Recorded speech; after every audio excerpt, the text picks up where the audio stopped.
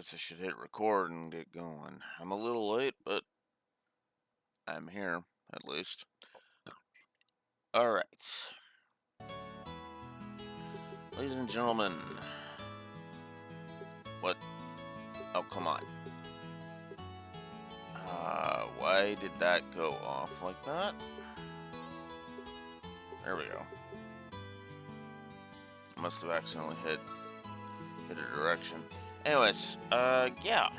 Time to start chapter 1.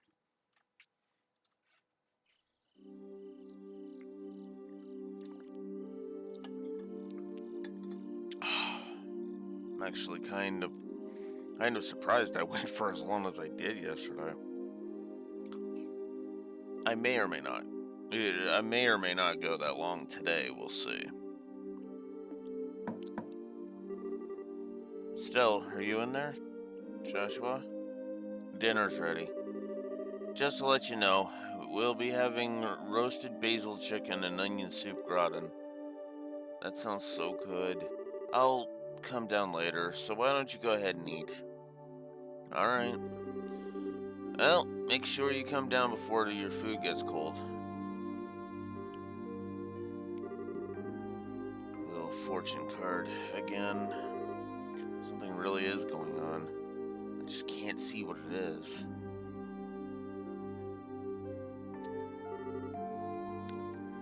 Where's Estelle?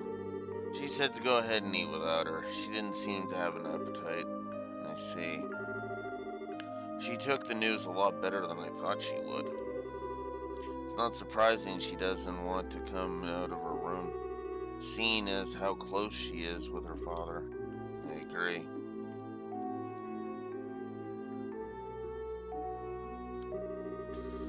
So what do you think about all this, Shara? Is it an accident or an incident? To be honest, I couldn't say either way. Your dad is a top-class bracer. When it comes to crisis management, he's the best there is. Whichever it is, your father happens to be there. If your father happens to be there, it'll be resolved. But the fact is, an airliner along with your father has gone missing. In other words, what you're trying to say is that things that shouldn't have happened, right?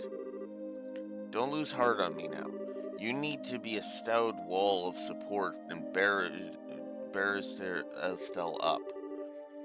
I'll get to work tomorrow and see what I can find out. Man, it sure smells good down here. I can't stand it any longer. The growling stomach prevailed. To be fair, that is actually good. Estelle, are you okay? I'm so hungry I thought I was gonna pass out. Oh, this looks so good. Bon appetit!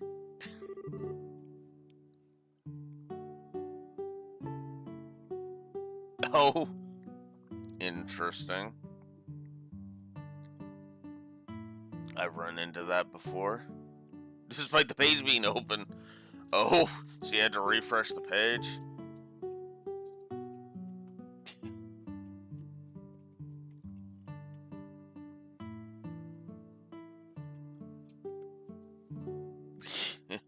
Yeah. Things are good. It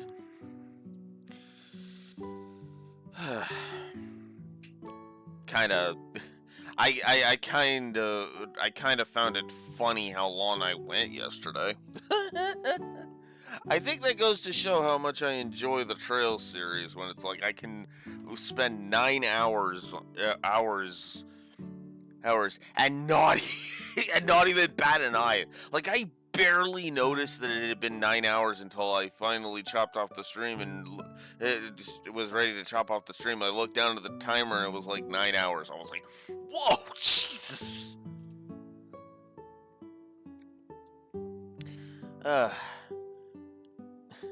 Aren't you having any? This is great. The basil flavor really comes out when you roast it. You sure know how to cook, Joshua. Thanks. I like how flabbergasted Joshua is that he still bounced back as hard, as fast as she did. Yes, this is the start of chapter 1. We have officially exited the intro, which is hilarious because it's actually one of the longest prologues in the series. Now that I'm thinking about it, because usually the prologue doesn't take me that long.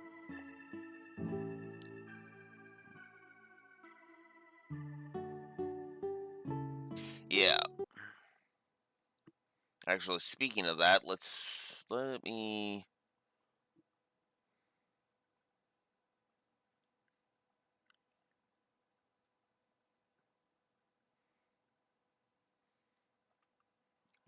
just come down here.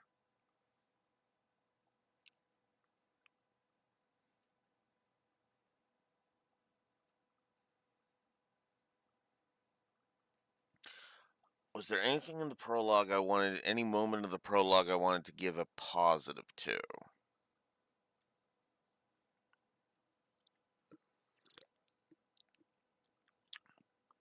I'll agree with that. Although, if I'm honest, I think I might extend the intro to the end of Act 1 in Reverie, because that's where it really gives you a good stretch of time. Mm.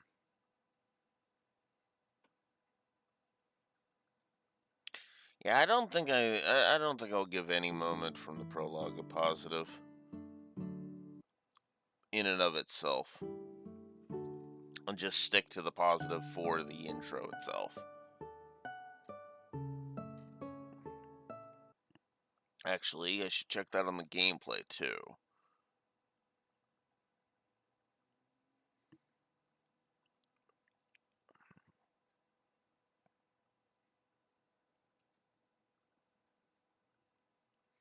Yeah, the intro itself health is a positive, absolutely, because it introduces everyone equally. And while it doesn't really give you that a really solid hook, other than the standard, let's hook you into the next chapter kind of thing. I mean, I actually don't mind. I actually kind of like it.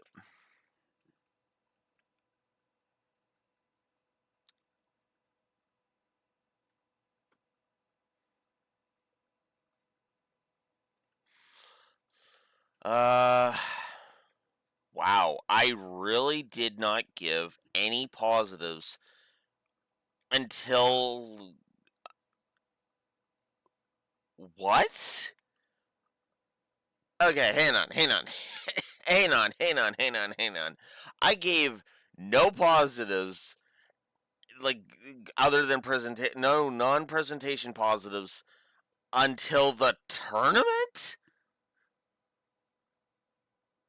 What?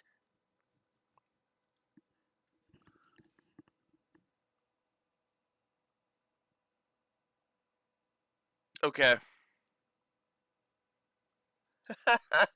Okay. I'm gonna disagree. I was going to I'm going. Well, okay. In one way, I'm gonna disagree with Past Alex.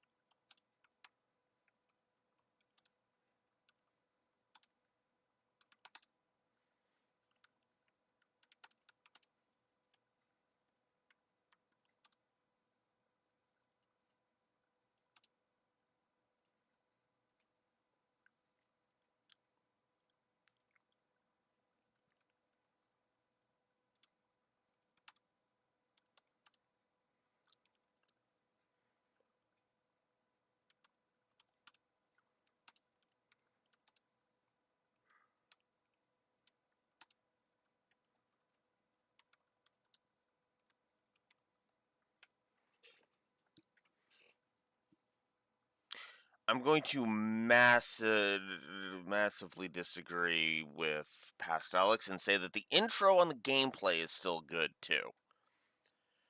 The reason why I'm going ahead and do that.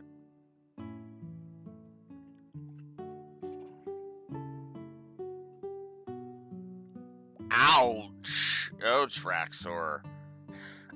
Ouch. I will admit I can kind of see that perspective. I don't hate the orphanage. That's not the worst. We all know what the worst, well, story beat of the entire game is for me. But I'll be honest with you.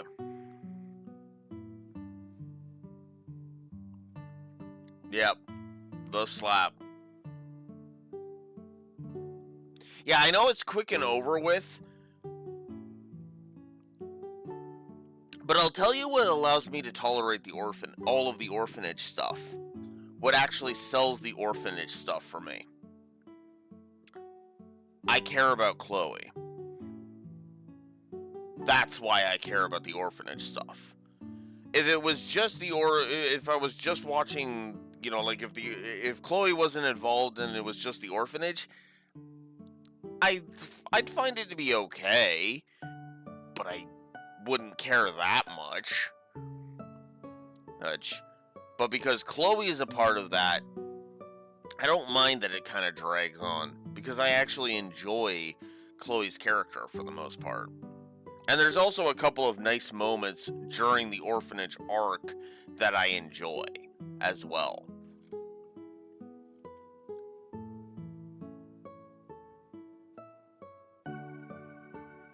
Yeah. Yeah, and you know what? That is absolutely fair, because actually what's funny is the Genis Academy, half of that is actually what makes me enjoy that.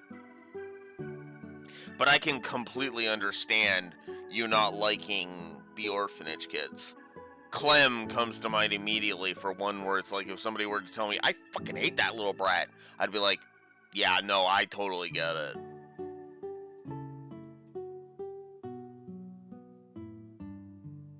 Yeah, which isn't even until Sky 2, because Kevin isn't introduced until Sky 2.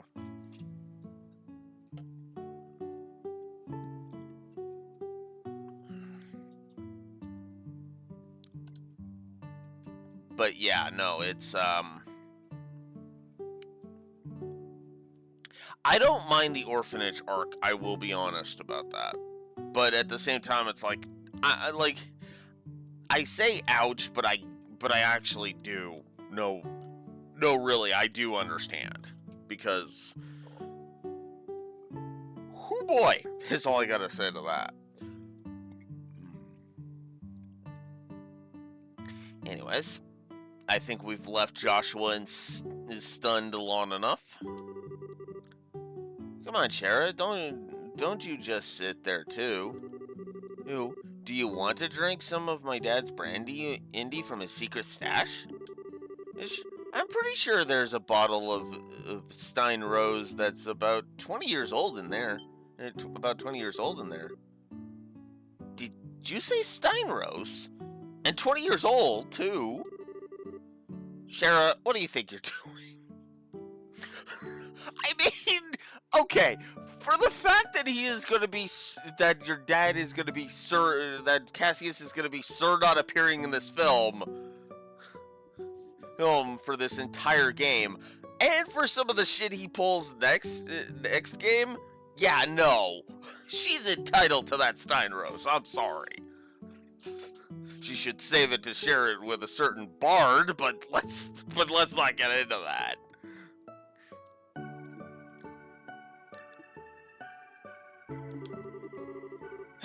Sorry, Estelle, I'm going to have to pass this time, despite how much Blue Wolf agrees that would be good.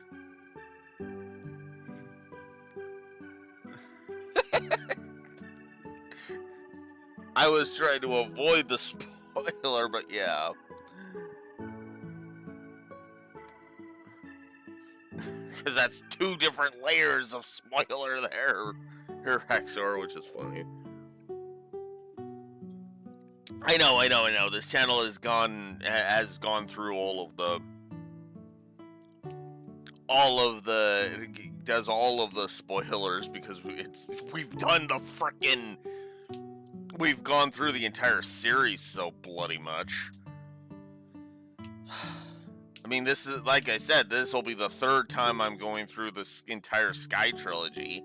Ankle Seal 1 and 2, when we get there, will be the third time I've done that. The Crossbell arc will have been done twice. The final battle arc will have been done twice. The Calvert arc will be done twice.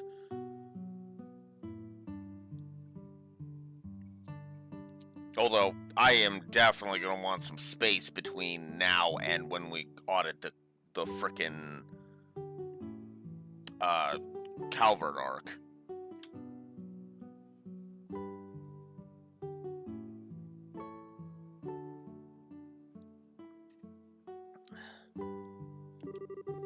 By the way, what were you doing up in your room? You didn't come down even after Joshua called you for supper, huh? Oh, right, I was just looking for some extra underwear. I was having a bit of trouble finding one of my favorites because it was stuffed in the back of one of the drawers. I love how she's just so casually talking about packing underwear. I don't know what it is, but yeah. Oh yeah, no. Like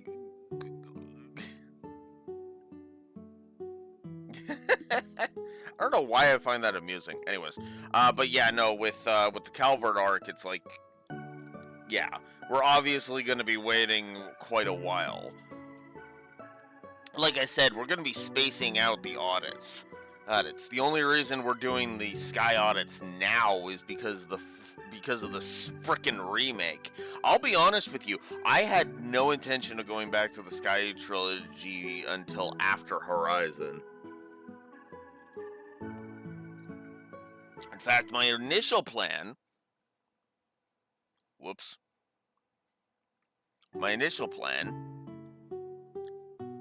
Yeah. Which I expected, if I'm honest. Because I'd rather them take time and polish it. But yeah.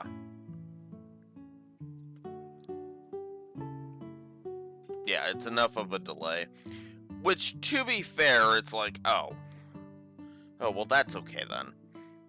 I can just fill the gap with the Sky trilogy. That'll take me a good solid month.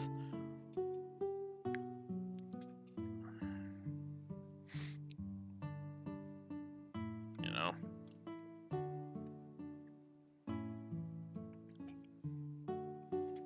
But yeah, no,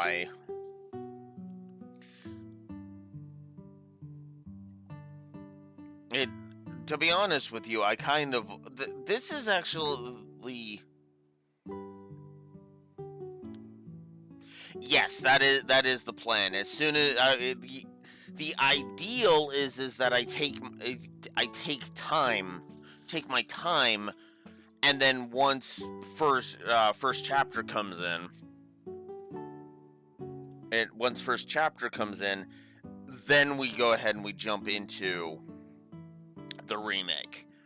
I'm not going to be starting Sky 2 until we get the remake done. That is going to be my solemn vow on that one. But one thing I will say is that I keep forgetting how short first chapter really is. Relatively speaking, because I'm like, okay, this will take me a bit, and then all of a sudden I'm through the prologue, and I'm like, oh, maybe I should slow down a little bit.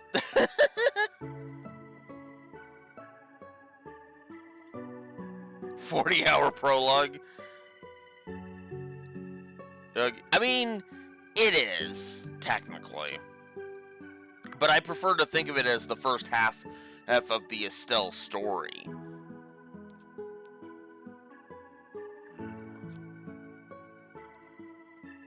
Yeah. Well, we'll see what they do with that, because I don't want to lay judgment and say they're padding it out until I get there,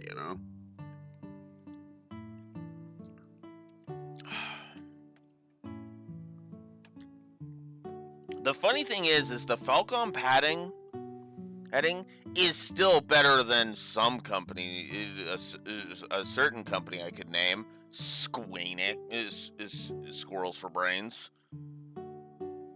Like, oh god, the padding in FF7 Rebirth. Jesus. Yes. Even if the remake is padded, I have no problem in saying I doubt the remake is going to be the Sky One remake is going to be as padded as Rebirth. Rebirth Earth was just stupidly padded.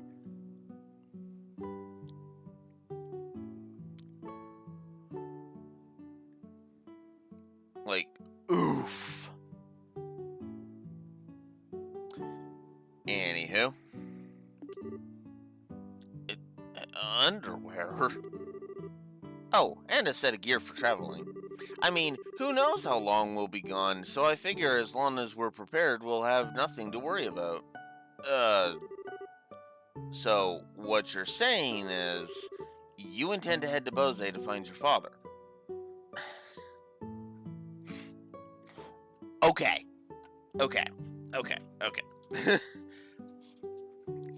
Now,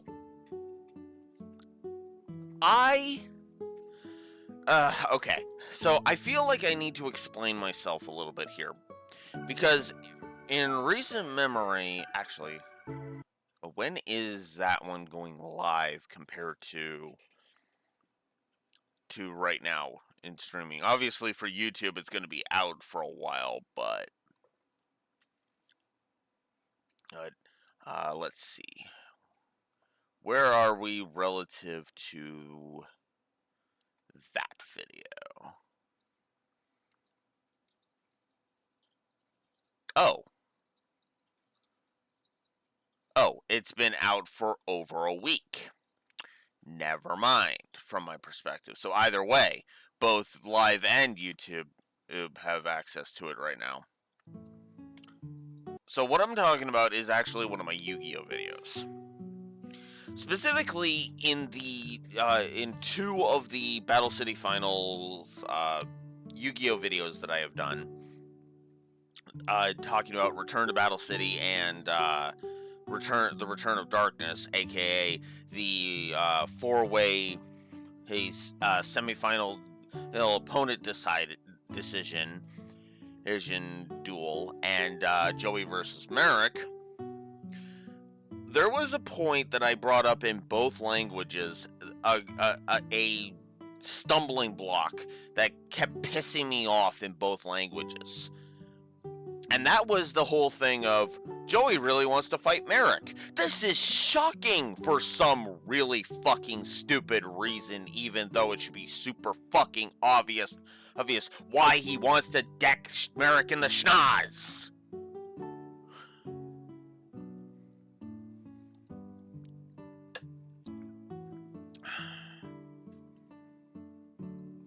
Well, okay. Fair, Raxor? But the fact of the matter is that they make such a huge deal out of Joey wanting to fight Merrick. That's super weird. No, it's not. But Merrick fucked Mai over, and he feels partly responsible for that. And in the dub, it's even doubly dumb because of the whole... Oh, he promised Yugi to help him deck Merrick in the schnoz. So it's like, what the fuck? Like, there's like 6 layers. There's like 6 layers of just like, yeah, this should be perfect. This is a perfectly understandable course of action that he's taking. Whether or not it's a smart course of action is a debate we can have, but no! It's a whole lot of, yeah, just frickin' encourage Joey to be badass. It's one of the things that kind of pisses me off about Yu-Gi-Oh! Duel Monsters. One of my favorite characters is constantly getting fucking pissed and shit all over because the narrative doesn't know how to fuck off. Even in the fillers, that's true, sadly. It's like, fuck.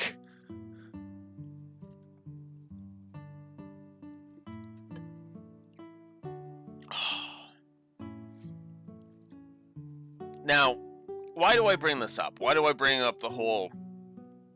It pissed me off that everybody was finding it weird that Joey wanted to fight Merrick. Well, by that, because of that, you might expect me to give Shara shit here for being surprised that Estelle is suddenly being like, yeah, no, I'm gonna go to Bose, I'm gonna find my dad. Well, actually, it is surprise. That's not what she's shocked about when you really sit back and you think about it. No, what she's shocked at is how fast Estelle bounced back. In other words, Estelle's back on her feet already, metaphorically speaking. I know she's sitting down right now, literally, but metaphorically speaking, she's back on her feet already. That's what Shara's shocked at. That's what's surprising her. And it makes perfect sense. Hence, that she would be surprised about that because she didn't think Estelle would bounce back. This is the same day. This is the night of the day in which they found out that their father's airline, the Lind, went missing. That's why Shara is shocked. It's not surprising that Estelle's going and trying to find Cassius. It's the fact that she's bounced back to this point so soon. She's like immediately back on her feet, like, yep, let's go. Oh, that delay? Yeah, that was just me packing clothes. That's it. Let's go. I kind of love that.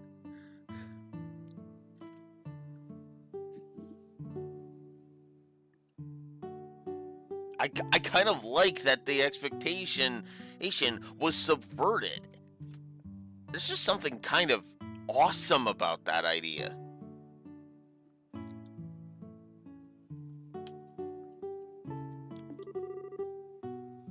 Well, duh, that's a no-brainer. And she's even saying, it's like, yeah, no, of course I'm gonna go find him. God, Estelle, you were... This is why I claim there is no bad Trails protagonist, by the way. All of them have awesome traits about them. 100%.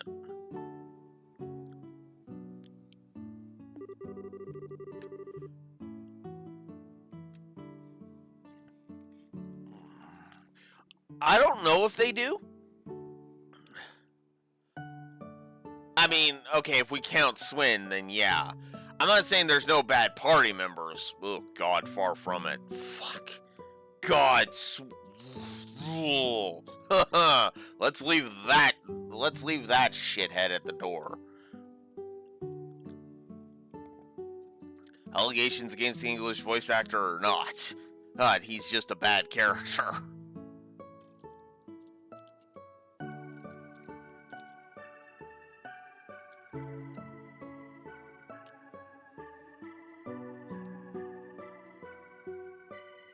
But anyways. But yeah, no, nobody said to me that there are bad protagonists. Agonists. I just say there are none.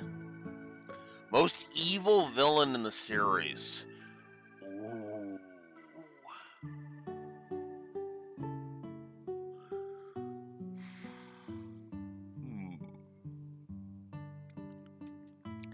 I'd have to think about that, but Harwood definitely comes to mind immediately. For me, it's Harwood or Weissman, one of the two. And I'm actually leaning more towards Harwood because he takes joy in just messing with people and killing people. Weissman was more kind of a, for one specific character, he was kind of the personal boogeyman to one specific character. So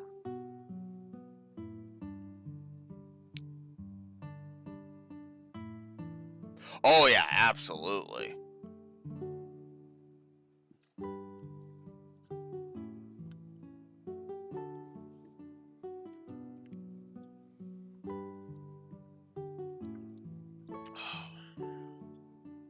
God. Dante's was basically it was just a man who killed a lot of people. Still evil, but but Dante's was more on par with it was more on par with a villain like, say, uh Osborne and the like. And again, it's also, you have to define, what you consider more evil than anything. So. And while I can't imagine anything bad happened to him despite his horrible luck, waiting around just doesn't suit me, so I'm gonna go check things out for myself. You really are something else. Whether it's your positive attitude or thick skin, I can't say, but it's both, Joshua. Those two things are not mutually exclusive. Period. They are not mutually exclusive things. Hence, because her thick skin is helped by her positive attitude. But we'll get into a prime example of that in Sky 2. What? You're so rude, Joshua. Yeah, it's got to be the tone that he's saying all this with that's bothering her. Anyways, but you are coming along too, right? Well, of course. However, it looks like all airliner flights have been canceled until the Army finishes their search. It seems like the only way to Bose is on foot. Walk to Bose, huh? Wonder how long that's gonna take. For a bracer on foot, if they hurry, they can make it there in about half a day. But if that's the route you're taking, that makes things easy. I think I'll tag along as well. Really? You'll come with us? But aren't you busy with a bunch of other jobs? Hey, I trained under your father, right? Did you honestly think I'd just sit here when something could have happened to the person I owe so much to? I'm going to talk to Ina and have her pass my jobs on to jobs at the guild to another member. Oh, if you could tie him down, dump them all on Agate. Have him do all the fucking busy work. And then he's sitting there grumbling about it the whole time. Fucking Sheriff dumping all of his work on me at the sea. And fuck Blue Wolf for suggesting it.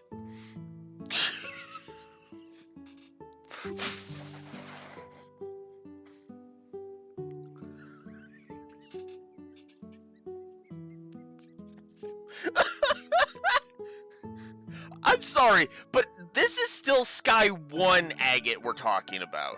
Sky 2 Agate I would never do that to, because he's actually a fucking bro in Sky 2. Even before his confrontation with Louve, he's actually awesome in Sky 2. Who? I encourage you to go look up my my old Sky 2 run and for a demonstration of that, because I'm going to be doing the other choice in that at this time. Because I have to get Tita's most hilarious line in the entire franchise this time. When we audit Sky 2. I have to.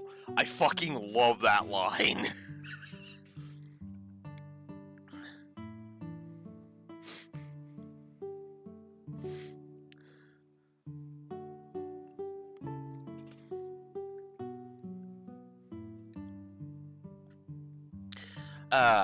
But yeah. Anyways, Shara. We really appreciate this, Shara. You really shouldn't be thanking me. I just can't leave a job as big as this to a bunch of newbies. Okay. I know she's being playful and teasing, but I actually do have to agree with that, because this is big. This is huge. Now, don't get me wrong, I know what Estelle and Joshua are capable of, but they are still greenhorns. They are still learning.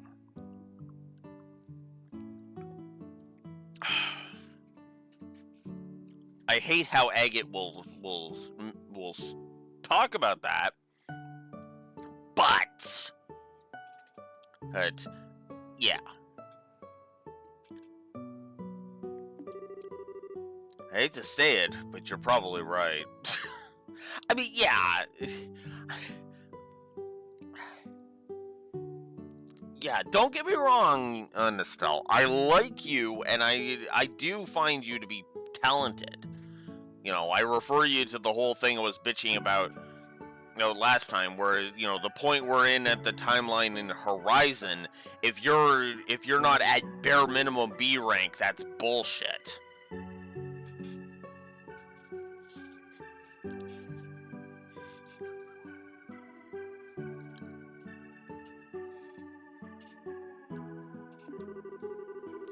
Ah well, since Shara's along for the ride now, I do feel a bit more confident.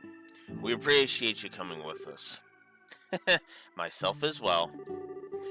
Anyway, let's make sure to drop by the guild tomorrow morning before we leave. I'll need to explain the situation to Aina. Yeah, that makes a large degree of sense. Chapter 1, Disappearance of the Lind.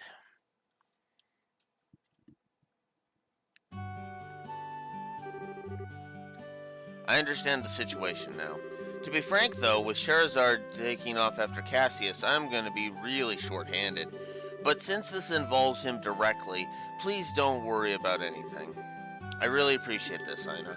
Make good use of Ridge while we're gone. Oh, and if Agate shows up, Blue Wolf says you should drag him into it, so that way you can, that way you can torment the shit out of him.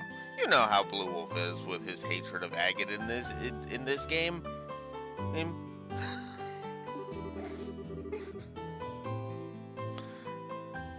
He should be able to deal with at least 3 times his normal workload. I know she's talking about Ridge with that one, but like, just how do I keep doing this with the timing? I forgot that was the line she said there. Oh, I gotta stop doing that.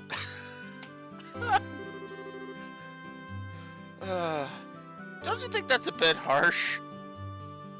On Ridge, yes. On Agate, it ain't harsh enough, Estelle. Stop taking Gnosis. I'm not taking fucking Gnosis. I'm not a demon.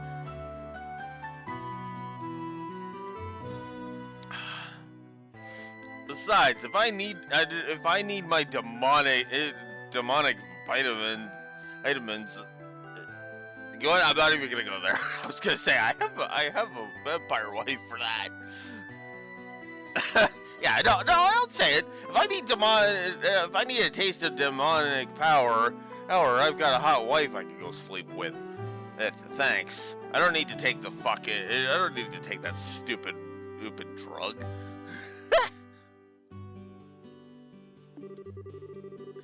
Don't worry, if things get too hectic, I'll ask for help from the Grand Seal branch.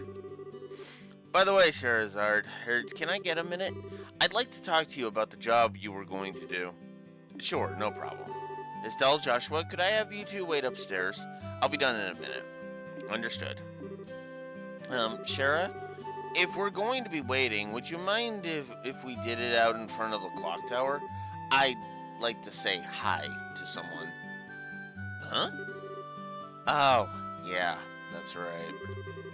Okay, hey, then let's meet up in front of the clock tower. As soon as I'm done here, I'll head over there myself. Got it. Come on, Joshua. Sure. So, there's another thing. And there's another thing in that it's funny because that's actually kind of funny here.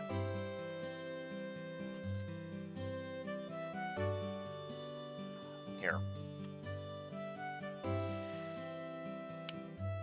Estelle is about to talk about a tragedy in her past.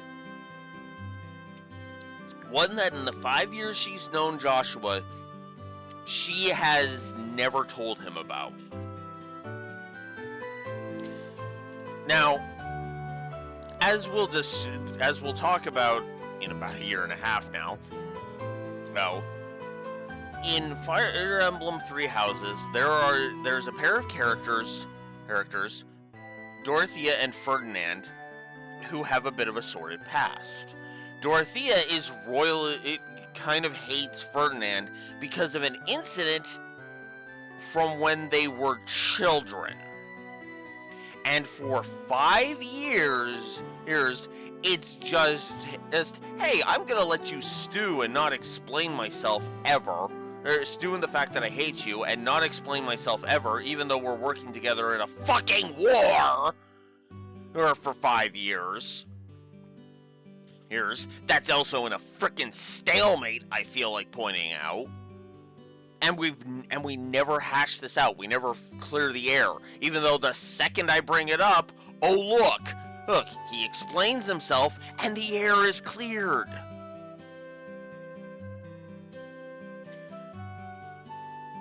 This is different. Because there's never been a good time for Estelle to bring this up. Right? In the entirety of the 5 years, of course Estelle wouldn't bring it up. The wound was still fresh. And I would argue a fuck of a lot deeper than minor spoilers for Three Houses. This is being seen naked.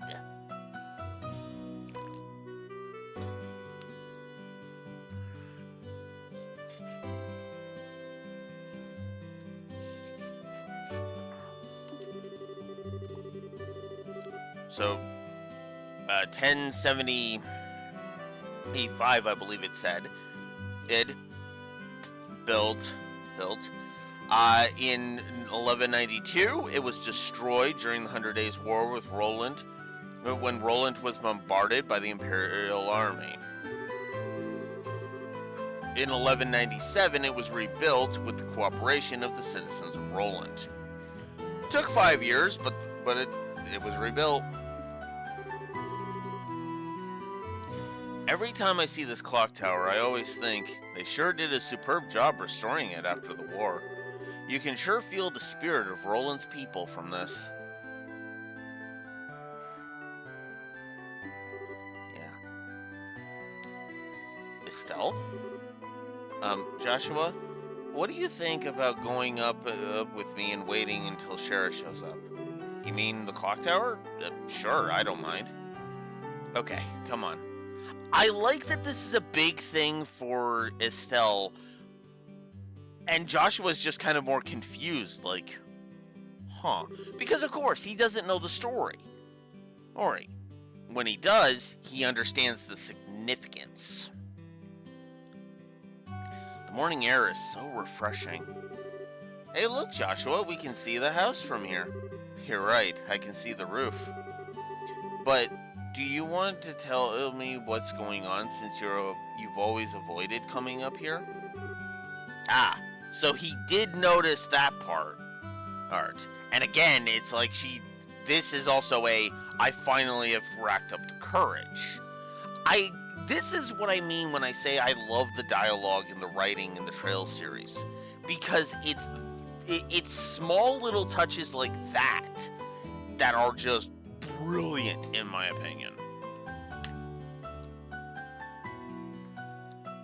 I was under the impression that you didn't like this place.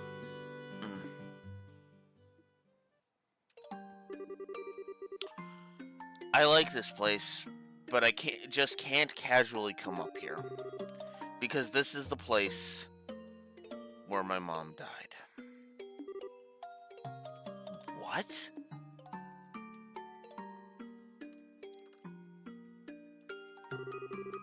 "10 years ago, during the war, when the Imperial Army surrounded Roland, they bombarded the symbol of the city, the clock tower, and tried to get the citizens to surrender. This was at the time when Dad. This was at the time Dad. It was fighting the Royal Army. I wanted to see who he was fighting against, so I climbed up the clock tower. And when the bombardment started, I couldn't get away."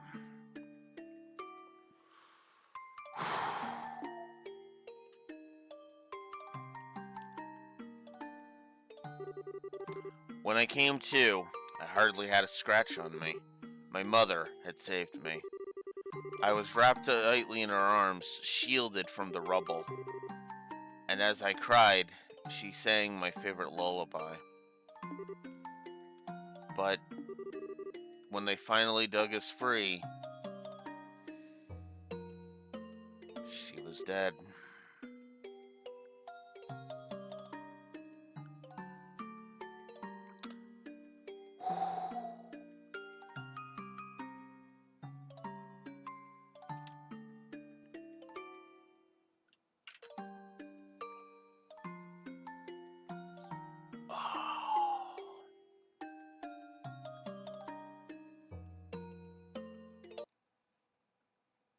I gotta up the positives for this.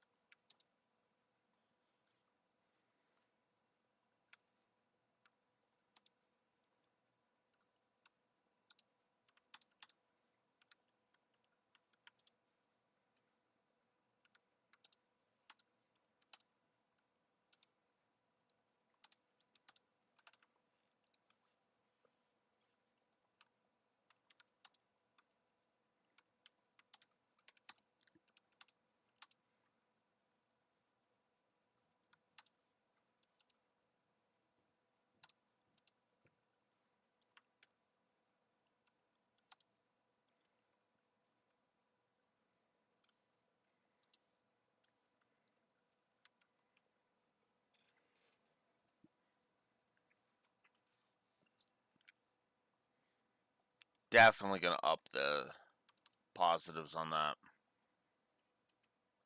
Because I do absolutely love this scene. It's not my favorite scene in the whole game. That's near the end, but this is definitely my favorite scene in the first half of the game. I'll say that. After the war ended and this place was rebuilt, I avoided coming here for the most part. It's not because I have painful memories of this place, though. It's just when I come here, a part of me wants so much to draw on her strength. Plus, I felt that I can't be strong like her if I'm always trying to rely on her. Still. But today is okay, right? Relying on her just this once, asking her to bring Dad home safely, asking her to protect him. Of course it is.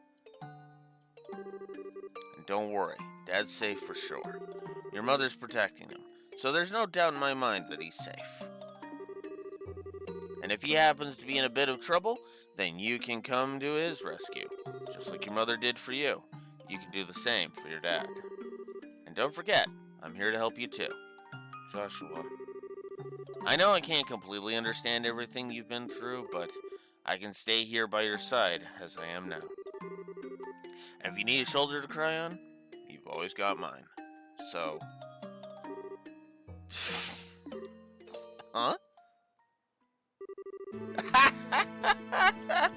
Oh, Joshua, you're trying too hard. You shouldn't say things like that so lightly. What do you mean? If I were any other girl, I would have totally misinterpreted your intentions just now. You are seriously the type who's going to have problems with romantic relationships in the future. Oh, God. I'm already starting to get worried. Well, excuse me for trying to be nice. Why do you have to be like that when somebody is genuinely worried about you? Thanks for cheering me up, Joshua. I feel a lot better now. I guess as long as I get some kind of thanks, it was worth looking like a complete fool. But you are unbelievable. Don't be so mad. I'm really thankful, believe it or not. So, how about we get down from here, huh? I'm sure Shara's waiting for us. You're probably right.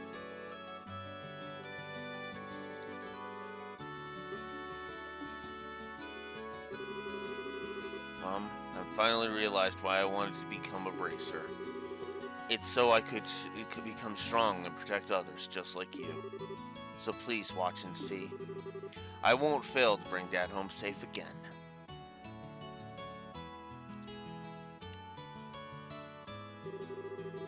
Aw, the two of you had such a cute scene going on up there. Why, my cheeks even felt a bit hot just thinking about it. What's that supposed to mean? I mean, you were spying on us? Give me some credit, will you? I just happened to see you when I looked up to check the time. I sure wish I had a normal camera to get a shot of that view.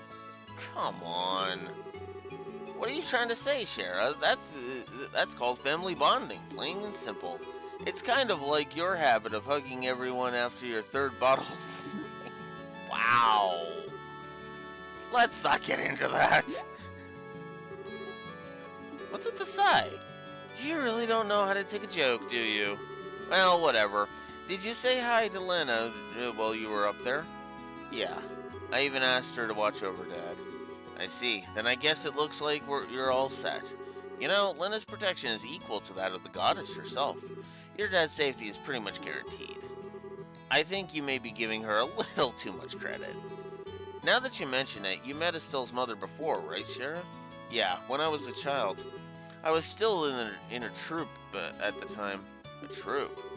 Yeah, a troupe in a traveling circus. Shara was a dancer. Although it was a long time ago, we first met when she came to Roland with the circus. 12 years ago, to be exact. I was 11 and Estelle was 4. And because of that chance encounter, when I became a bracer, I trained under your father. I didn't know that. Maybe I'll tell you about it sometime when I get the chance. Are you ready to head out for Bose? With the airliner canceled, we'll just have to make our way to Bose the old-fashioned way, by foot. First, we'll need to make our way to the Vert Bridge checkpoint, which sits on the border of the Bose region. The Vert Bridge is located at the west end of Milchmain Road. It looks like we're all set. Let's go. One last thing I want to check here. Oop, later, carrier.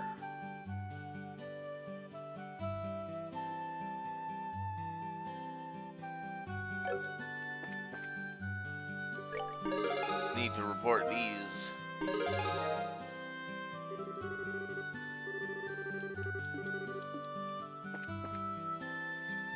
Alright.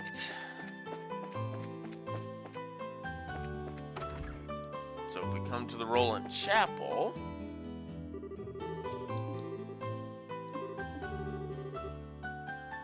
Oh, you're just about to head to Bose. Oh, is that so? Well then, in that case, can I ask a favor of you? I'd wanted to send Father Holston a letter, but the airliners are grounded.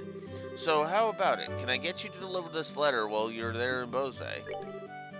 Sure, we'll do it. It shouldn't be a problem since the letter's not that big to begin with. I really appreciate this. Well then, here you are. So all we need to do is give this letter to Father Holstein in Bose, right? Yes, the chapel is on the east side of Bose City, so it should be fairly easy to locate. Traveling around other regions and broadening your knowledge is food for the mind. I pray that the goddess will guide you on your journey. I gotta remember to not skip over dialogue.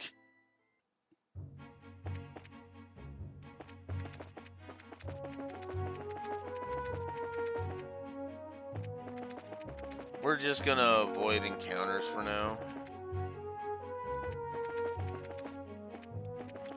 For the most part, anyway.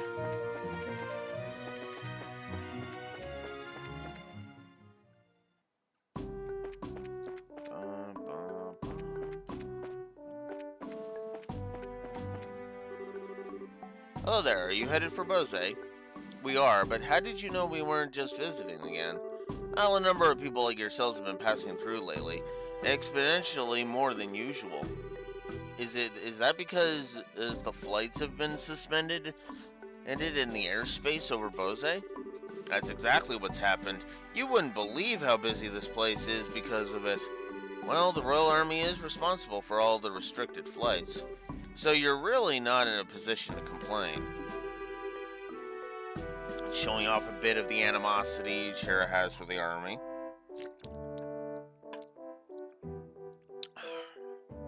Yeah, I guess you're right about that.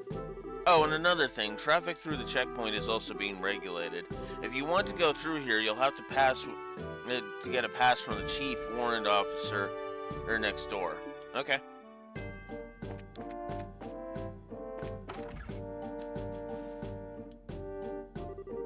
Hello, if it isn't Estelle and Joshua too. Hello, Mr. Ashton.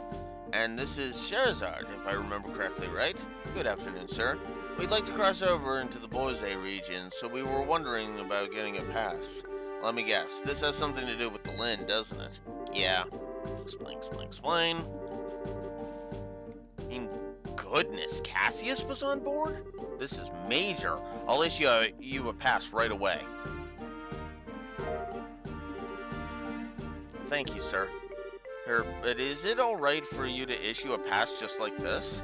What are you talking about? I know you kids by face. And as a member of the Royal Army, I should do my best to cooperate with the Bracer Guild, because I actually have the correct attitude when it comes to that. Hell, Blue Wolf has bitched about this multiple times, and every time he's covered Sky 1 here. And actually, he also touched on it during Cold Steel 1. How the Bracer Guild should not be neglected by the army. Though it was less egregious in Cold Steel 1 because that was a political move by the main villain of the first 9 Trails games. Yeah.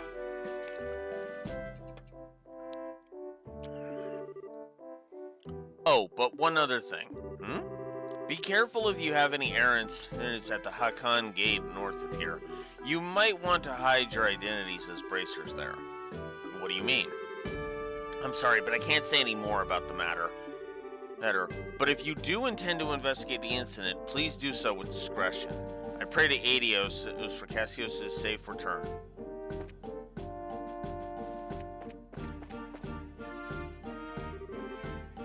Alright, we got one. Well, that was quick. Okay then, how about I open the gate for you?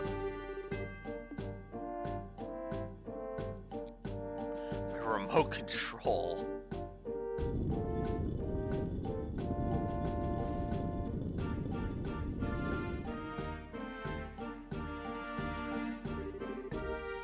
Alright, you're clear to go on through. Once you cross over, you won't be able to come back unless you get a pass through on the other side. Please be aware of that before you cross. Got it.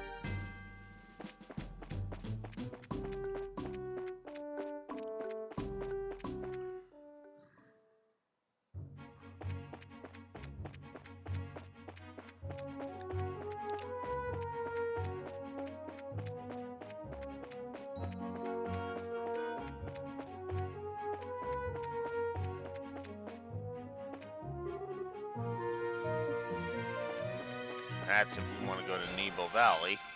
I didn't even see you.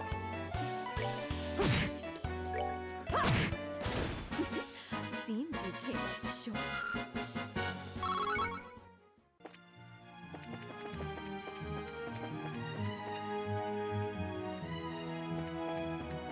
The X is already starting to drop off.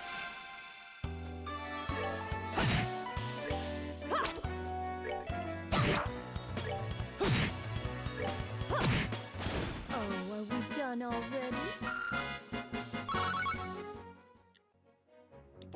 10 and 11 X, respectively. What's that headed this way? That is a bracer escorting a thingy. Well, if it isn't Sherazard, how have you been? Fine. I haven't seen you in a while either. What are you up to? As you can see, I'm doing an escort job. I'm sure that you've heard about all the airliners being grounded after the Lind incident, right? Because of that, we have to move all this cargo to the Royal City by ground transport. I see. Well, your efforts are appreciated. So, how about yourself? What are you doing with these youngsters? Don't tell me you're looking into the incident. That was the plan. Why? Do you know something we should be aware of? Well, I think it would be best if you spoke with Lugran about it at the Bose branch. Anyway, I've got to get going. Catch you later.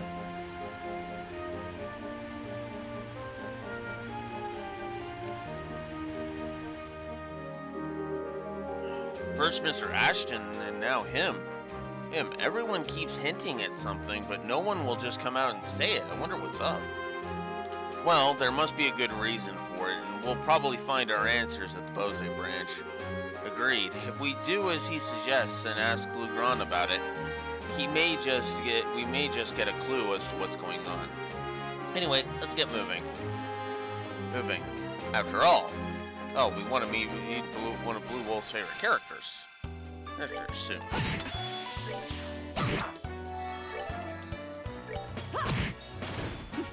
Seems you came up short. There we go.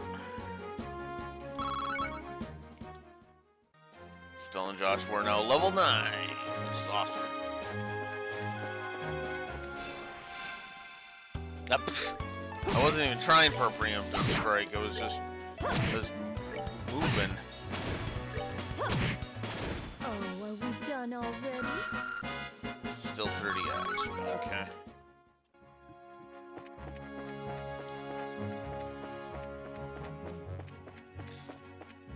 Like I said, the scaling axe doesn't really start bothering me until Zeiss. Piece of cake. It's Zeiss where it starts getting really bad.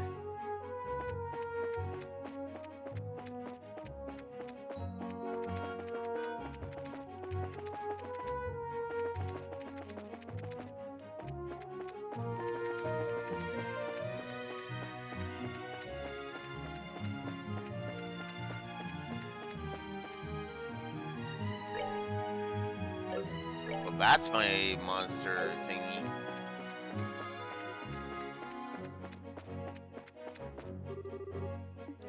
So we can head to Hakan. So if we go that way, it's Hakan Gate, but we want to go this way to Bose.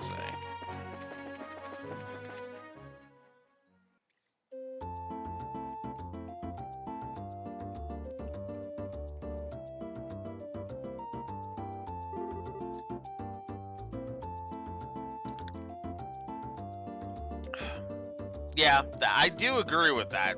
It's mostly equipment and quartz that are your power set in this one, which is also part of the reason why I kind of nuked the power progression curve negative. Shrunk the power progression curve negative. Negative because I was like, yeah, no.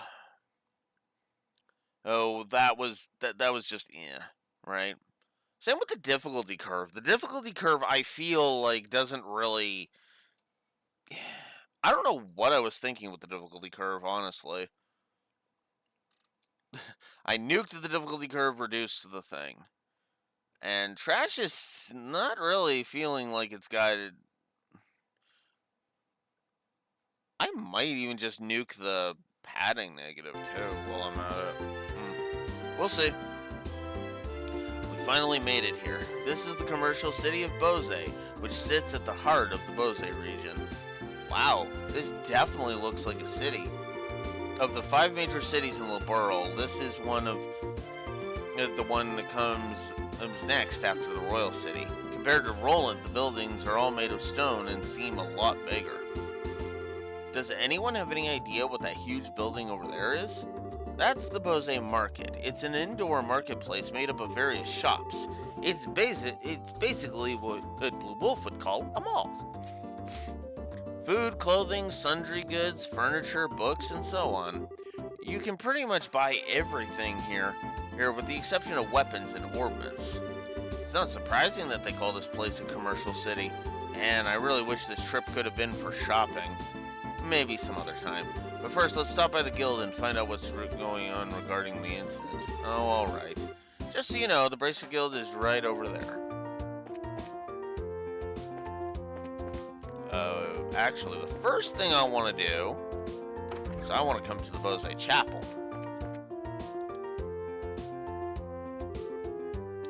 Excuse me? You're Father Holston, right? Ho ho ho! Indeed I am, but how may I help you? This is for you. It's a letter from Father Divine in Roland. Ho ho ho! Is this for me? Me? Thank you very much for delivering this. However, a letter from Father Divine could only mean... Ah yes, he's come up with a new formula. Eh? A new formula for what? Ho ho ho! Don't tell me you didn't know. Father Divine is a master of medicine, known throughout Liberl for his skills in the healing arts. In fact, he's as well known for this even back when he was at Grand Seal Cathedral. Really? Even after he took up his new post as the father in Roland, he has continued his research without fail. And when he discovers an effective medicine, he shares his knowledge with the rest of us. We bracers also use the medicine created by Father Divine on a daily basis, so in a way we're being supported in our work from behind the scenes. I had no idea. It would have been nice if he had at least mentioned it to us. But it's just like him not to, since he never talks about himself. Ain't that the truth? Father Divine is very strict with himself. Whenever he admonishes someone, he is always admonishing himself as well. This is one attitude I think all young children these days should learn. Although it is a bit difficult for me to learn at this ripe age. Ho ho ho. Yeah, ha ha ha, or whatever. Well, how about we just try to work hard without overreaching ourselves? I appreciate you coming all the way up from Roland to deliver this letter today. Oh, Adios, goddess of the firmament, please protect these souls as you guide them in their daily lives. We've completed that one. Oh. The outfit made me think, wait, is that? No. But no, it's not. Oh! Please, Lila, this is my one and only chance. Not this again.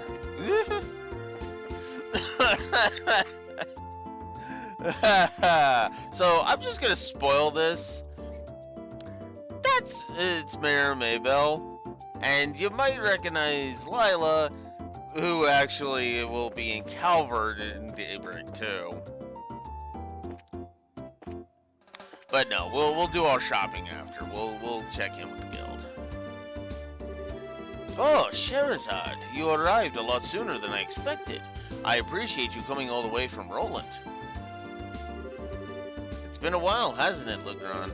And did someone tell you that we were coming ahead of time? Yes, I received a call from Ina not that long ago.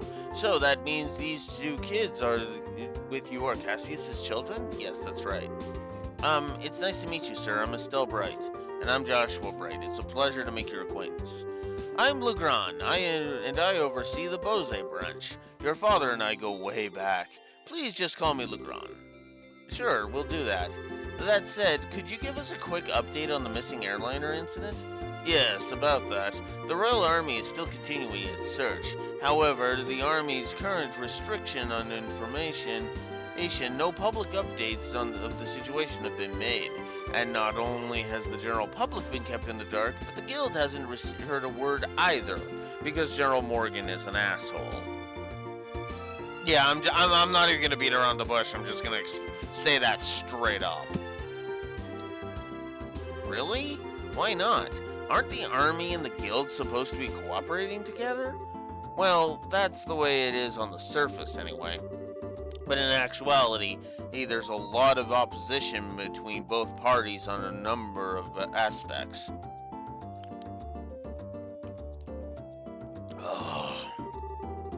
So pretty much what you're saying is that it's a bunch of jurisdictional disputes, right? Yep. Born out of petty stupidity. And oh, fuck. Look, I'm not, no, oh, fuck no. I'm not beating around the bush on this one. Never mind the fact of what a certain general moron will be fucking doing later. So if you're wondering if the story negatives are going to increase, well, there's effectively three characters. There's effectively three characters where that's possible. And we'll be meeting one of them soon. I don't think I'm gonna up I don't think Agat's gonna be responsible for adding any more negatives during this audit run, though. I think his 6 are as far as that's gonna go, unless I add one for his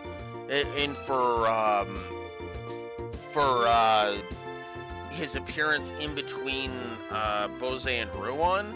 But even then, I think that might be going a little overboard. Because what happened last time was, as soon as I met Agate, when Agate was introduced, I immediately started hating him because his dialogue was all, I'm an arrogant asshole, I'm an arrogant asshole, I'm an arrogant asshole. I actually got angry last time the second he showed up. And I was like, oh yeah, no, it's totally gonna take until the slap before I start getting pissed off at Agate. No. I was pissed off at Agate the whole goddamn time. And that's why he's a triple negative. Because it's like, Jesus, I was like, yeah, he's gonna be a negative. And Agate's just like, Sky 1 Agate is just like, hold my beer, I'm gonna be an even bigger asshole than he thinks.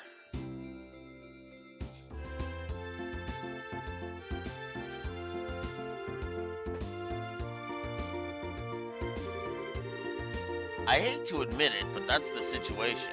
In addition, General Morgan has gotten involved. Did you just say General Moron? Oh, great. Hey, now it really looks like things are going to be a pain. I'm gonna have a fucking headache by the end of this chapter because Blue Wolf won't stop bitching about that old fart. Sorry, Shara.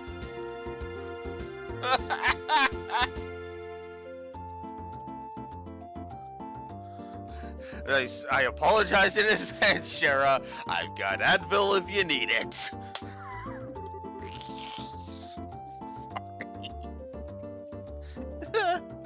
I have to take digs at myself where I can. General Morgan, who's that? He's famous for repelling the Imperial Army's invasion 10 years ago. You should have read about him in the history books.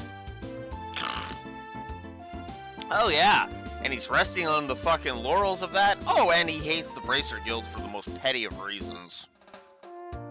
The stupidest of reasons, actually.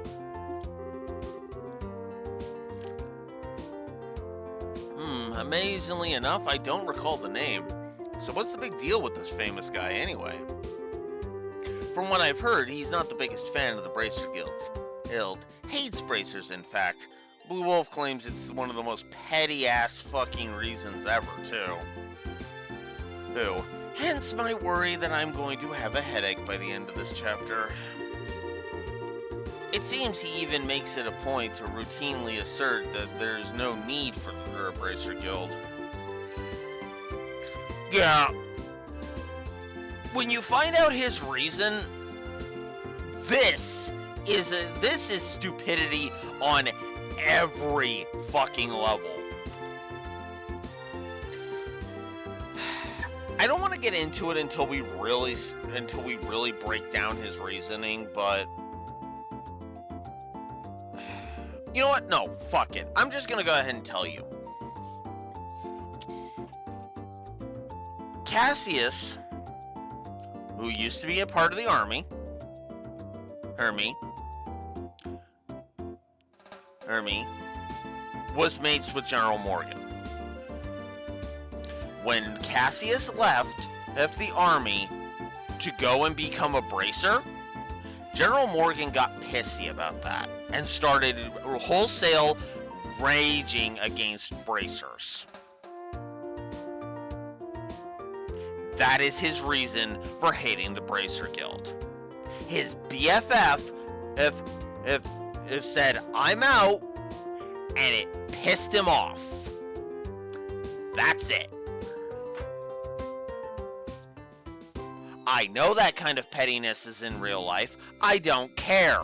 It's fucking stupid. Especially considering that the Bracer Guild does more good for Zamuria than any army ever does in this franchise.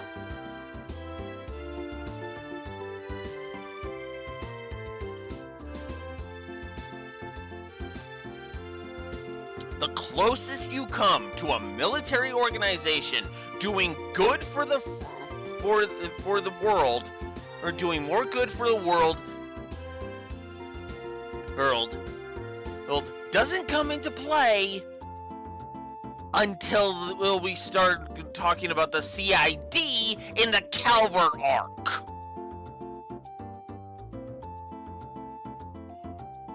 And I mean that sincerely. Because keep in mind, the Imperial Army basically does infighting, which causes a lot of crap. Yeah.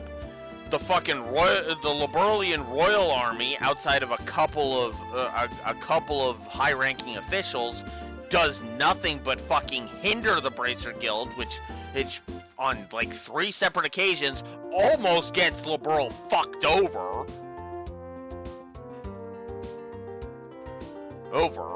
or at the very least could have had the potential to make things infinitely worse. 2 of those are General Morgan, by the way. Just to point that out. Because one of them is in Sky 2. Like, fuck. Ugh. Yeah, actually, no. I'm right. 3 times. Because there's what General Morgan pulls in this chapter. There's the coup, which we'll talk about when he's revealed. And then there's General Morgan almost being a frickin' jackass and going to war, or until Chloe shows up and says, "Fuck off, let me handle this."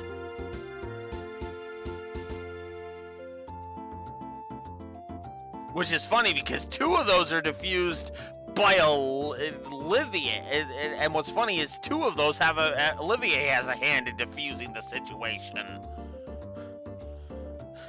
Then you have Crossbell's military, which Okay, that's hit or miss, and mostly I blame most of that on Dieter. Admittedly, and that's more in Azure than in Zero. So, we'll leave Crossbow alone. Oh, I don't need Yuna kicking me in the balls again. Okay, that's never pleasant when she kicks me in the balls. Okay, despite what you might think. Now, Laura, on the other hand, okay, no.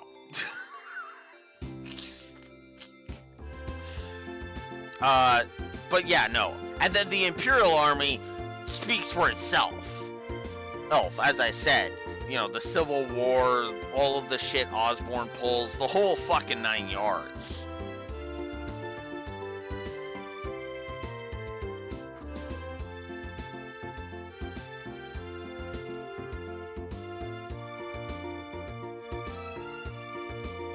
So, yeah. It's just so, like, what the hell, you know?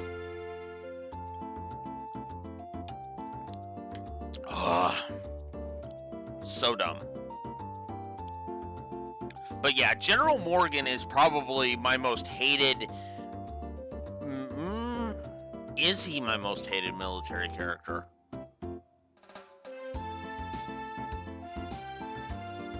I'm trying to remember if there is actually somebody I fucking hate in one of the other militaries more. Because I actually like Zax. Vander is fucking awesome.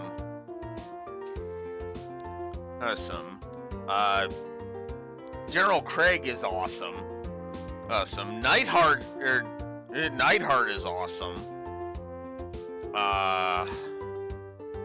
I love Kincaid. He's awesome.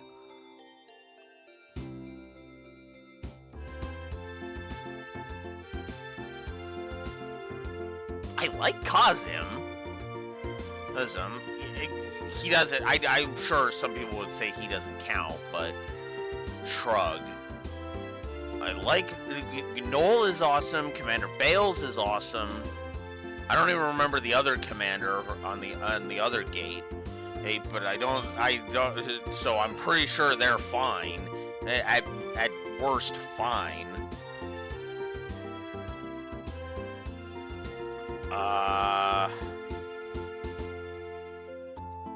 Yeah, I can't think of any other military people that I hate. Well, okay, there's one. There is one contender for a military person that I hate more than General Morgan. And that's Claire. I just realized. Now, Claire... okay. Claire's problem is that is that they continuously... is the fact that the writing around her is kind of... General Morgan, at the very least, kind of backs off. Claire just keeps double, tripling, quadrupling down. So I will say I think General Morgan is my second most hated military character in all of Trails.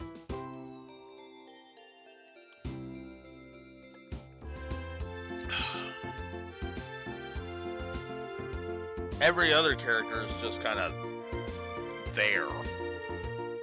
And Major Irving would be third, by the way. I just remembered that fucking dumbass. Ah, come on.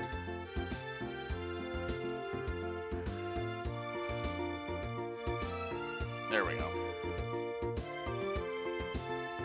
Anywho, let's continue.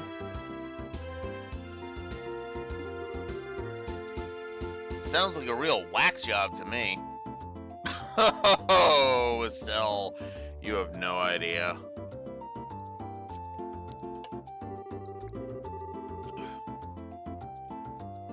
So what you're saying is that we're not getting any information because of this general?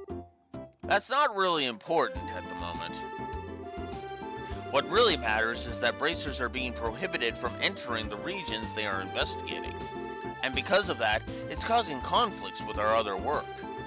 But we just came all the way here from Roland. Is that...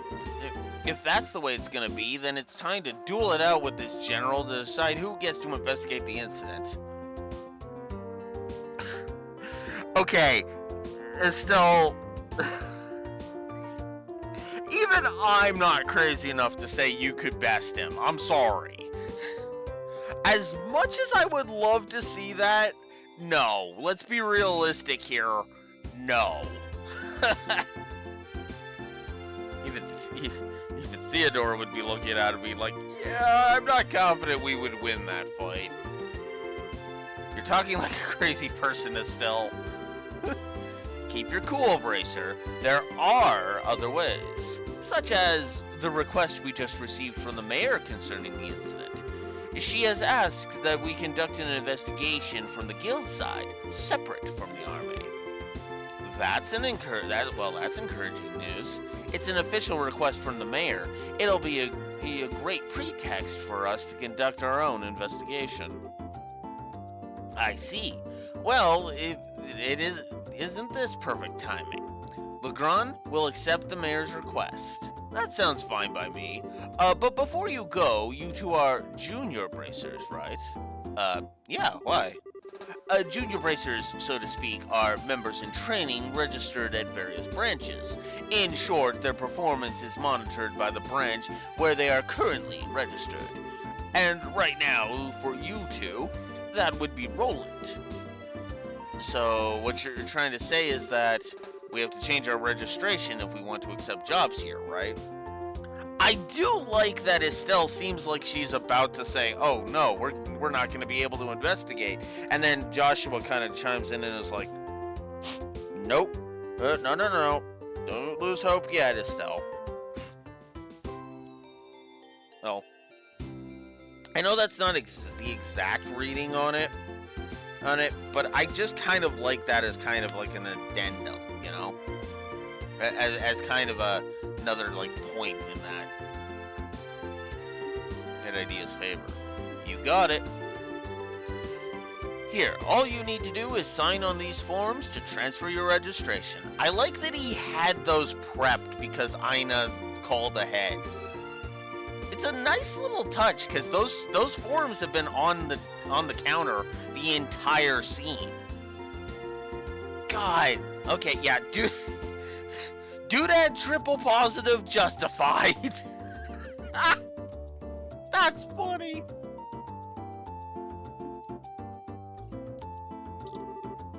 Our names go here and...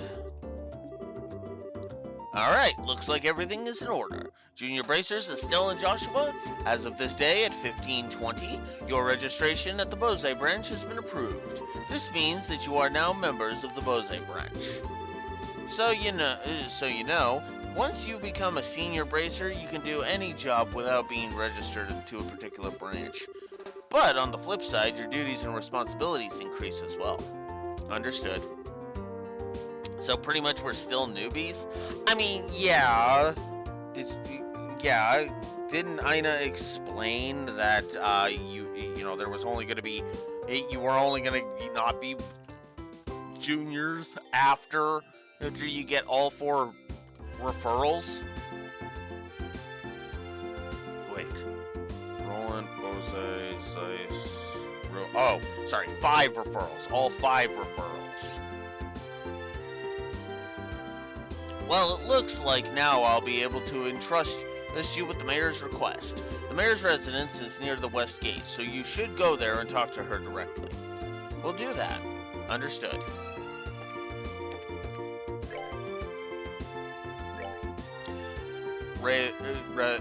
Revenue Monster, Ingredient Seeker, and East Bose Monster.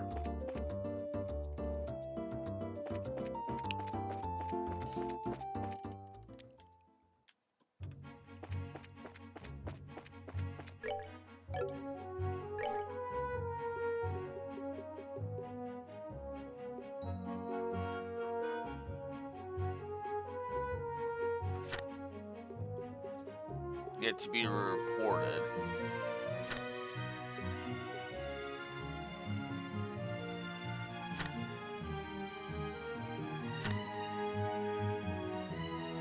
Tender poultry to me at Nantaro's restaurant.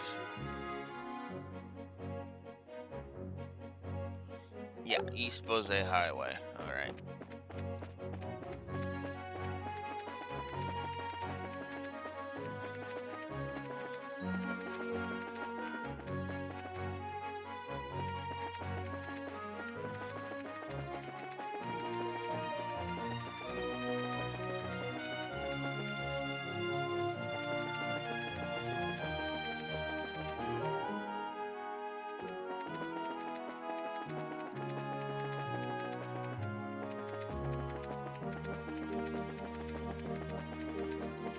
Where you at, monster?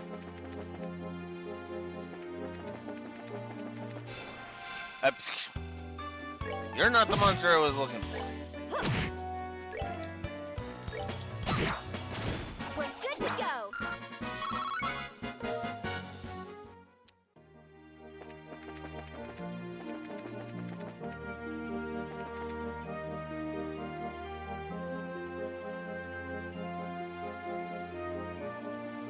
Yeah. That is something I'm intending to keep as one of the negatives. Seems you came up short. Actually, let me take a look at that. Let me see.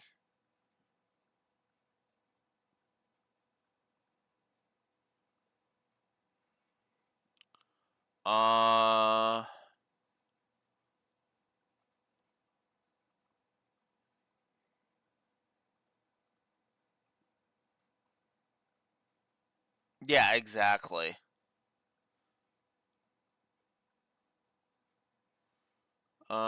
Let's give...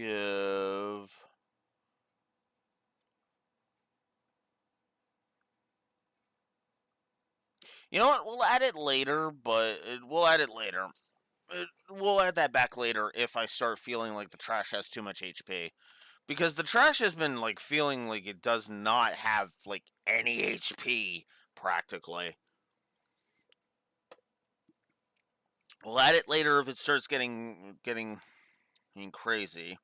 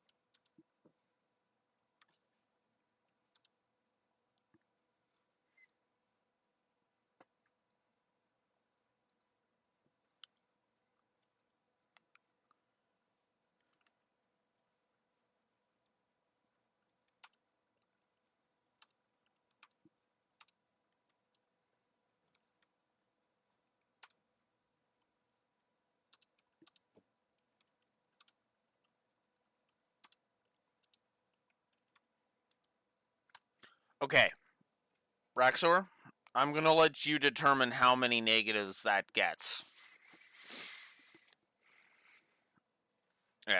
It's because I'm okay with giving it 1, but if you want to argue more, or I'm open to it. Yeah. So what I did, so it's on there now.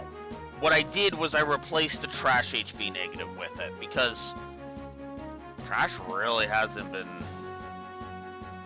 Yeah, see how it affects me through the game? Fair enough. Fair enough. We might up that. I don't know yet. As it sits, I'm feeling like probably not. But yeah. Okay.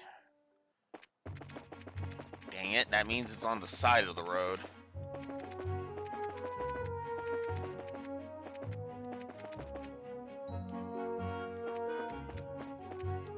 There you are.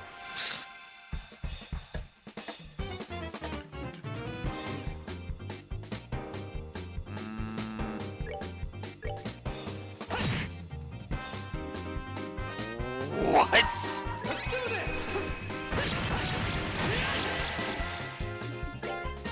Really?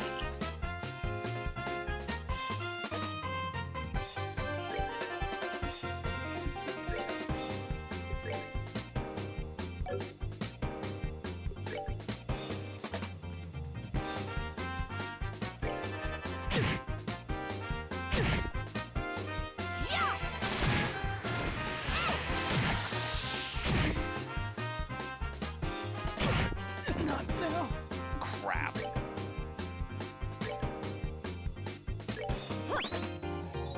Oh no, she's been sealed. Ill too.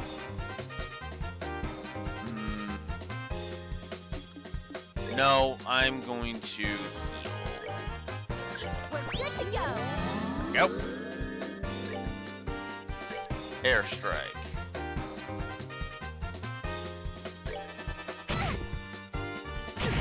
Really?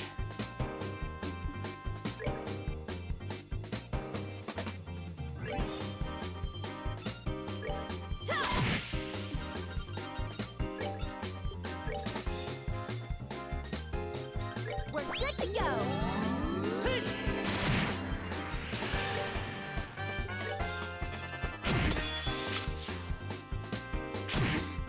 Oh, come on.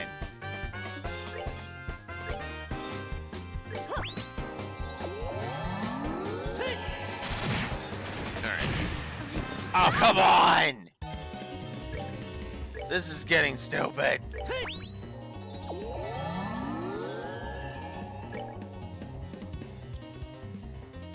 Oh, wow, that's it. Another revive. Okay.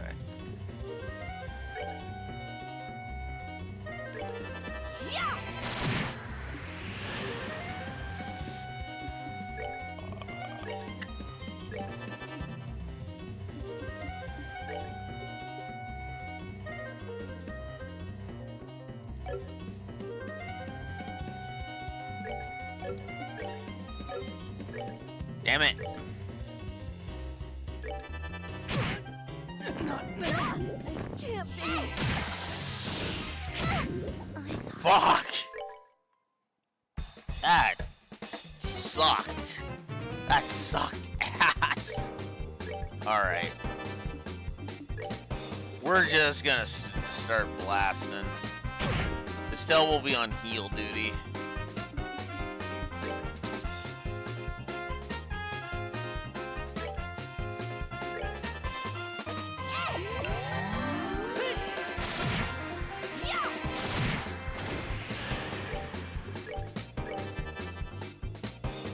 Crit.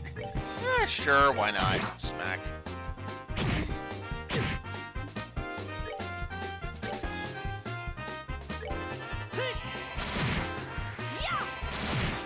Get out of here.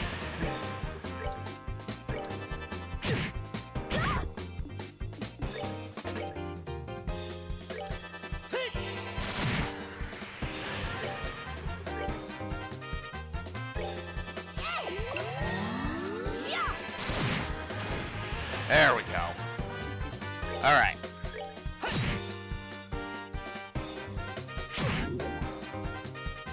Poison.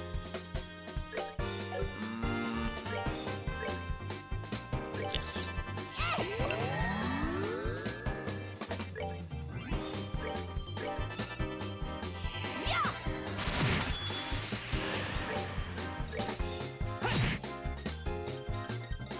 Oh crap. Okay, Joshua, just going. We're good to go. Okay. That fight was pretty intense.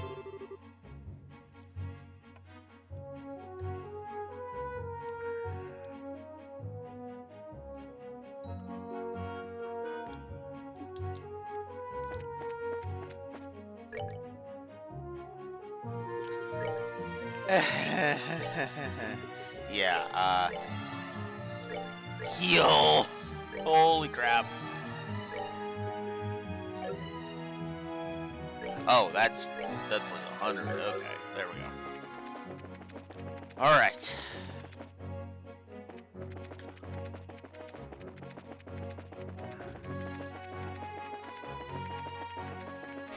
Yep.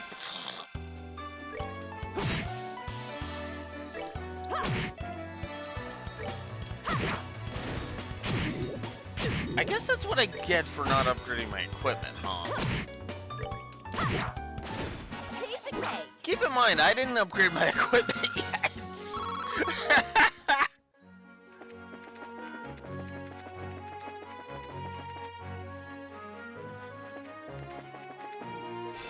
Up.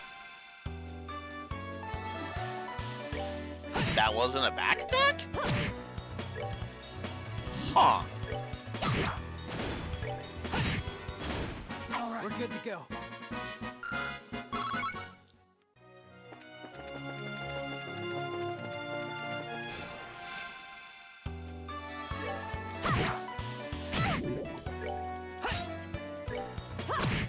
Yeah, I think we're leaving the status effect fetish.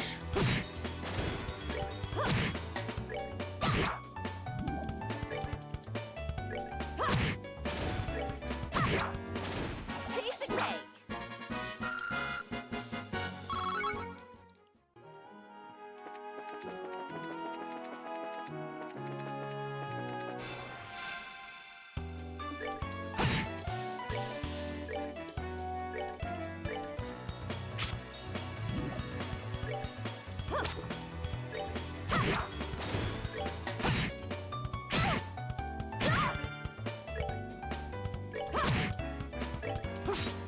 Oh, come on.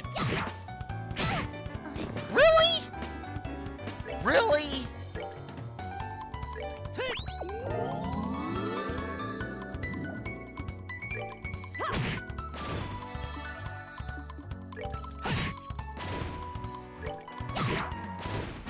Rule. All right. There we go.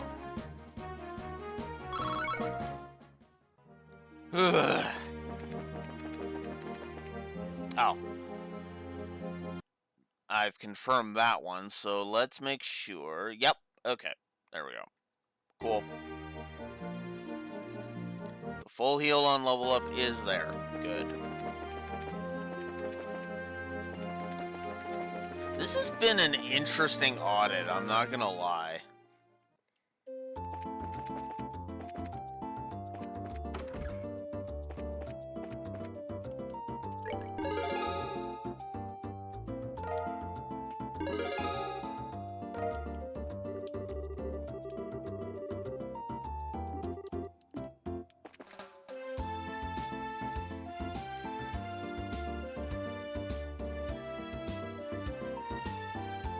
Yeah. Oh, and they also last different lengths of time too. Too, if you noticed. Sometimes they'll last like, you know, one turn, like with Shara there, and then other times it's like, ooh.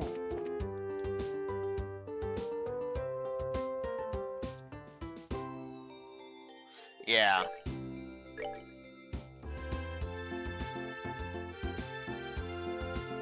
Stun Ride. Which is a...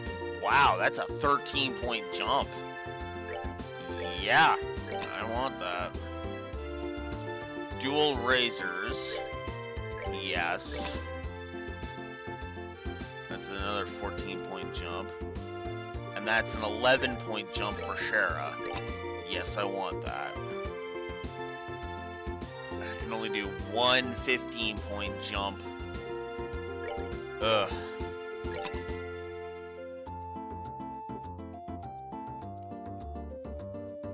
Damn. Alright.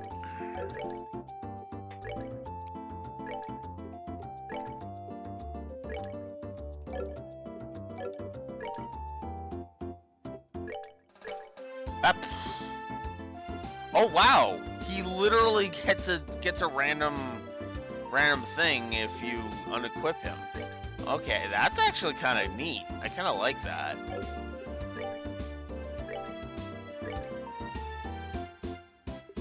That is actually kind of cool, I'm not gonna lie. I didn't actually know that. I guess it makes sense since you can unequip, but... Now there would be a challenge. No equipment. Although I wouldn't want to do that on Nightmare. Ugh. That just sounds like a goddamn nightmare.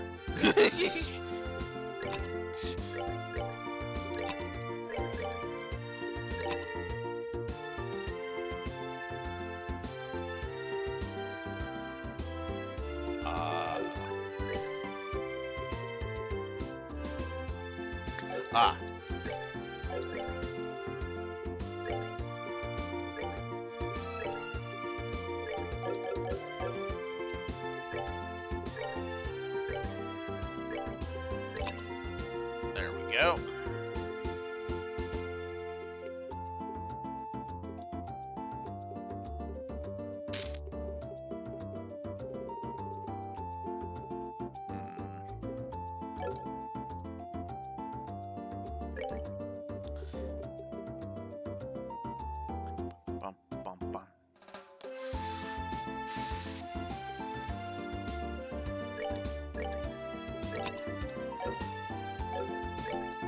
That is one.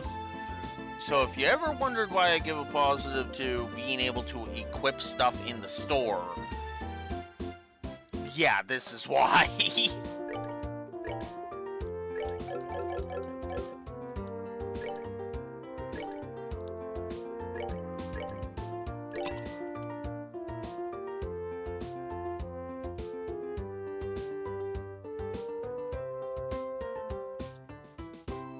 Yeah, which is not here, which is not here. That's kind of what I mean, Rex. Or the reason I give it is because not a lot of games do that. As weird as that may sound.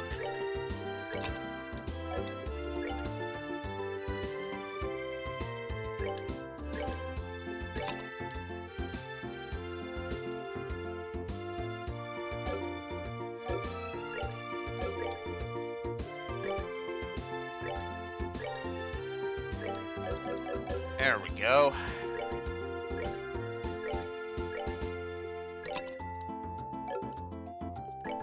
And let's convert 50 of you.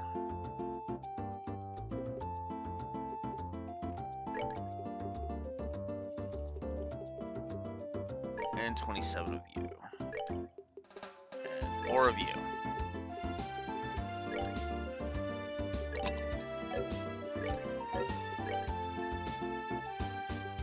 Okay. Work boots is 1,500. Ah! Damn it. Alright. So... that looks like... I think I should put that on... Oh. Oh. Ooh. Ooh.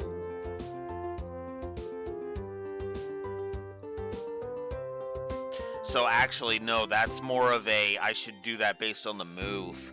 Because it's only a 3-point increase in defense. Alright, Estelle's getting it then.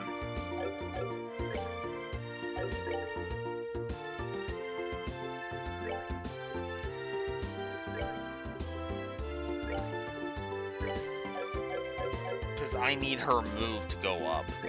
4 move. Ouch. I didn't realize Estelle's move was lower than everybody else's.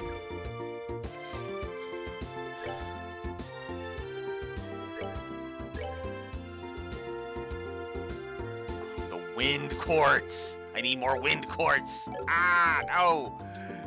And I can do impede too, but I can't do the 2s on the other. Move 1. I could actually do a move 1. Holy crap. That's actually kind of funny. I'm not gonna lie.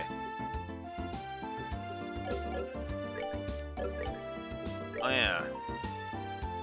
Okay. So I want more wind. And I need more wind. Okay.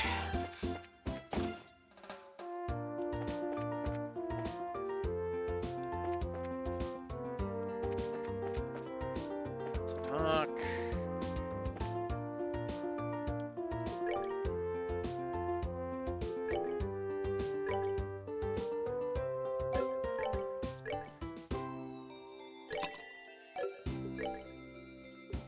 So we can buy ingredients from the Bose shop.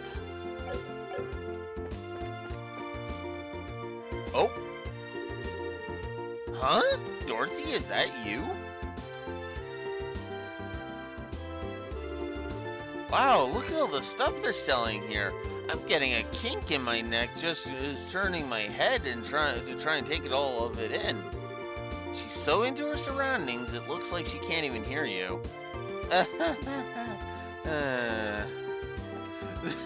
I love that.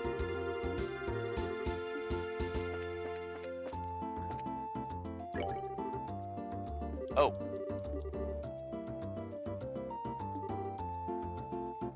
Sheer amount of stuff is pretty overwhelming. I meant to shop, not talk. Items. Cool. Ah, good day. Welcome. Hey there, you too. But look at my goods. I have everything you need. Yeah, what the? So loud. My ears, they bleed. Well, this place is alive and bustling like everyone says. I wonder if it's like this all day. It is. People from all corners of Liberl gather here to grow their businesses. And their eagerness and zeal to succeed is nothing to be balked at.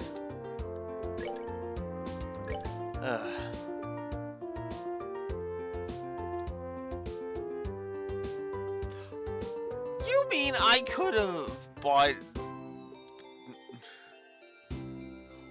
Wow! Laundry pole weapon. Ingenious or pathetic? Actually, I think that's weaker than the weapons that you come in with.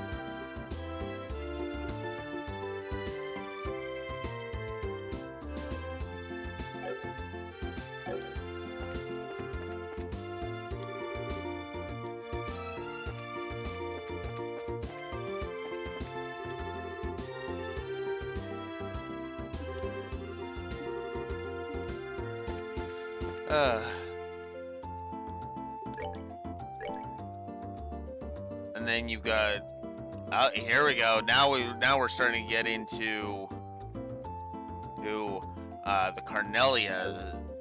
Carnelia books, which I probably should get at some point.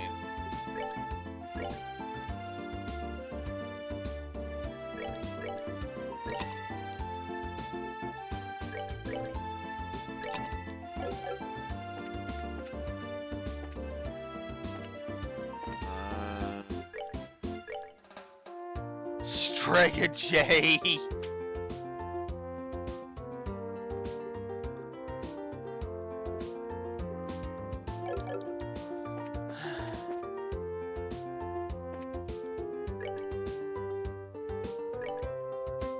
And even more of these.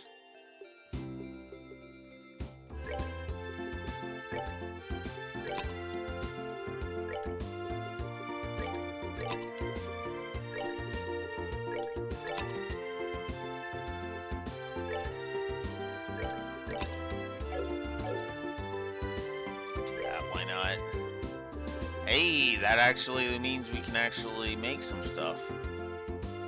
Heals HP and cures blind. And just a simple heals HP because I don't have any fresh milk or maple sugar. And potluck in a shell is I could make eight revives if I wanted.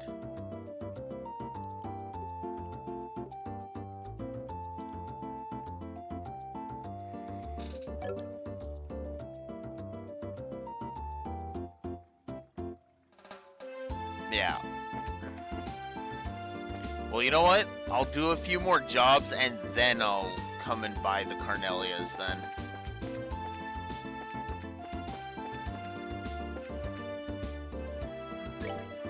I should check my items for something here.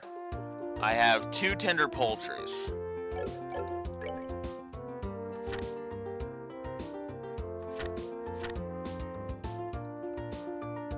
Flaky potato, monster carapace, leathery tail, clear gelatin, firefly fungus. We can actually get firefly fungus from those things. Interesting. Lucky fang, monster carapace, juicy bone, creative hunt, juicy bone, fish fillet. Oh, these are rolling beasts.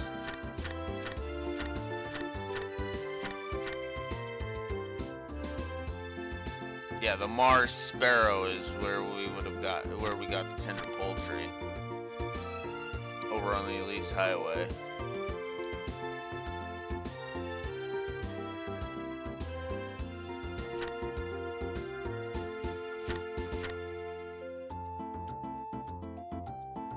Never defeated pine plant. What? Oh, because I just ran from them. Right.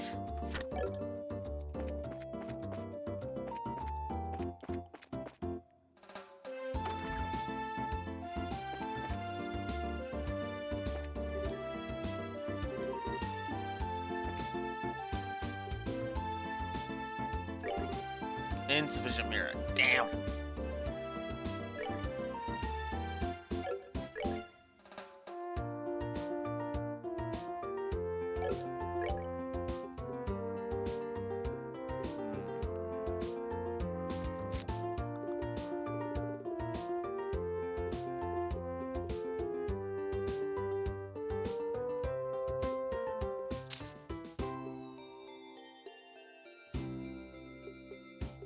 That's not worth it.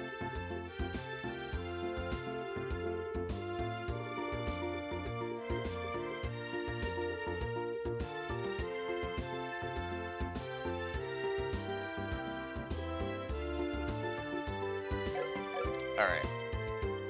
I'll come back for that.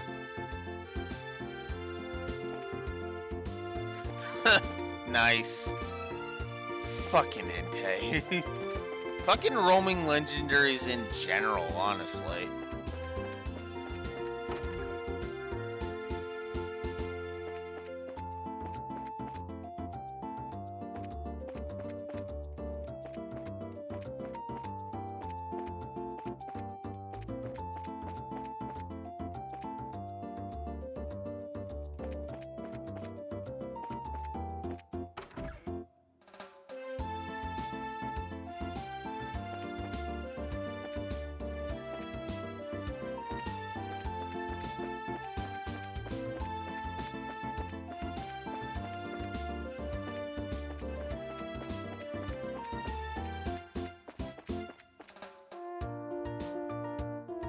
Five more times each. That seems a little odd, but okay. There it is.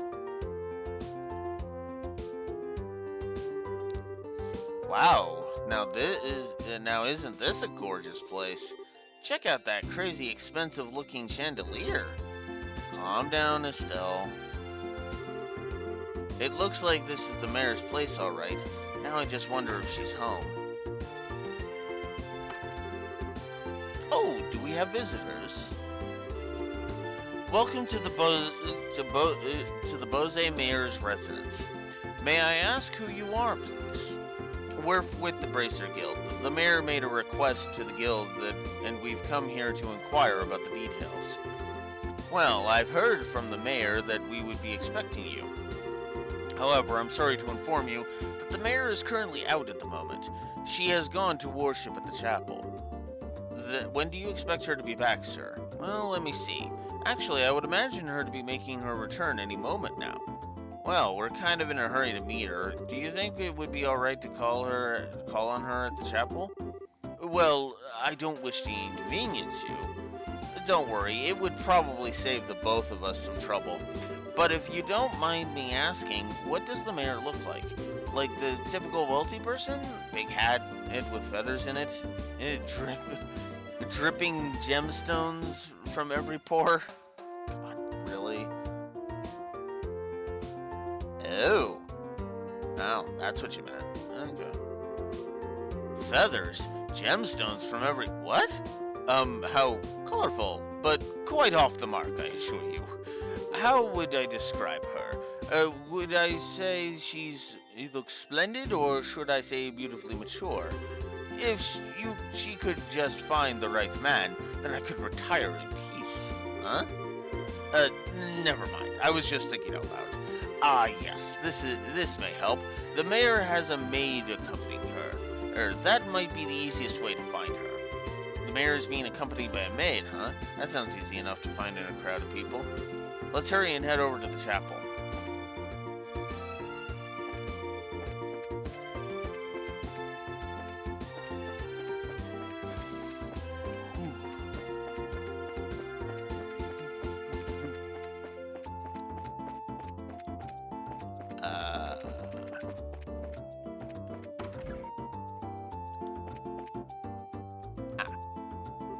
Here we go. Ah, there you are. You're the maid we've been looking for. And you are? Estelle, that wasn't very polite. My apologies. We're with the Bracer Guild. We're looking for the mayor so we can confirm the details of the job she requested. Oh, I see. Please let me introduce myself. I am her maid, Lila. I see to the mayor's daily needs. Being served hand and foot, huh? The worlds we live in really are different. So where is the mayor, if you don't mind me asking? Didn't she come here to pray? She's playing hooky from her religious duties. Huh? I'm sure she's probably in the middle of inspecting the situation in the market. She took off after telling me to pray for her too. I don't know how I should say this, but the mayor seems like she has quite a unique personality. Well, doesn't she sound interesting? Even if she weren't the mayor, I'd be kind of intrigued. There's no doubt she's a capable person, although she does have a bit of an unrestrained aspect to her at times. Anyway, I'm on my way to meet her right now. I don't mean to sound impolite, but would you mind waiting at her residence? I will let you know when you're there. I don't know how I feel about going back there empty-handed. Would it be alright if we came along with you instead? Come with me and meet the mayor? Well, I guess it's okay. Let's make our way over to the Bose Market, then. Yeah, Maybell. L.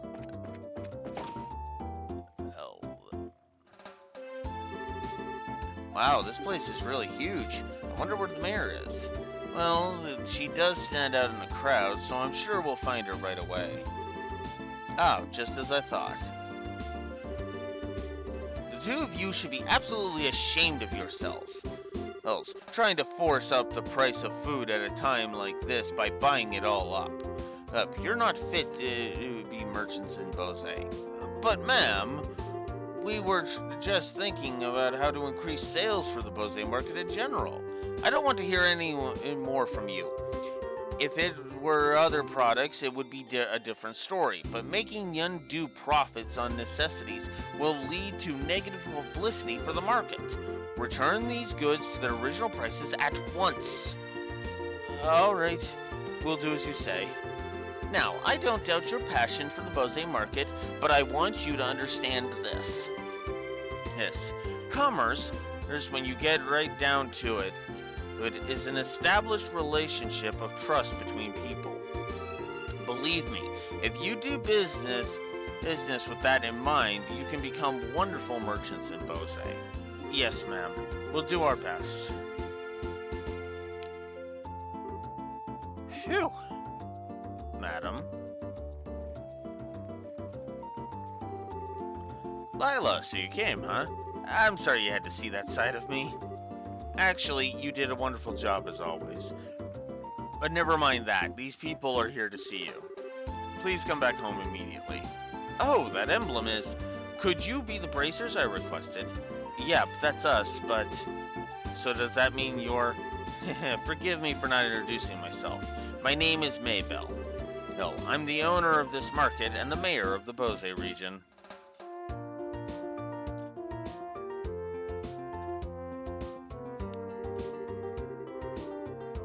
This restaurant looks super expensive.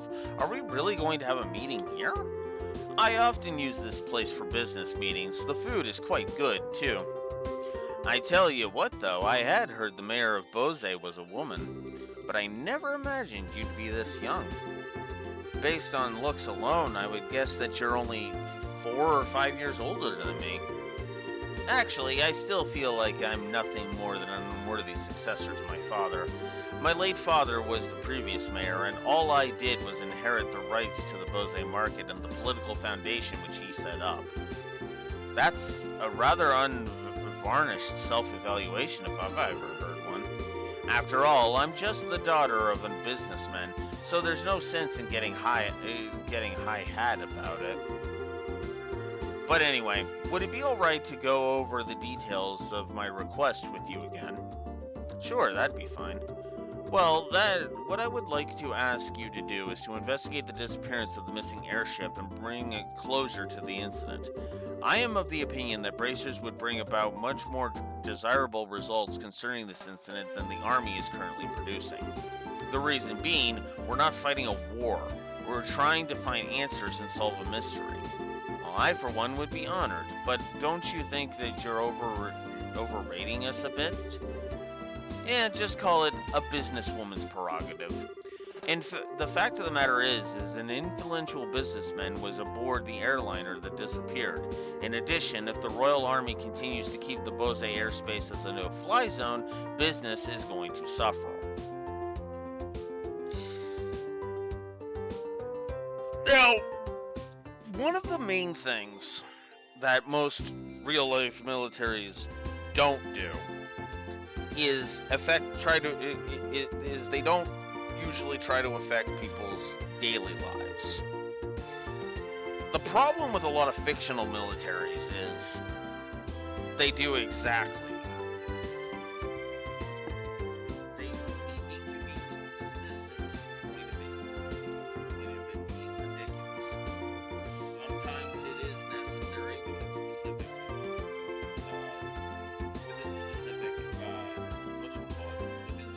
settings. However, in some cases, much like this, the military are just being prideful dicks.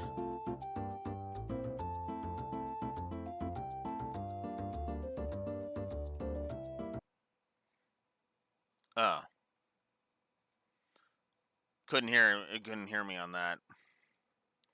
I guess I wasn't speaking loud enough. Okay. So, to reiterate quick. Yeah, I took my headset off, but that's why I was trying to project my voice. I guess I failed at it. But in most settings, the military tries not to affect daily lives.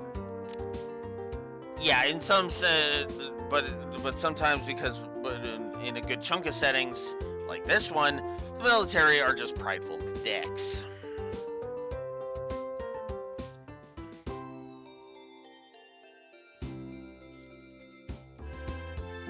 I wasn't really saying anything too super important, so shrug on that. Anywho. And just when business had been booming prior to the Queen's birthday celebration, too. I see, so this is an economic appeal, then. Yes, and it's something which I can't trust to be left to the Army alone. So what do you think? Will you accept my request for help in the matter? Well, we have our own reasons for wanting to investigate the incident. We'd like to accept the job, but the Army has actively been trying to exclude bracers from having anything to do with the incident. So, I don't suppose you could pull the mayor card for us, could you? Maybe show the Army who's running this show? Excluding bracers, huh? This must have something to do with General Morgan, then. That man has disliked bracers from the beginning. I mean, so you know who the general is, Mayor Maybell? He was a friend of my late father's, tentatively speaking. We have a passing acquaintance with one another, so I may just be able to do something for you. Meaning, Lila?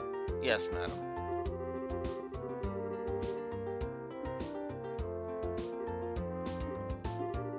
I guess this should be sufficient. Here, please take this with you. Mayor Maybell's letter. What's this letter for? It's a letter of request to General Morgan. It is to inform him of my request for information about the incident as the official responsible for the region. I think that this should be enough to get some information out of the army. I see. But I wonder if that bracer-hating general will even meet with us at all. I think it would be a safe bet as long as you hide your identities. You would probably be best served by saying that you are messengers for the mayor. Which is not a lie, because that's what we would be. What we are, you know?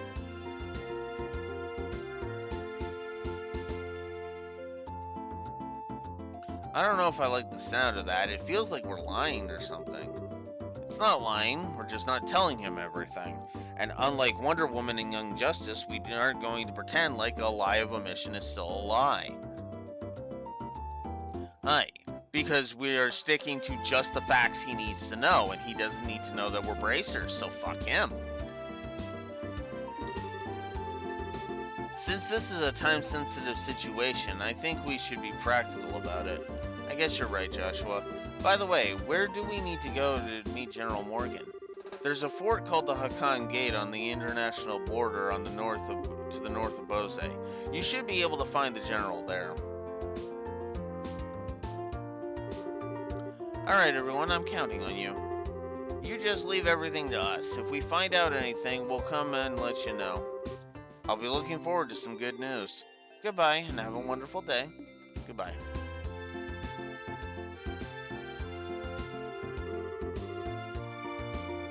Alright, let's get going, shall we? The Hakan Gate is at the end of Eisen Road to the north of the East Bose Highway.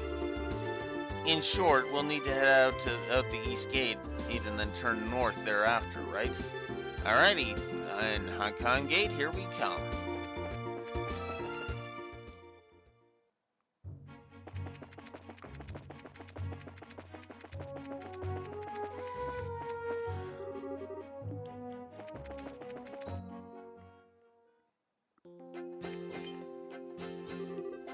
Hold it right there.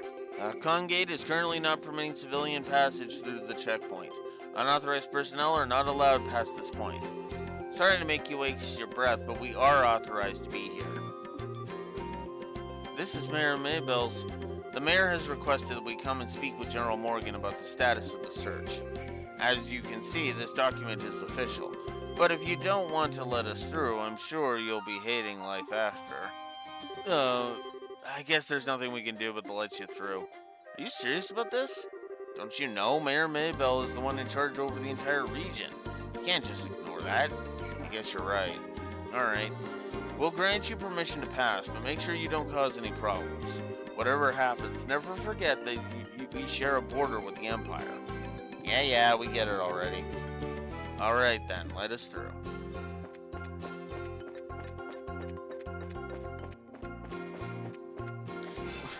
Funny enough, there are monsters on the field. On this field, too. Seems you came up short. Not very tough monsters, but yeah. Ooh! I can get tender poultry from those guys. Okay. So we're gonna fight a few of these. Oh, are we done already? One.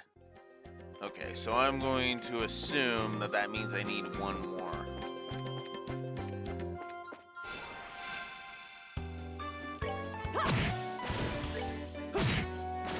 That's that. Let's move out.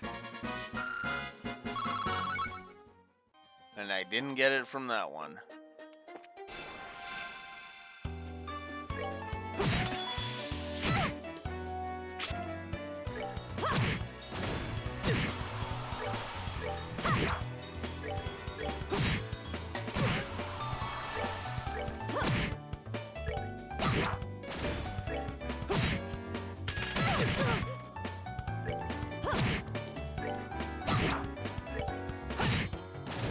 That's that. Let's move out.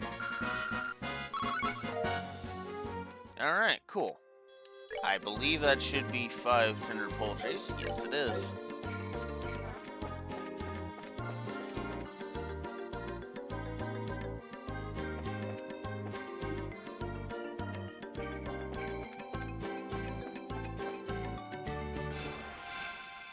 Might as well just fight everything.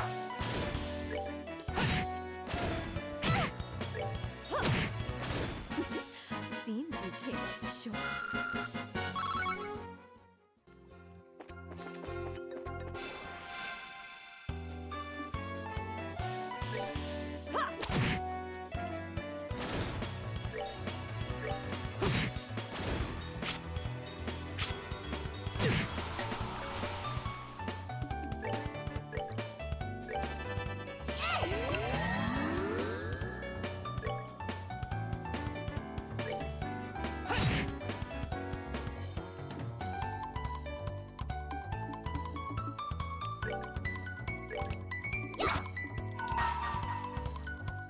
Let's do this.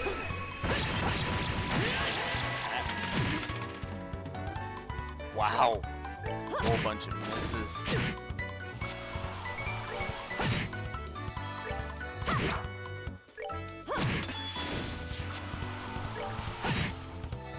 Not gonna waste my scrap on Seems you enemies came that up are like almost dead. You know?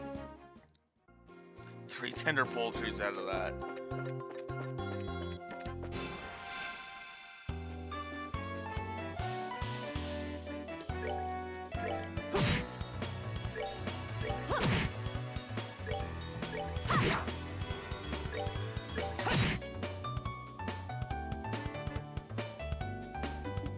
I might as well take advantage.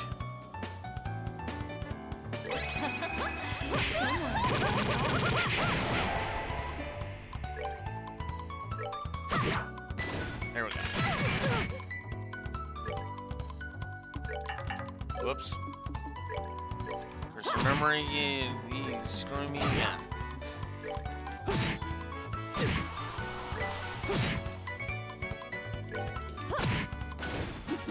Seems you came up short. There we go. Need another 105x for Sherida level.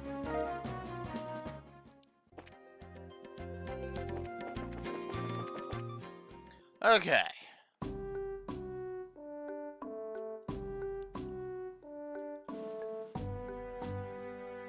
Made it to the Erebonian border.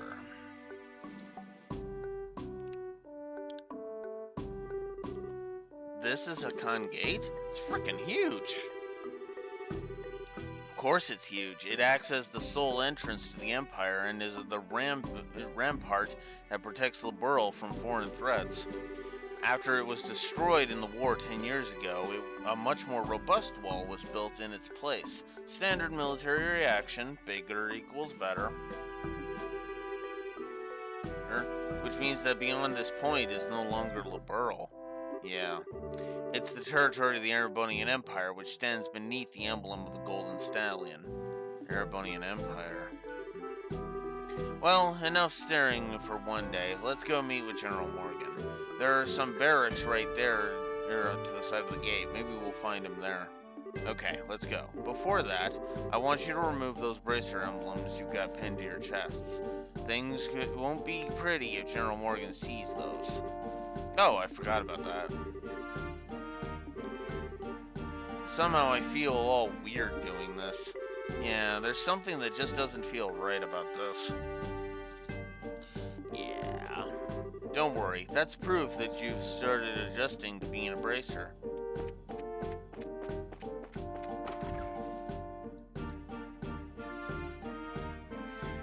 look! It's the best character in the game. What a surprise! This is my first time eating Liberal's cooking, but it was rather delectable. I'm glad you liked it. If you head to town, there's a number of other places where you can eat great Liberal cooking as well. You enjoy this trip of yours, all right?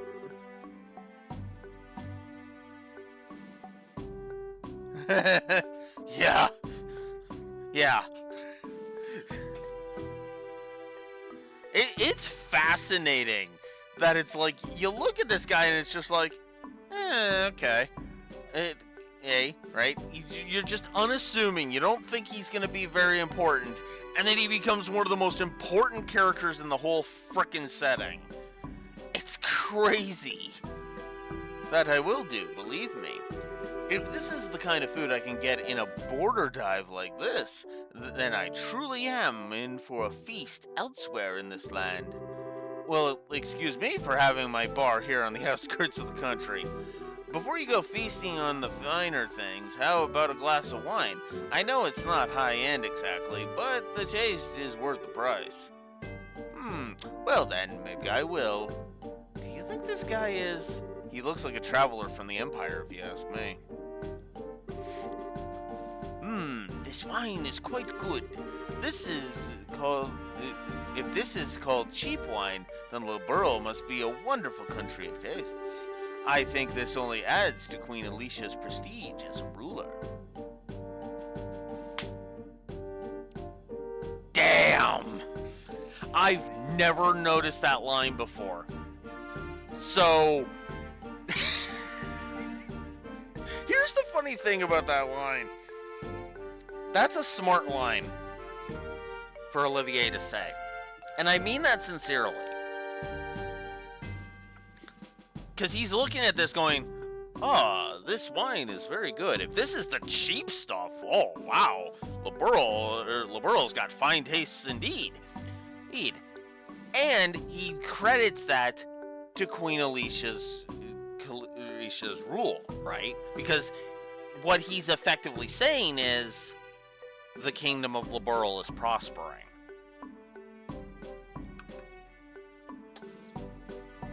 Think about it.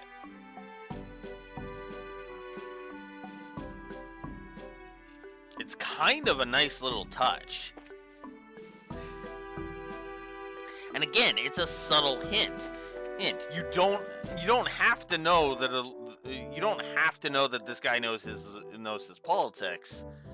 But once you learn that he's in politics,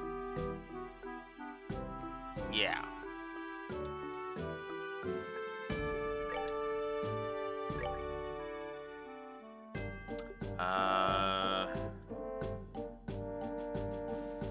I'm gonna grab one of those just to have one in my inventory. All right, let's get this stupid scene over with. How in the world did you guys get through? The barricade hasn't been lifted on the Eisen Road yet. We came here on an errand for Mayor Maybell from Bose. Do you think you could get us in to see General Morgan? Explain. Well, that's understandable. In that case, I could definitely get you in to see the General, but unfortunately he's out at the moment. He's actually spearheading a number of searches right now. It looks like our timing was bad. You don't happen to have an idea of when he might return, do you? I think he'll be back sometime today. There's a bar in that rest stop over there, so why don't you wait over there for him? I'll let you know when he gets back. The bar? You mean the place we were just at? Why is there a bar in a place like this anyway? Obviously, because this is the border at the Empire. The screening process for those entering and leaving the country is really strict, so there are a lot of travelers who have to wait quite a bit. Whether they be colored wolves or not.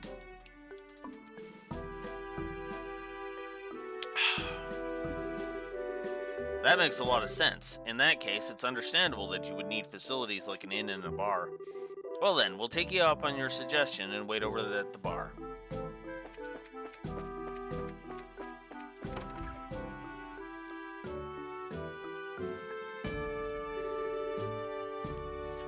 day to all of you, my fine friends. You appear to be citizens of Liberl, but may I ask if you're traveling to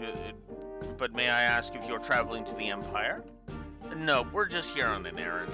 We're not traveling to the Empire today. You appear to be a citizen of Erebonia yourself. What about you? Are you here to visit the Liberl Kingdom? Ha! I'm glad you asked. I am indeed a visitor to Liberl, both for work and for pleasure.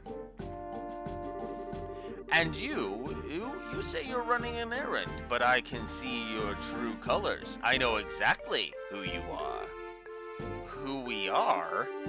Indeed, you're bracers. No. And immediately, they show off, Olivier shows off that he is observant. God, I love Olivier so much. Just immediately, like, what? How did you figure that out? How'd you know? We removed our bracer emblems. Wait, are you trying to tell us that you're in the same profession? Oh, it's true that there are guild branches in the Empire. There, for now.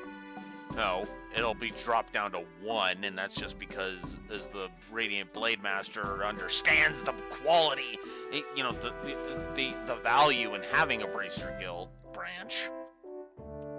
Anyways, it's true that there are guild branches in the Empire, but actually, I'm not an actual Bracer. I just know several people in the guild, that's all. And there's an air about you that reminded me of them, so I just thought I'd ask.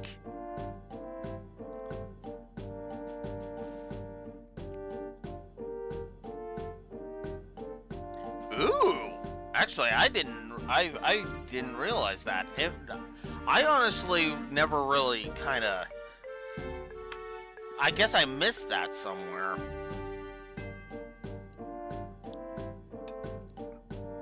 But you know what's funny? That actually makes a degree of sense. Because the Orbital Revolution seems to be where a lot of the setting really gets going, you know?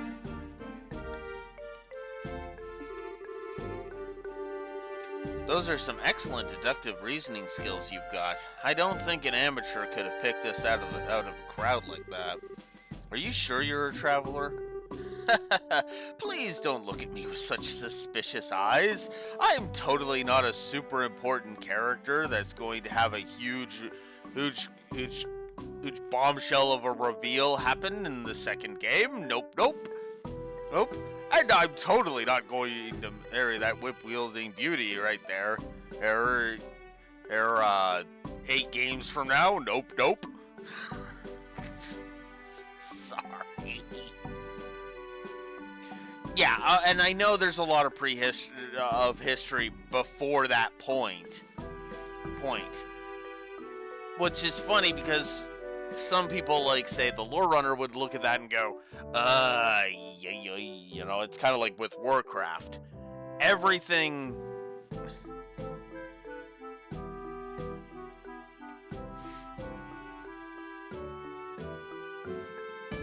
Cold Steel 4 is game 9. That's why I said 8 games from now. Oh.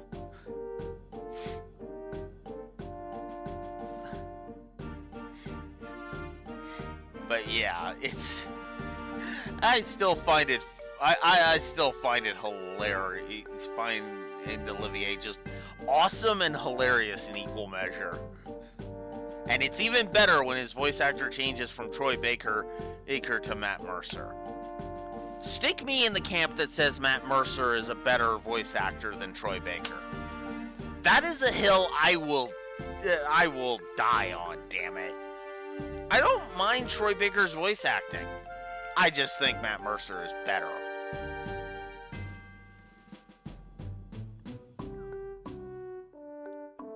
And I'm not talking just for Olivier. I mean in general.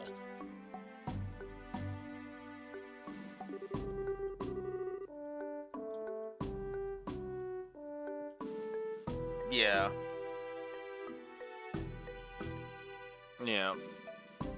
Hell, the only reason I know it's Troy Baker is because of the victory quotes.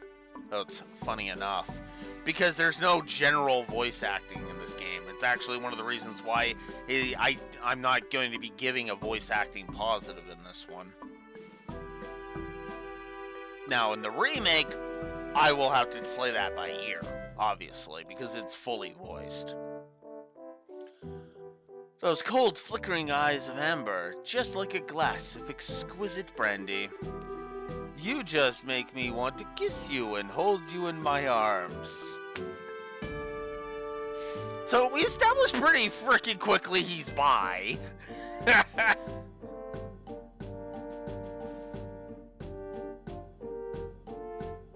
Oof. Again, I'll play it by ear.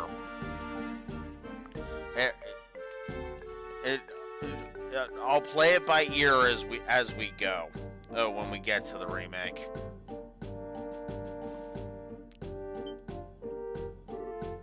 What? You're a bold one, aren't you? Wait a minute, you. Oh, are you one of those men who likes other boys? I just can't help myself when I see something beautiful standing before my eyes. And it's bisexual. I'm not actually gay. I am bisexual, my dear. A completely different path. My sexuality is the default that Blue Wolf keeps writing about. Note.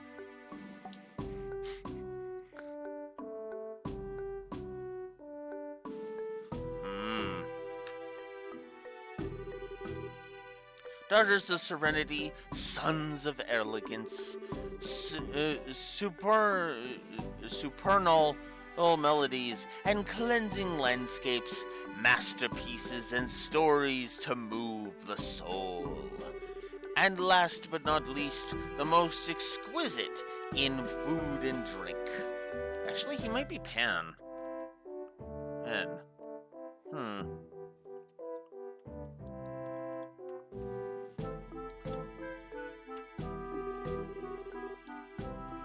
I don't know.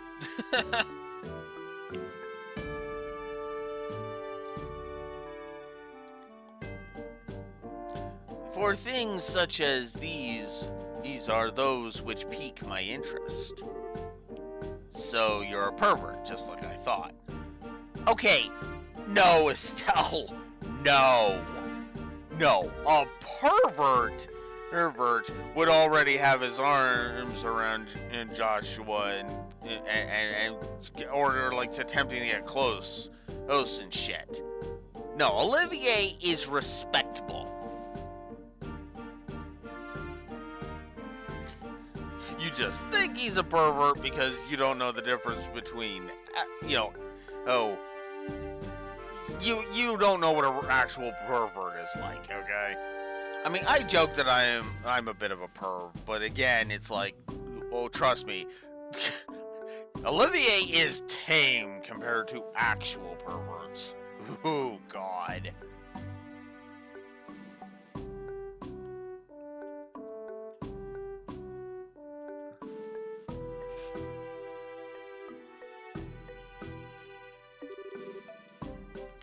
Yep, definitely a perv. Fuck off, Sarah! God damn it.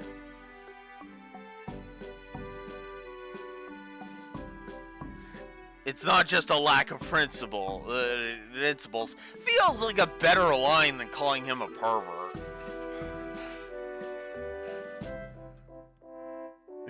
Hedonist. Oh, jeez. This is wow. Jesus. How dreadful it is that genius is misunderstood in every generation. I agree with that line, Olivier. God damn. God damn. I feel as if my delicate glass heart is about to be broken.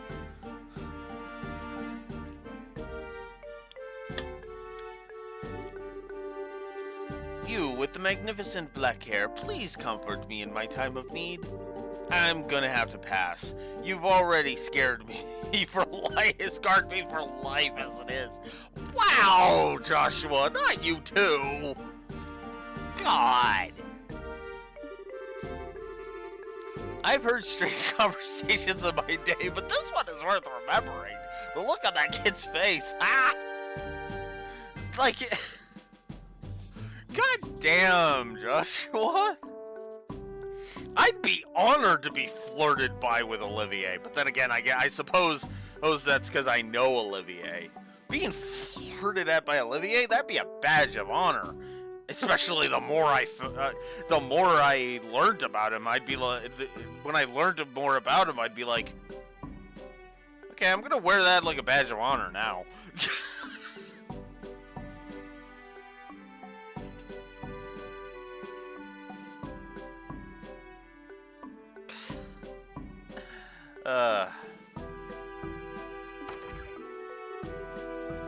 Hey, you three. Oh, it's the soldier from earlier. The general has just returned.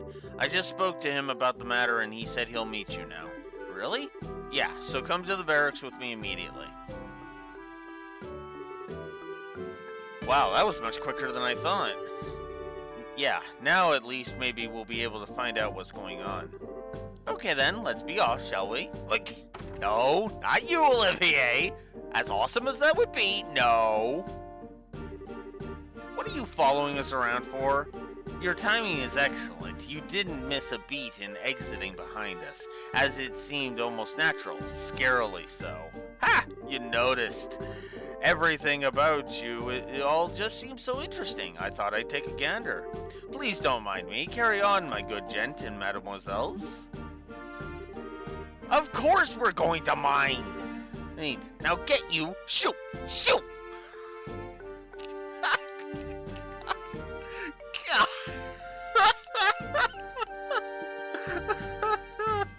Oh, man.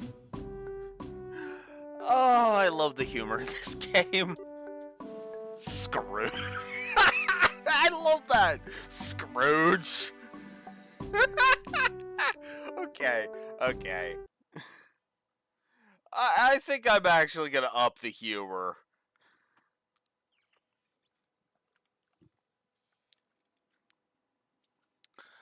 I'm going to up the humor.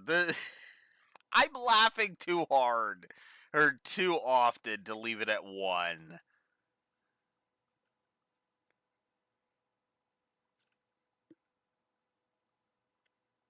Oh, I put it, it's a second. I put it as 2.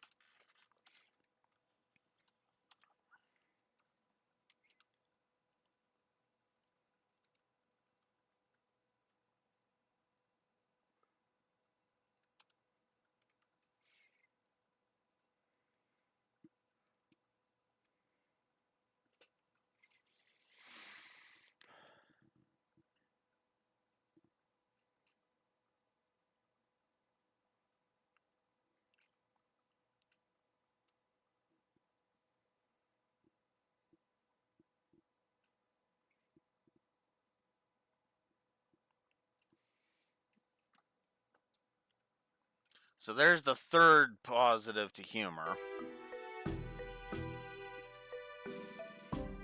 Actually, how many positives has Olivier gotten? It did Olivier get?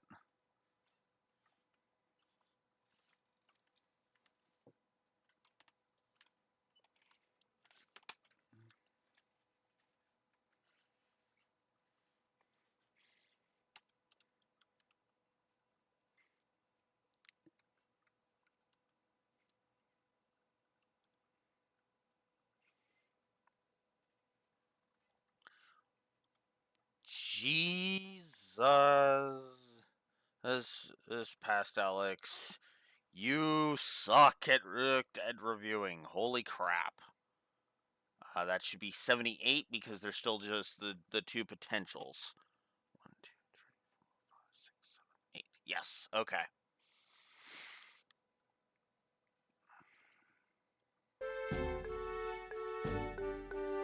We are upping the humor and Olivier to 3. Gee, I wonder why. I wonder why Olivier ended up being the one that pushed it to 3. Maybe my sense of humor's gotten better. Who was that guy? Seriously, what was his deal? He's not normal, that's for sure. Yeah, but normal's overrated. Fuck being normal. Getting rid of that weirdo was probably better, not only for ourselves, but a service for the world at large, too. Jesus, Estelle. Oh, I was asking what the fuck with Joshua being savage, but Jesus, you've started cranking the savagery dial. Yeesh. Now, let's hurry and meet with the general. I could hear some arguing. Was there some kind of problem with another traveler? No, nothing big like that. That aside, could you let us meet with the general? Yes, he's inside. His office is the last door on the left. You have to make sure you don't go wandering around in other places you're not permitted.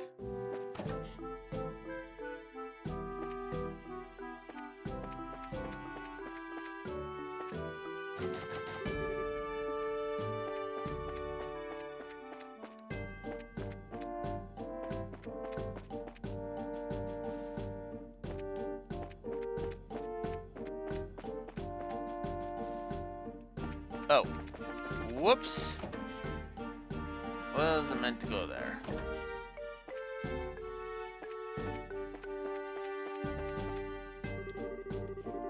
The end of the hall on the left. It looks like this is the general's room. Alright, here goes nothing. Are you here on behalf of Mayor Maybell? That's right. Very well, come inside. Thank you for seeing us.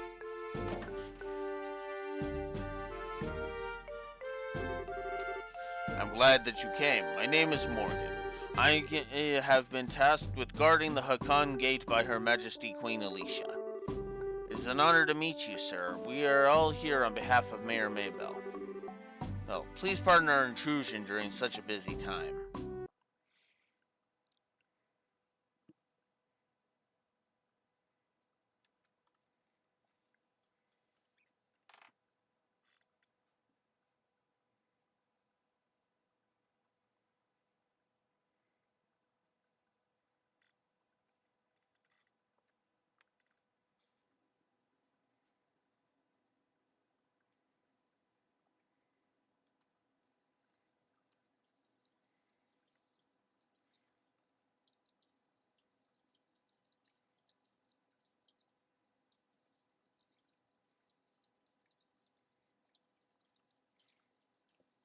Just reading over my negative for him.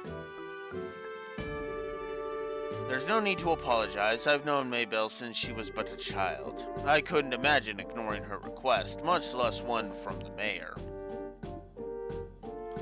There. Which is about the only smart thing I'm going to do this entire game. Alright then, would you please read this first?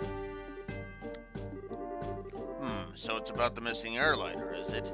Under ordinary circumstances, that information would be strictly confidential, but considering this is a request coming from her, I'll tell you everything I know. Sweet! Huh? Why are you happy about something that doesn't concern you? Crap! I should have kept my mouth shut. Now, again, amateur mistake, but understandable.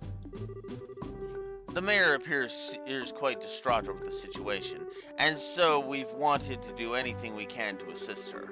Ah, I see. Well, I'm glad to hear that she has been blessed with some good people around her. let me get straight down to things and explain the status of our search efforts. Please do. The airliner Lynn disappeared on its way to Roland after taking off from the Bose landing port. Presently, we have units searching all areas of the region, but we have yet to come up with anything. So what you're saying is the possibility of the incident being caused by monsters or an accident is fairly slim, right? If an airship of that size had crashed, it would likely have been discovered in the initial search efforts. Yes, that's exactly right. In fact, the flight route between Bose and Roland goes over some plains that allow a commanding view of the land.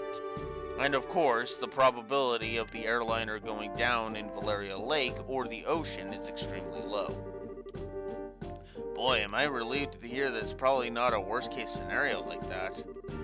So, if those have been ruled out, then that leaves the door open to the possibility the airship could have been taken, right? Which makes me think that the only remaining motives must be to loot the cargo or demand ransom from the hostages. In other words, a hijacking, right? Also, considering the geographical conditions, it could have been a covert operation carried out by the Imperial Army. And that would be really big news if it were the case. What's the matter, General? I was just thinking that it's quite an impressive assessment for some civilians.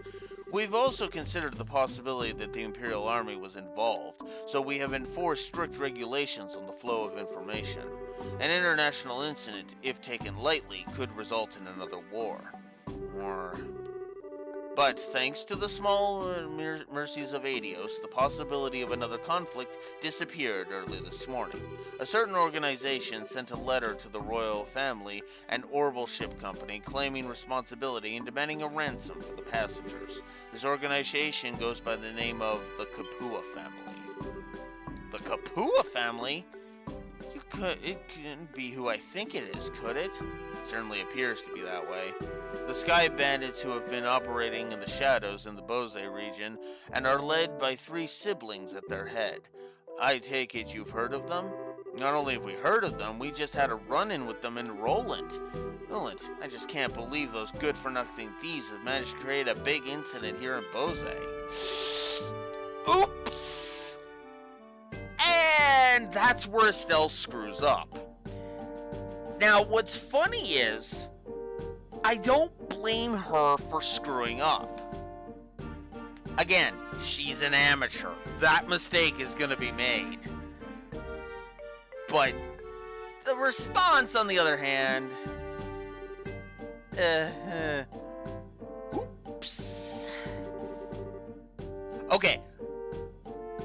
I'll put it to you like this, Raxor. It's only a screw-up because General Moron is a fucking moron. If General Morgan here was an actually good general and not a fucking paint-thinner guzzling dipshit, that he would have just been like, yes, I thought so. No, your bracers, huh? And just left it at that. And just overlooked it because it's like, okay, no, I get it. But yeah, that's what pisses me off the most. He's just salty that his BFF Cassius said I'm out. Even though him leaving the military because he felt like he failed to protect his wife should make perfect sense. And that's why I can't stand General Morgan. And why fucking Claire Revelt had to commit literal fucking war crimes to get me to hate her worse than him.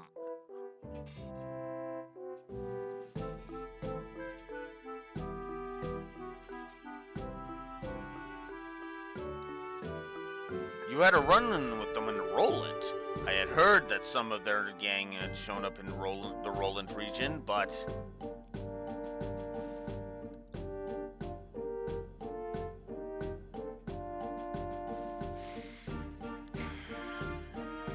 I don't want to get into that argument again right now. Tweaker Duvalie. I'll agree to that. Duvalie actually fucking grew as a character. character. And she actually had excuses. Actually, what's funny is it only took her, I mean, it technically took her 3 games, but she didn't no, actually, I'm wrong. It took her less than 2 games for Duvalie to start growing as a character. Because in Cold Steel 4, when she joins the party because of her doubts, that was hinted at the end of Cold Steel 3. Because she literally was like, but you, what? The first time her resolve was shaken was, boom! And that's all I'm going to say on that. Claire's still a fucking paint-third guzzling dipshit right up until the finale of freaking Cold Steel 4. So, fuck her.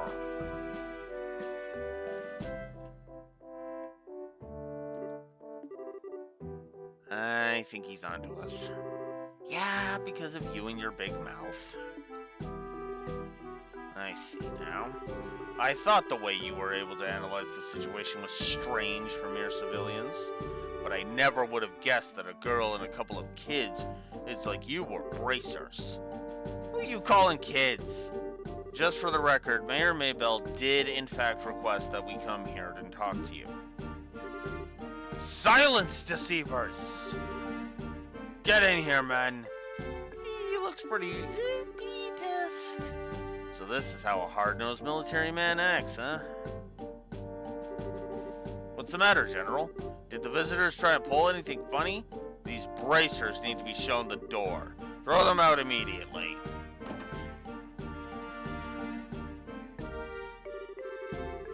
Just what is your problem, old man? Trying to brush us off like bugs? You're no different.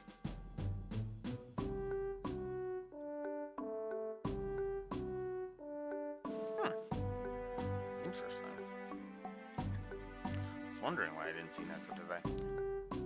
Hey, hiding your identity so you could try and finagle some information out of me. It's because you pull underhanded actions like that bracers can't be trusted. Just where do you get off calling it finagling? It's your own fault since you didn't share information with the guild to begin with. Nonsense. Who in their right mind would leave this incident this big in the hands of a mere civilian group? Oh my god. Okay. I guess we do need to talk about this. So let's talk about why Morgan is a fucking moron. With this statement. I have stated before, again and again and again and again, the military should not be putting up red tape to block bracers. As brilliant as Gilliath Osborne is, his biggest mistake was stamping out the Erebonian. Well, will be at this point, in this point in the timeline, but, you know, his biggest mistake in his entire career was stamping out the Bracer Guild between here and, in Erebonia, between here and, Cold Steel 1. And the reason being, now, to be fair, okay, you know what? That is a fair assessment. I think Osborne was smart. I do. I think he actually did. There was a lot of brilliant moves he made. Hate, my opinion.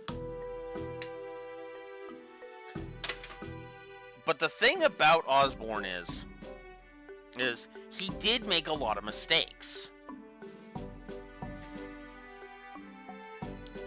The problem with stamping out the guild was he couldn't control the guild. Hi, Beach.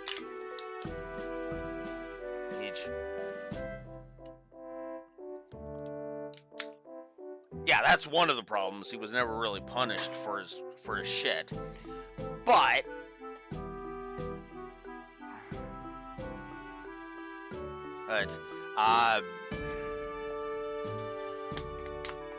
but the reason why I say the guild stamping out the guilds in Erebonia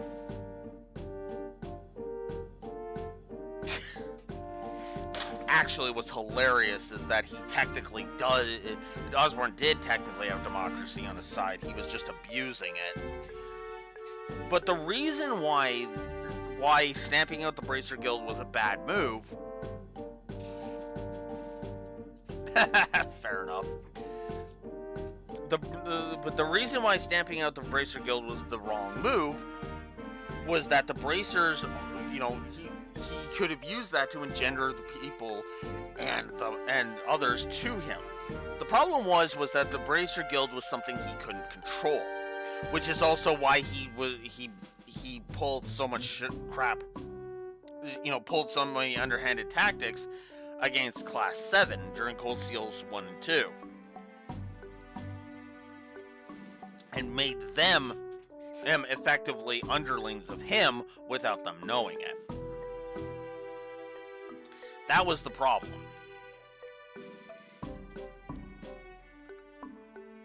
But in every other region, there is no reason for there to be a versus when it comes to the Bracer Guild. Yeah, because Class 7 was literally the third option, and Osborn kind of hated that because he was one of the two options.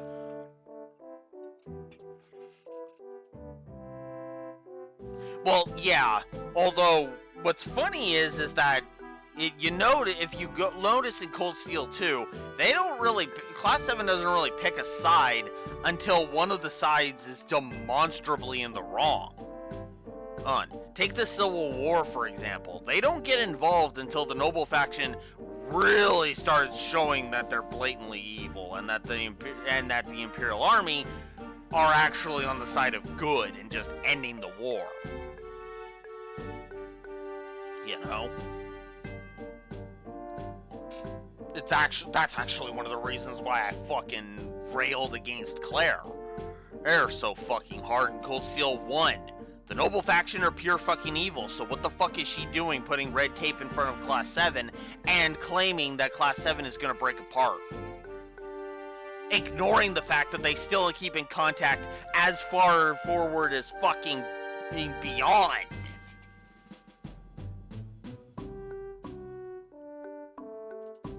Yes. Exactly. And Class 7 didn't know that. It's actually why it's brilliant. Why it's the perfect trap. Hell, even in my setting, it's the perfect trap.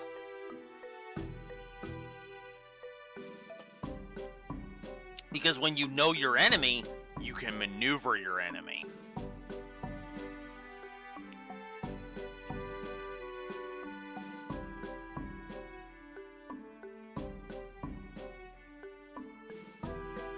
Yes.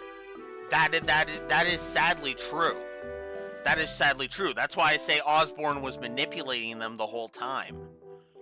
Right. That's why I call Osborn the true villain of the entire arc. The Imperial Liberation Front were the antagonists of Cold Steel 1, but they were not the villains of Cold Steel 1. Even Gideon was not really the villain. He just played himself up as the villain because he was like in opposition to our heroes, right? Class 7 made mistakes, just as Estelle has made a mistake here in basically giving himself up to General Moron, giving away the game to General Moron here.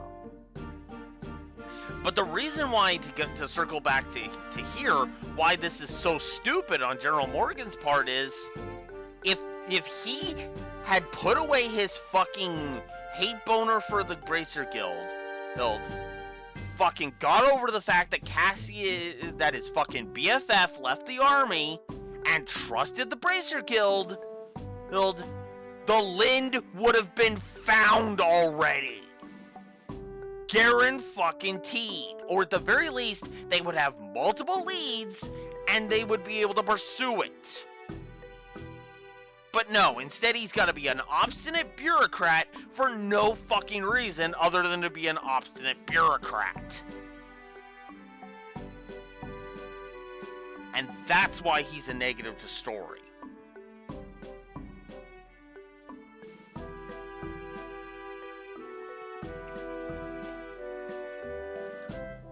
Because he is literally just here to be an antagonist because we're not allowed to fucking just find the Lind immediately.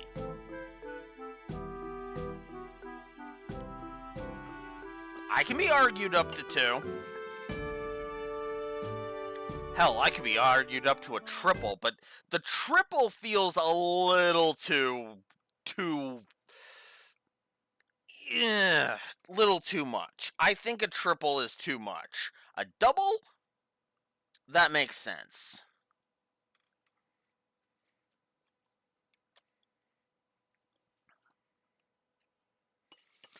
And the more I'm thinking about it, yeah, the more I'm thinking you're right.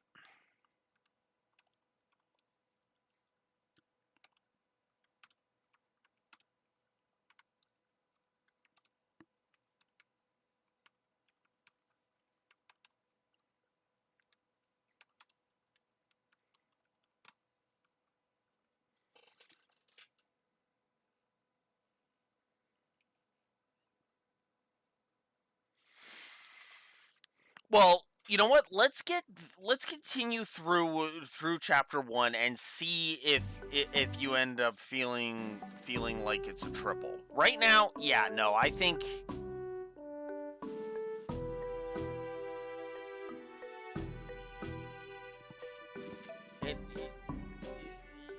honestly, there is only one thing I can think of, and that is him effectively basically is a thing he accuses us of later.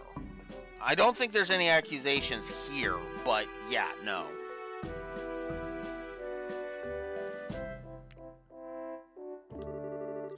I swear, of all the stupid things Maybell could have tried to pull.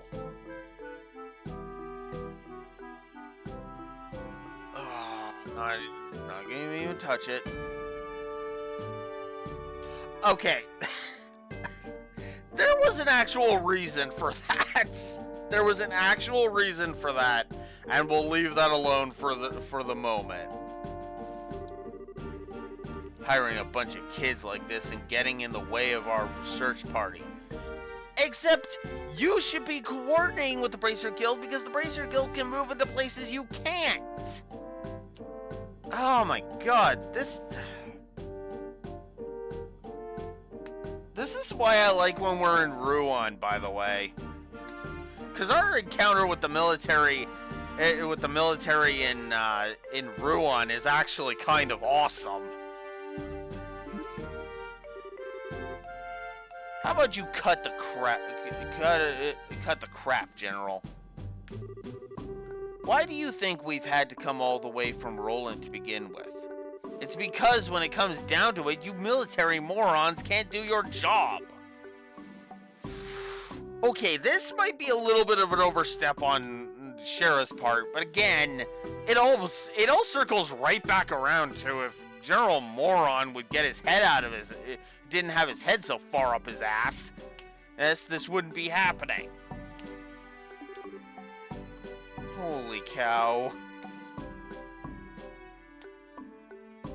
Yeah, it's perfectly in character for sure. I agree.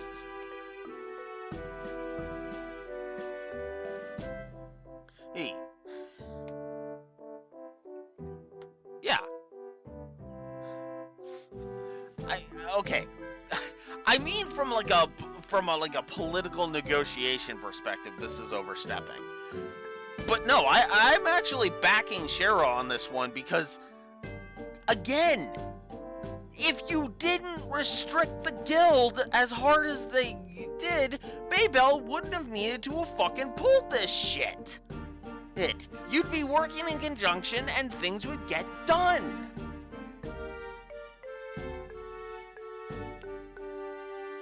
like, ugh.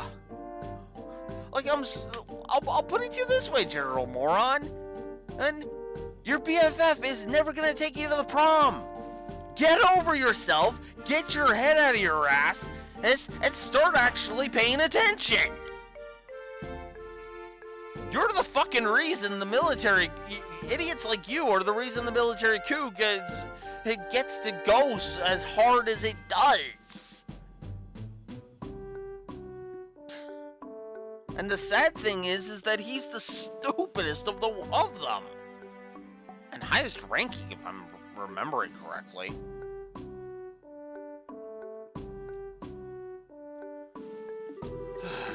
Shira's really pissed, alright. And Blue Wolf's not any less pissed from the sounds of it. For the past few months, you've known about the string of burglaries which seem to be the work of the Sky Bandits, right? And who, knowing full well it was them, dumped the workload onto the guild instead of looking into it themselves like they should have, huh? And now, the second this incident happens, you get on your high horse with an attitude, yet you've got nothing to show for it. No hostages, or even the location of the missing airliner. Don't you think that's an embarrassment to the entire kingdom? I agree.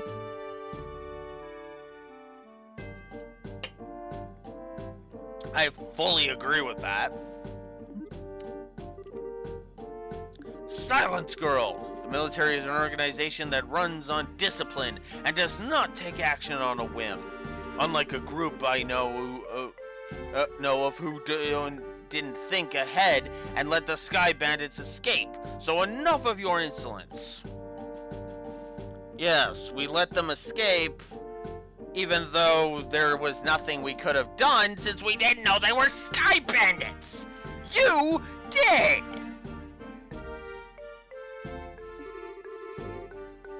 So you're really looking for a fight, aren't you? How sad it is to see such discord.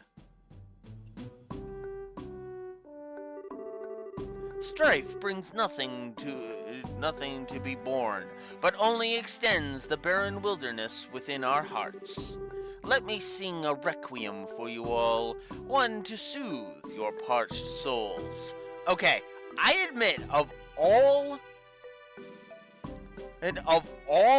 the scenes I am looking forward to the most in the remake, this is the one I'm anticipating the most.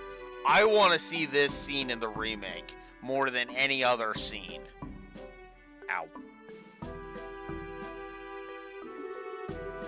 A gentle yet wistful tune to bathe your brittle spirits and cause the deserts of your hearts to bloom.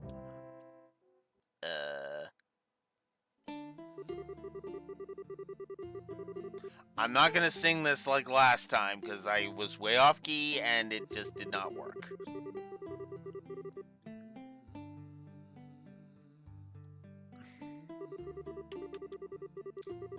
I wonder if he does have a bit of a talent, heart-soothing talent. That could be an interesting angle to explore.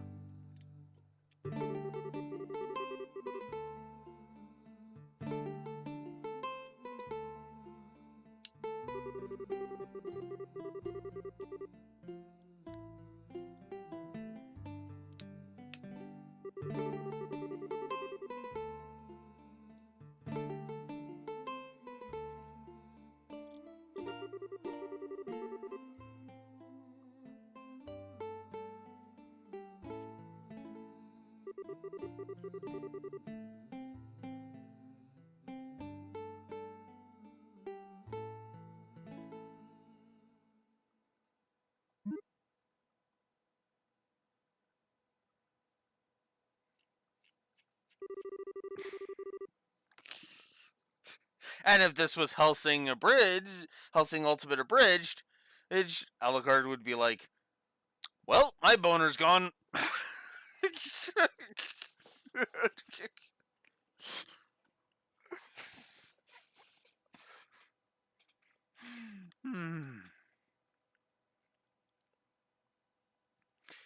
Haha, it looks like you all understood what I was trying to get across. What is it that is most precious above all? That's love and peace, baby.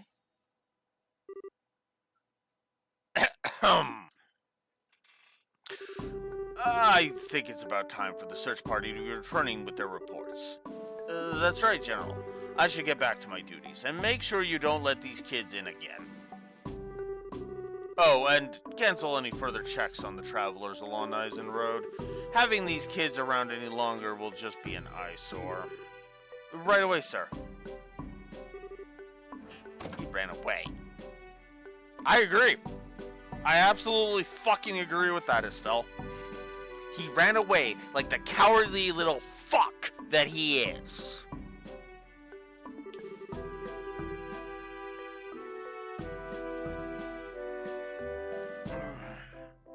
I wish we could escape. He's still right behind us, isn't he? Actually, I think he was glitched too. I think his sprite glitched too. No matter which country you visit, military men lack romanticism. I don't agree with that. Now, military men being bad at romance, yeah, I'll agree to that. I mean, Nightheart. Like, seriously, it's kind of hilarious to think that Nightheart is one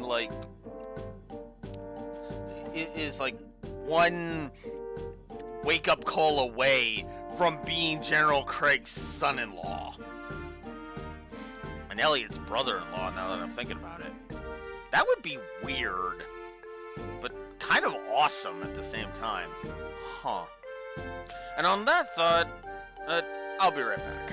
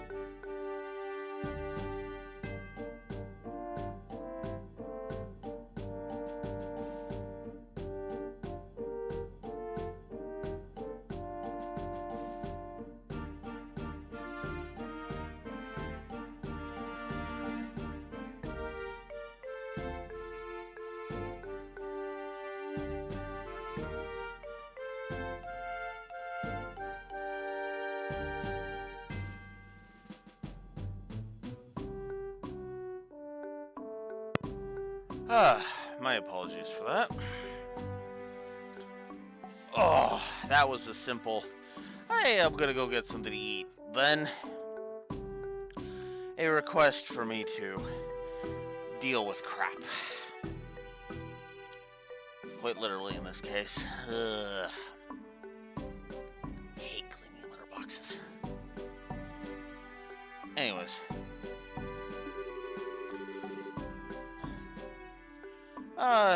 Military men lack romance wherever you go.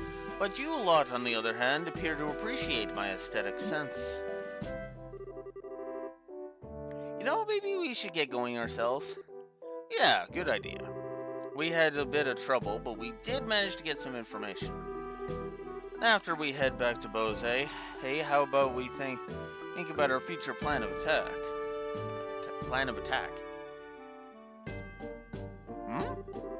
Well, where are you going? Wait for me. I mean, please wait for me.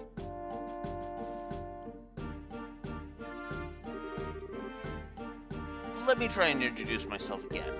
I am Olivier Lenheim, a wandering bard and a musician by trade. As you already know, I'm an Erebonian traveling your fair liberal. I'm Estelle, and... Now wait a minute, why do we have to introduce ourselves to you? Easy, Estelle, he did intercede for us back there. I'm Joshua, and I'm Sherazard. Things were getting pretty heated, and I'm glad you stepped in before something really bad happened. Let me just say thanks. You've got nothing to thank me for. I only did what any person who loves beauty and peace would have done. However, if you insist, how about going out on a date with me for a day? I'm going to have to pass on that. First of all, I don't have that sort of free time. Oh, that's too bad. Alright then, I guess I'll accept Joshua as a substitute. What do I have to do with any of this? Please don't involve me in your questionable humor. Well, that's odd. I didn't mean it as a joke. Saying that makes you even more questionable. Now, just a minute. How come you didn't invite me on a date? You? I don't know how to put this, but you're a bit lacking in the sexy department. You might want to think about taking a lesson or two from your friends here. Ouch! Olivier! Well, excuse me for not being sexy. And just what do you mean by saying I should take a few lessons from Joshua? Calm down, Estelle. I think you're cute enough just the way you are. Though, I guess it's true, you are a bit lackluster in the sexy category. What did you just say? Oh, good grief. Anyway, like I said before, we're busy. I'm sorry, there's not a better way to thank you, but we've got to get going. Then how about you take me along with you to the city of Bose? This is my first time in Liberal after all, and I'd like to request a guide. Well, if that's all you want, then I don't mind. Sure, no, just a second. It's the least we can do, and we're headed in the same place anyway. Plus, acting as a guide is one of a bracer's many duties. Oh, alright, I guess we're stuck with him until then. But what if he tries to sink his poisonous fangs of lust into Joshua? Wow, Estelle. Estelle? Don't you worry, Joshua. I'll save you from being from his perverted attentions if he tries anything funny. What is it exactly that you think he'll try?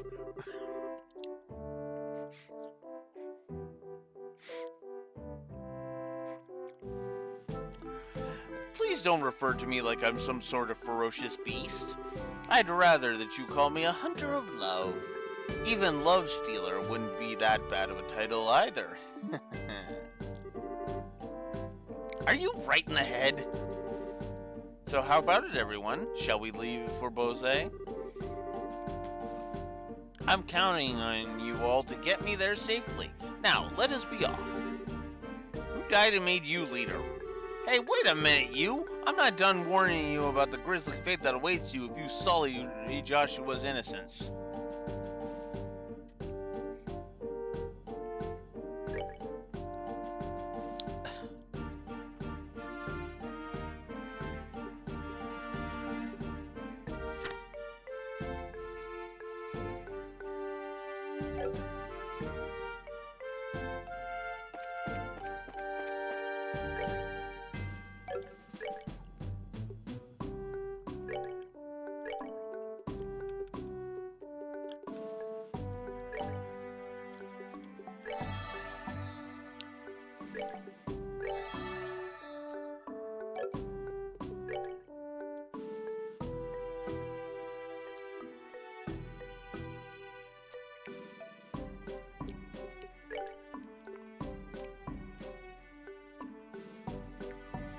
Sure.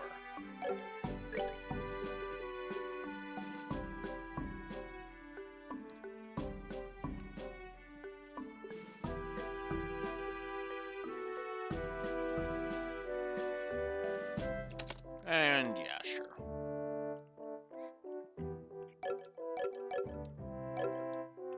All right.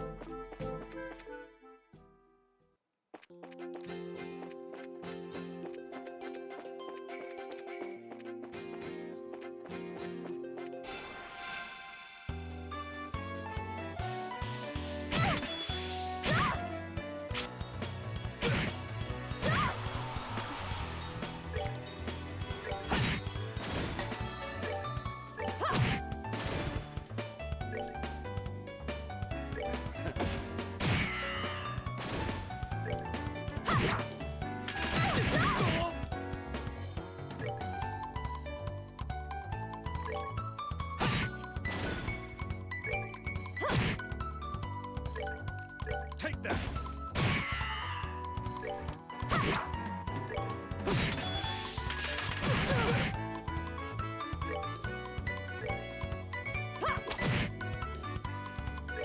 Take that!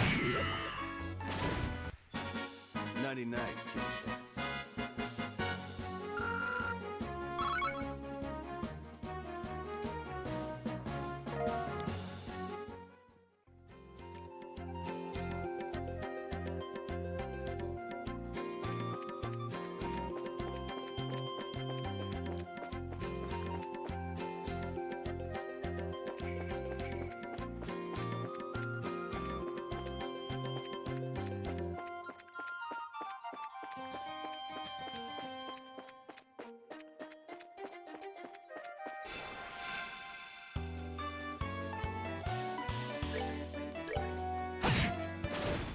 We're good to go.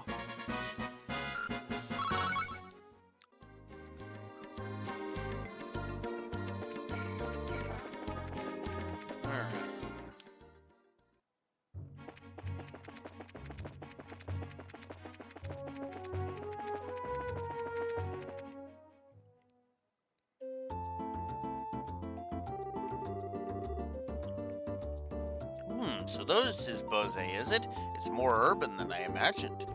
That building over there is Bose Market, no? Well, you seem to be quite knowledgeable. Are you sure this is really your first time in Liberl? Ha! I was smart enough to buy a tourist guidebook before I left. One published by your very own Liberl News, no less. A guidebook? Do they really sell such things? I don't know how to say it, but we live in a really convenient age. So do you intend to go shopping at the Bose Market now? Yep, and after doing a bit of window shopping, I plan to dress up and dine out. Note, according to the guide, there's supposed to be a 3-star restaurant in town. Right, the place we ate at it with the mayor, or... What I mean to say is, I guess this is the place.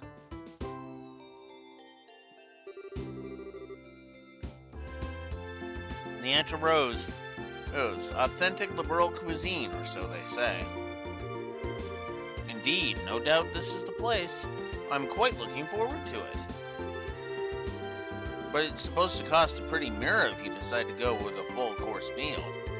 I'd have to recommend a normal bar any day over this. Worry not, my fair lady, I've brought sufficient travel expenses. And if that's not enough, I'll earn more with my superb skills. Superb skills? You're not talking about your songs and musical renditions, are you? Can you actually earn Mira with that crap? Jesus! What the hell? Well, guys.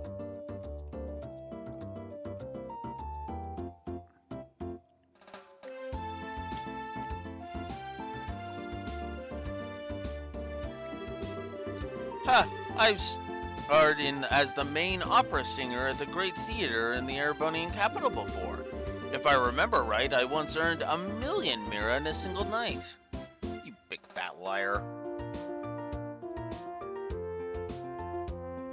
Actually, I can believe that. Alright, everyone, good work.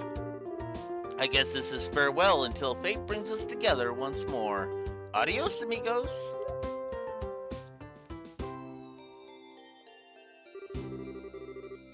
What horror have we unleashed upon this poor innocent city?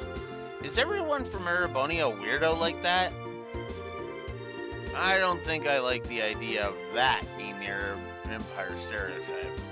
Huh? What I'm trying to say is that I think the majority of the people there are quite serious. I read in a book that their ethos respects the strong silent type. So what you're saying is that he's simply a weirdo because he's an artist? Now just hold up there, Estelle. If the artists of this world heard that, they'd be less than pleased. Let's see. We need to report the information we got to the general, got out of the general to Legrand. And it would be best if we let Mayor Maybell know about that too. So first we visit the guild and then the mayor's residence. Okay, let's get going.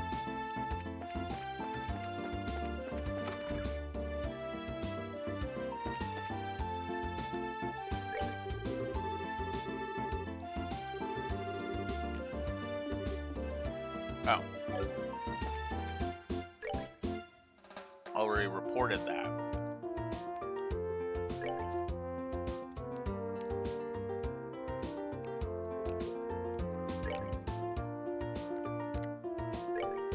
Oh wow, we've got some...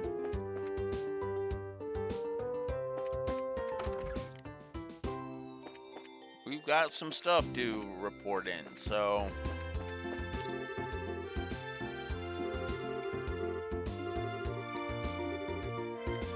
Plants, huh? Man, when they say that this is a high-class joint, they weren't kidding.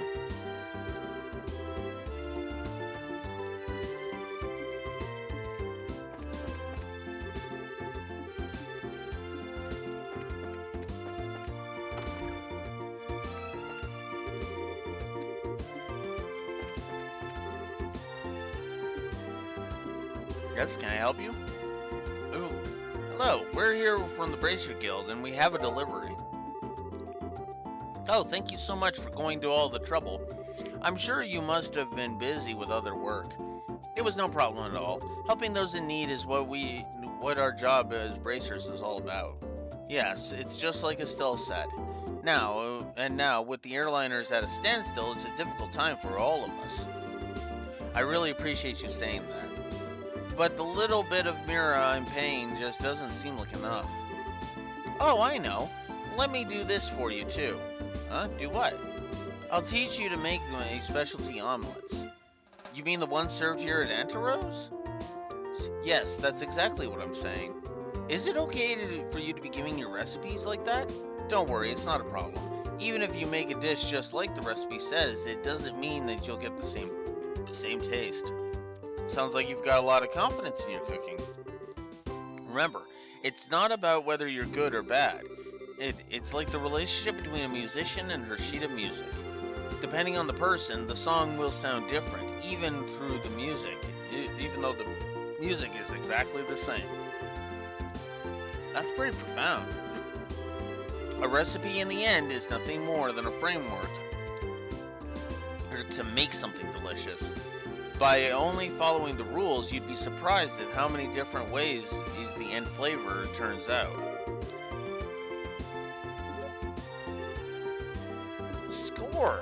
We'll have to give this a try later on. Estelle, now this is a little pre-cooking advice, so don't take it the wrong way, but please read the recipe before you try it. How rude. What are you trying to say, that I'm the worst cook ever? Then make sure you measure how much seasoning you put in it. A pinch of salt doesn't mean that you should drop a fistful in there, you know. I'll show you, fistful. Well, following the setup of any recipe is important, but enjoying what you cook comes first. Surprisingly, that's probably the best framework for any recipe. See? Now that's what I'm talking about. I totally agree. And thanks for the new recipe. My pleasure. Come and enjoy a bite to eat here every once in a while too.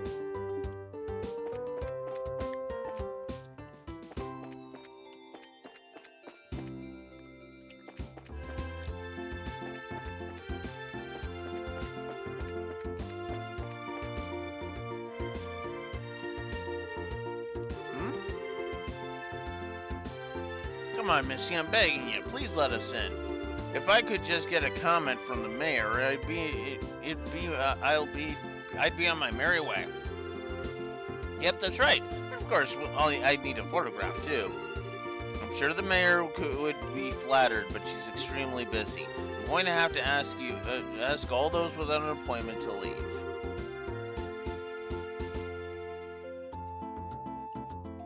Eve, I hope you understand the situation. Come on, please! For an incident this huge, we hardly know anything about the circumstances surrounding it, and I have an obligation to inform the readers. But, yeah, what about the readers? We can probably reach double the number if the mayor graced the cover. However, she said to be very beautiful after all. You're persistent, I'll give you that. Dorothy, why'd you have to go and say something like that? Huh? But it's you who was saying the same thing, remember?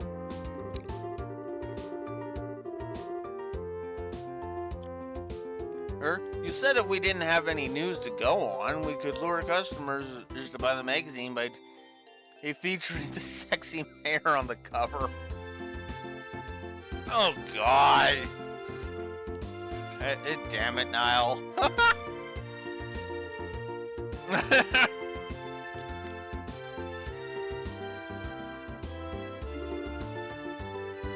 You idiot.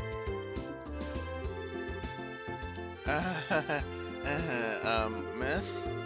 Well, aren't you two a couple of interesting visitors? I'll make sure to tell Mayor Mailbell about the details of our conversation. At the moment, however, I'm going to have to ask you to leave. Wait, this is a misunderstanding. Please leave. Fine. So are we going to be okay? Hey, not getting a photograph of the mayor then? Please, for the love of Adios and my sanity, just keep your mouth shut. Niall, wait for me!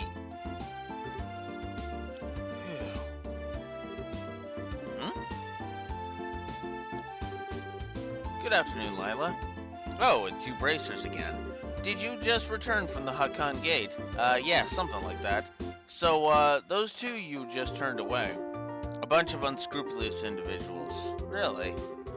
Those miscreants said they planned to use the mayor to make some quick mirror. But as long as I'm here to protect my mistress, I won't allow that to happen. Ah, I see. You're really serious about your job, aren't you? Deadly serious. That's because it's my duty. Anyway, why don't you all come inside? The mayor is waiting for you.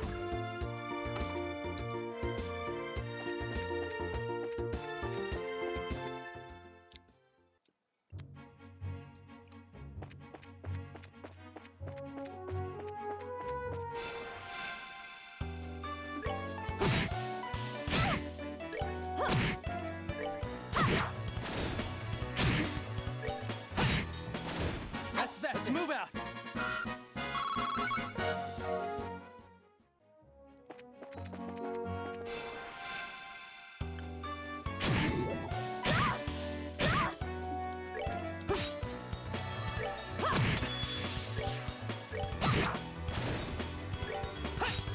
Oh, come on.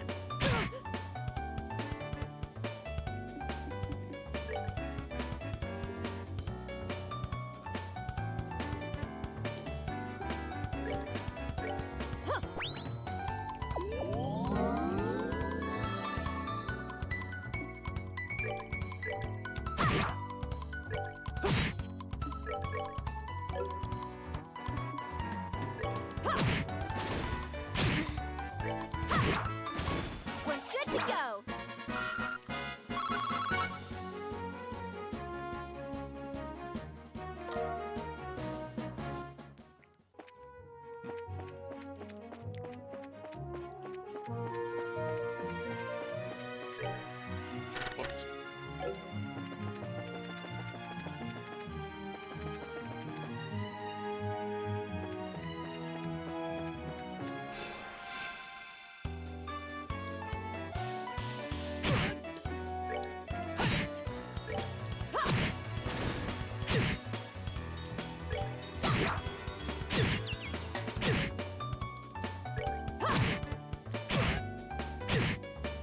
Wow, they are really tearing into Joshua. Jesus.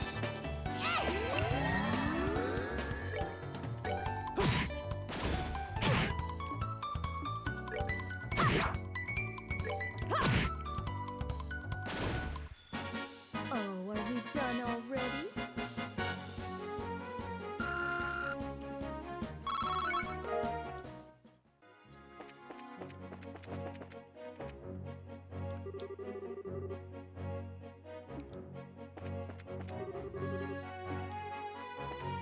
Well, there's a monster we needed to exterminate this way.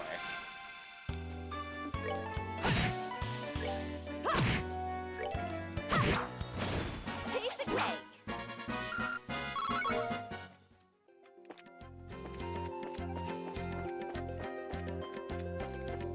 Now, if I can just find it.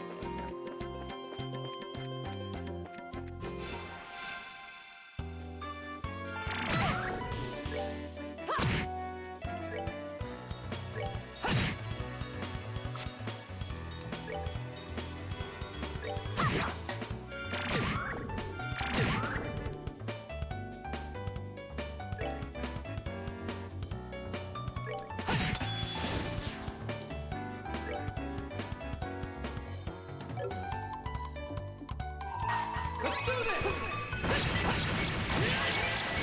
All right. We're good to go.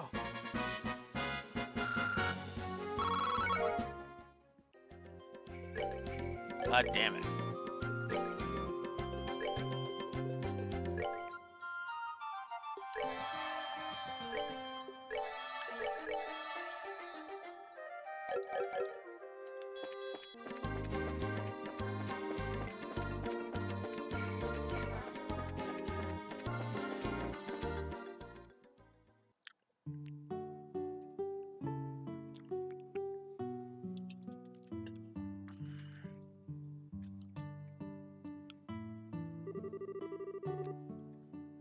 So this is Revenue Village, huh?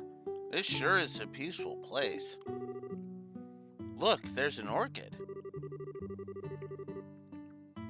The village is known for its production of fruit, but it used to have a rich mining history. I've heard that there's an old abandoned septium mine to the north of here. You seem to know a lot about this place. Have you been here before? Yeah, when I was training to become a senior bracer. During that time, I covered the whole kingdom on foot without an airliner. Why? An airliner would have been so much more convenient. Airliners are certainly convenient, but they only go to the 5 major cities. If you get used to their convenience, your attention won't reach other places. You should first travel on foot and see the places you should protect with your own eyes. It's pretty much the way your father recommended me to go about my training. Dad really said that? There's certainly the possibility that if an incident occurs in a place you're unfamiliar with, you could end up getting there too late. Also, it would be pretty advantageous to know the geography when chasing a criminal. That's exactly right. It might be a good idea for you two to take on that challenge if you have some time.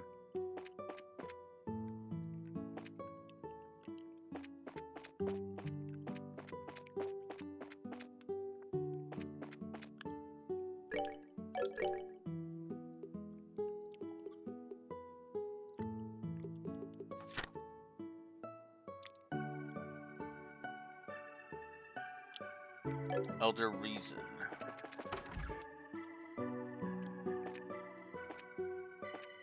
Gotta remember which one leads me to the Elder.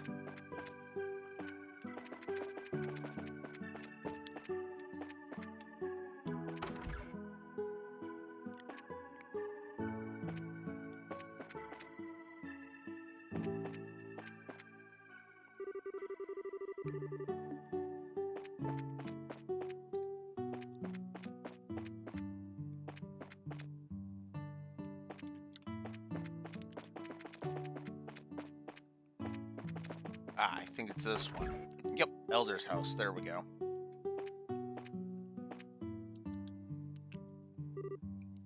Huh? Might you be the ones from the Bracer Guild? Did you see the request on the bulletin board? Yep, we sure did. This is wonderful. My name is Reason, and I guess you could say that I'm the elder of this village. As I'm sure you're already aware, there's been a vicious monster roaming the trail beyond the village. So, do you know what kind of monster is taking up residence in the area? No, I don't think anyone has gotten a good look at the thing. However, I think it may be one which lies in wait for its prey. When the mine was active years ago, this type of monster often appeared and harassed the workers. I see. So it lies in wait, huh? It's going to be a bit of a pain to find then. It looks like we'll just have to hit the trail and see if we can find out where it's hiding.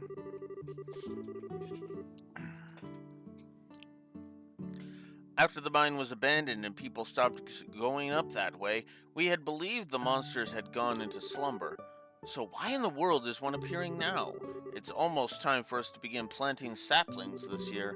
As a way to keep the villagers from worrying, I had Figaro standing guard at the gate and not told anyone else about the monster. Please exterminate the monster as soon as you can. Well, alright then.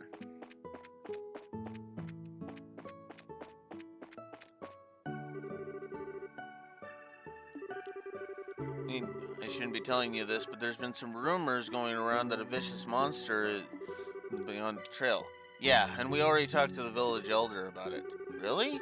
So does that mean you're with the Bracer Guild? Yep, that's right. Oh man, it's a good thing you're here. The season of plant saplings is almost upon us. It would help out a lot if you could exterminate the monster before things get really busy around here. Anyway, excuse me. Anyway, be cautious out there. Alright, let's do it. Let's find our beast.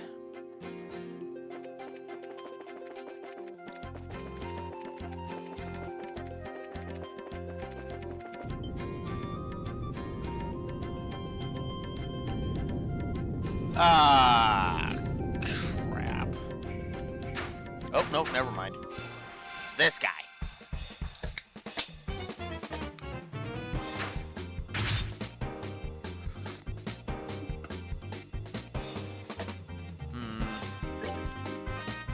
Alright.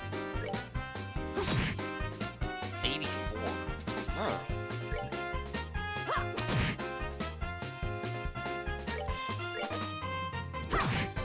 Nine. Oh shit.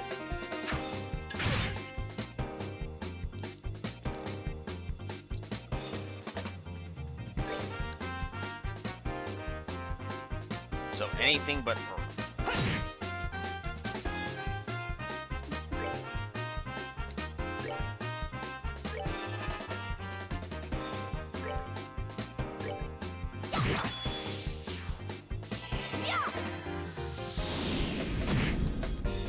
Ha, nice.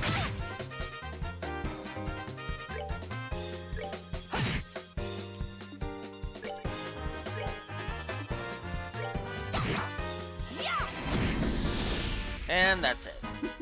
Seems you came up short.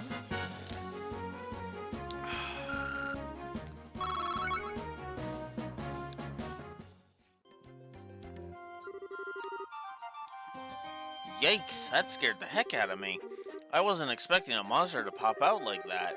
It looks like it followed the sound of our footsteps and then attacked us. It almost caught us completely off guard, too.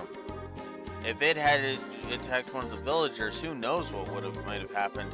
It's a good thing we took care of it before anyone else ran into it. Agreed. Anyway, we should go get back and report to the village elder. Right. Okay, let's go.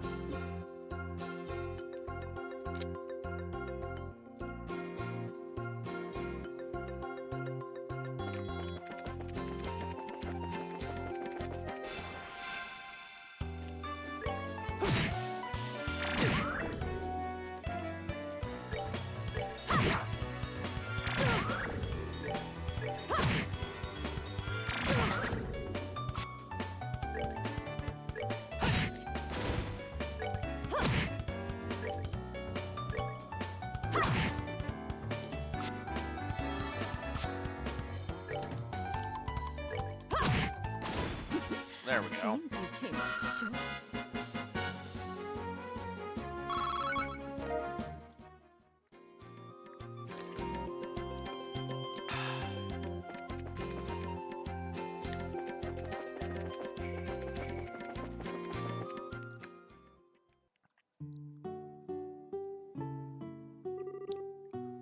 Oh, it's you guys.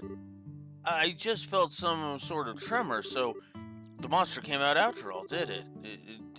The monster came out after all, did it? And we took care of it too. Are you serious? Yep, consider that monster exterminated. It was a bit feisty, but not a problem in the end.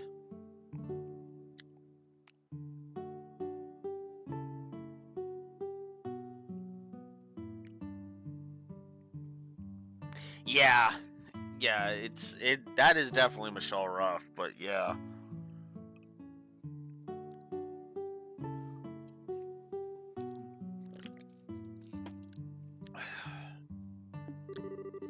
Thank you, Adios. This is wonderful news. It would have been a real mess if we had monster trouble pop up any later. I'll hurry and let the village elder know. You guys really did us a favor. I know there's not much to see in the village, but please enjoy the relaxing atmosphere. We'll do that, thanks.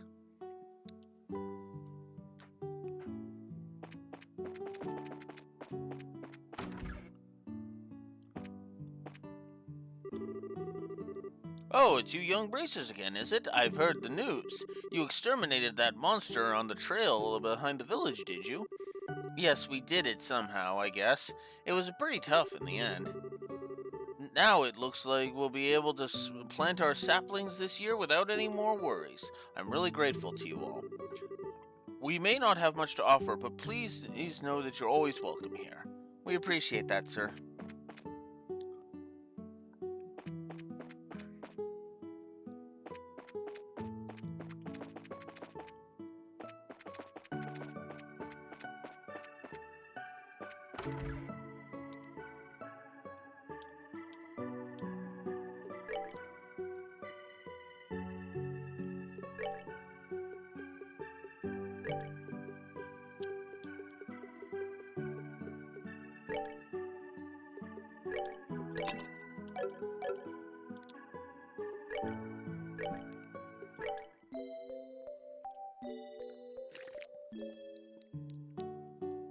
There we go.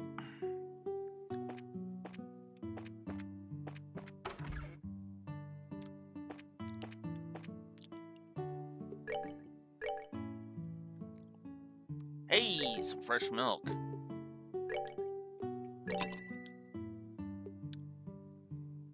Fresh eggs. Sharp cheese.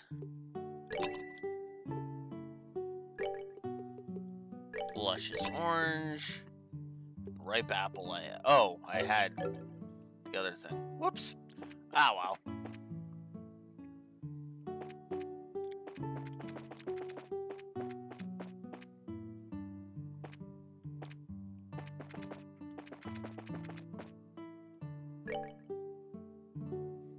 Yeah.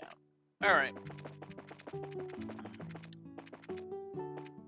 Let's head back.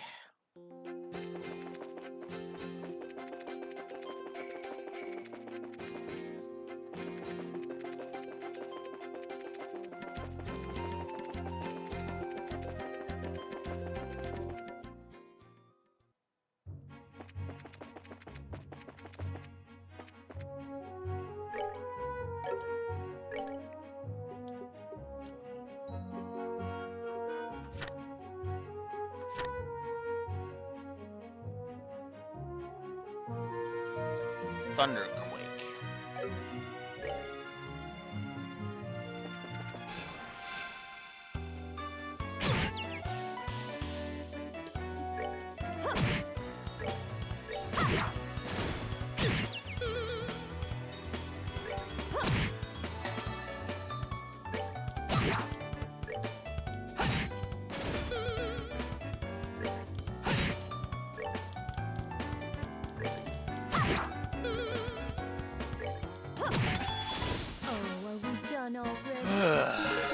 There we go. Oh wow, everybody leveled.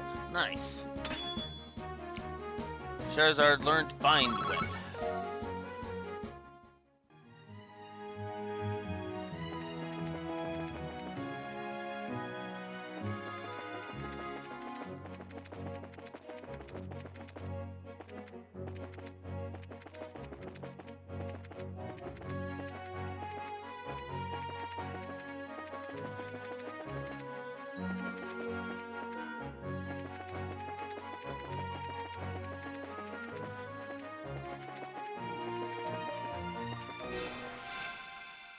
Whoops.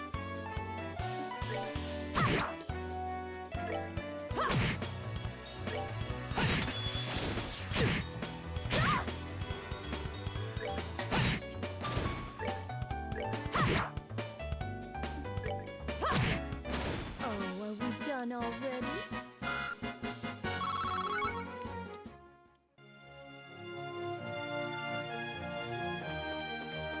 Nice.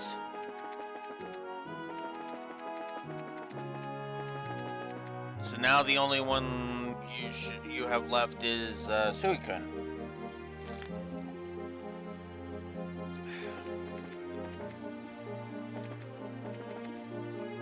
For this round, anyway.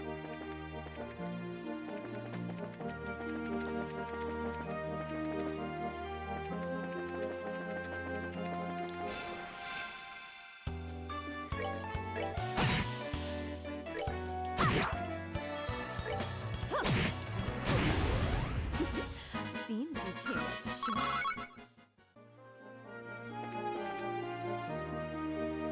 Yep.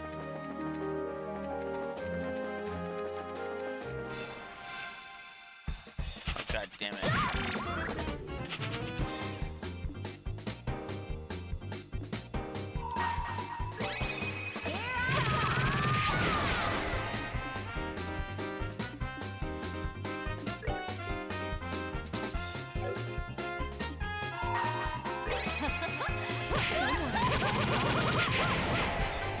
Oh, are we done already? 108 per shiny palm.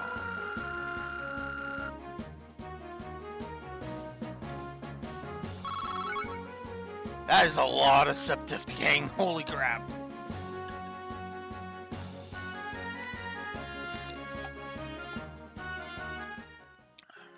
I want to see something, actually. Yeah, it's items.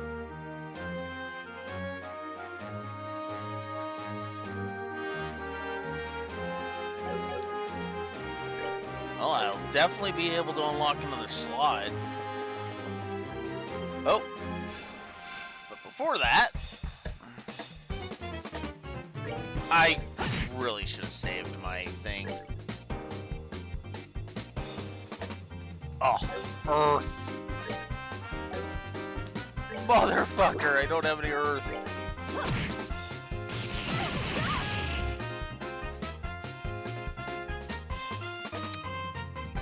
Ooh, that stings.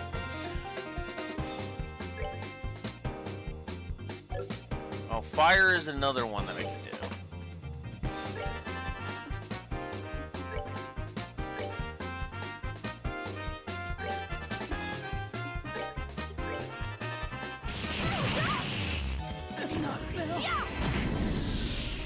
Well, shoot.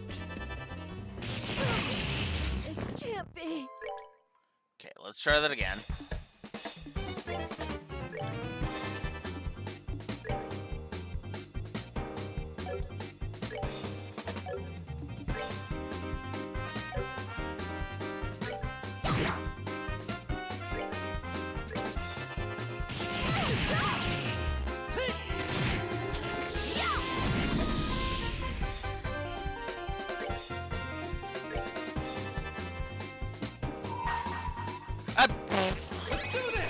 Shit! I didn't mean to do that.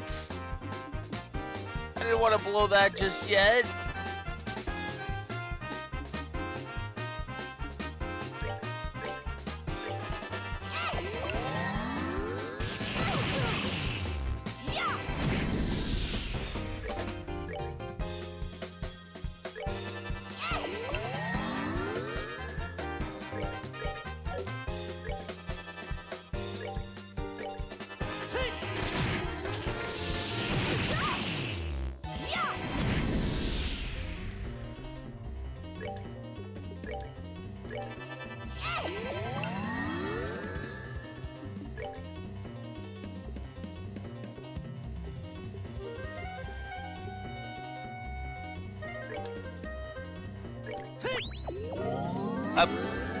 Wrong person to give that to.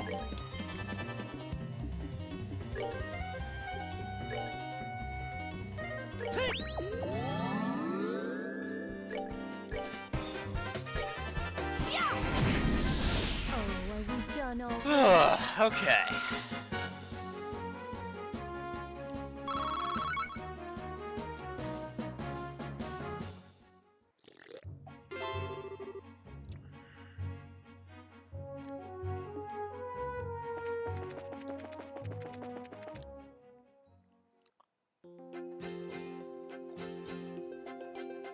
Crone Trail? I don't need to go to the Crone Trail right now. I got turned around.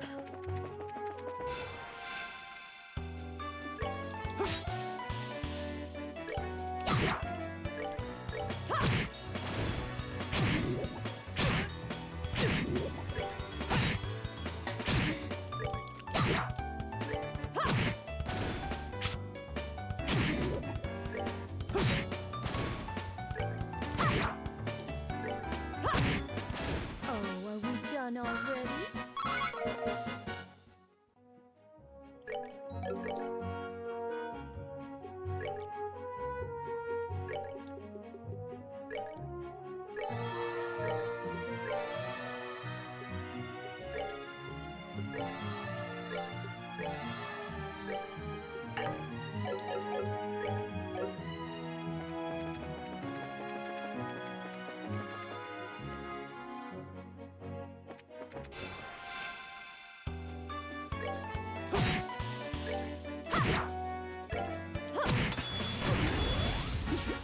Seems you came up short.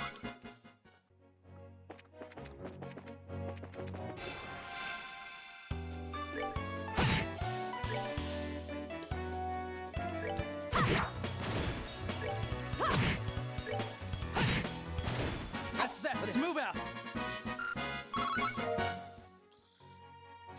Okay.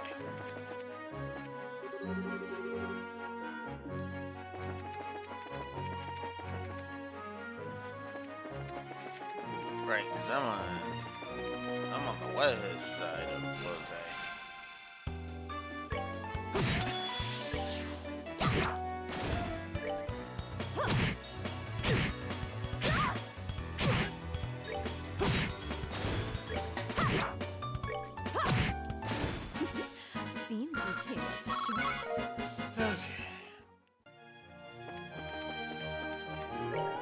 guess I can check my recipes. I got 2 that I can make right now.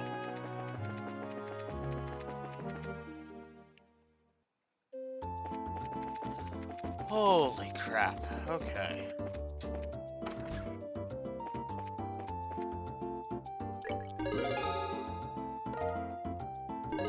Monster, Ingredient Seeker, West Bose Monster. Alright.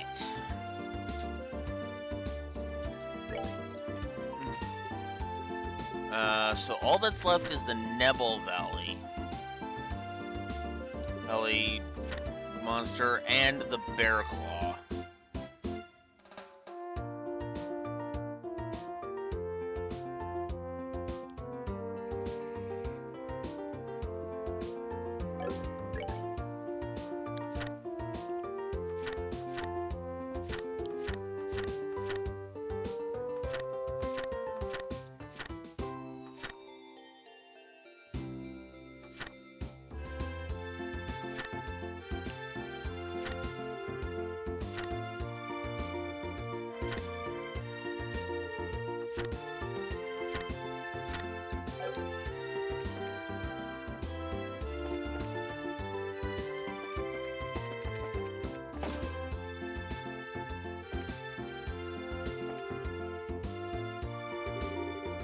Can I help you find something? My medicine works wonders. We came here after seeing something posted on the bulletin board at the Bracer Guild. Could you by any chance be Spence? Oh, you're the Bracers, huh? Are you? I've been waiting for you to come. Guess we can dispense with the formalities then. I understand you're trying to find places where the bear claw grows, correct? Yes, the bear claw is a medicinal herb that's difficult to find in these parts. Up until now, I've been having them shipped from Roland, but just recently I was asked by Father Holston to prepare a new medicine.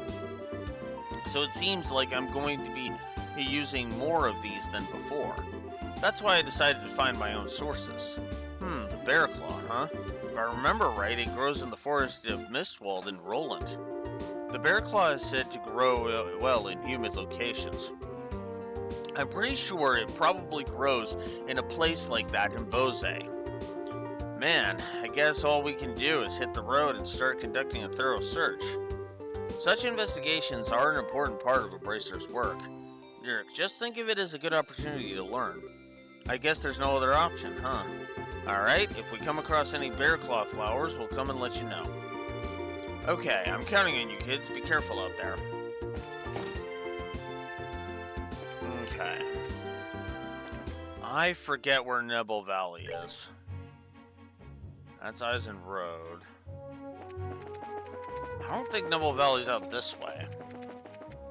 Actually, no, I'm pretty sure it's one per location, and Hakan Gate is the east. Ravenue is the... Oh. There might be 2 then. Actually, no, yeah, east was where it was, wasn't it? Or was it to the south? Okay, you know what? Let's shift screens and check.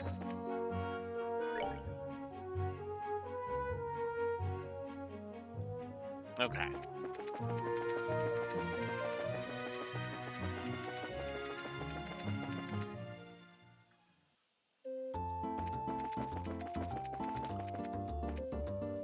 We'll head south then.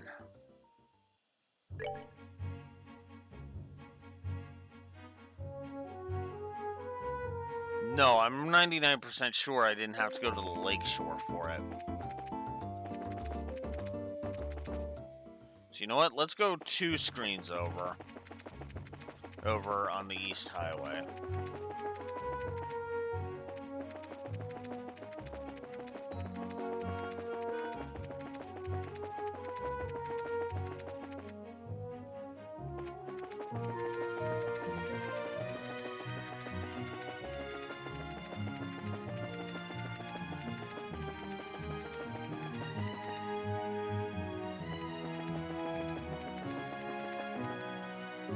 There it is, Nebel Valley.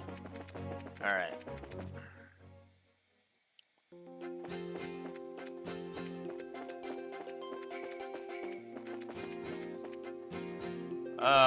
that's right. Nibble Valley sucks.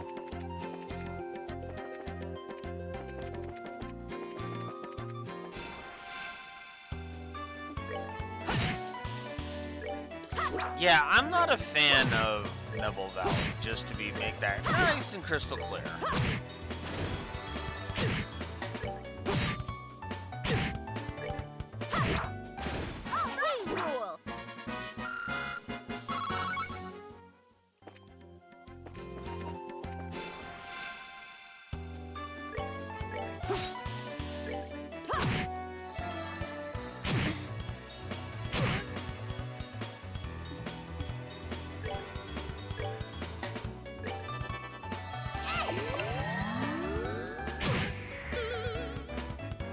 Really?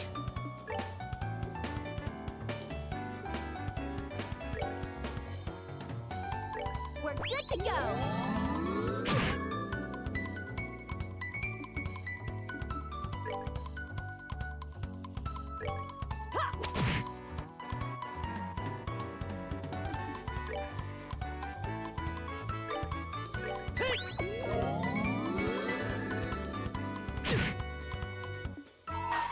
Ah, crap.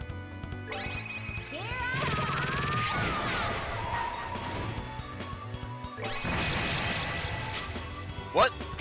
Whoa, what the fuck happened there? That looked like nothing happened. What the hell? No. It can't be.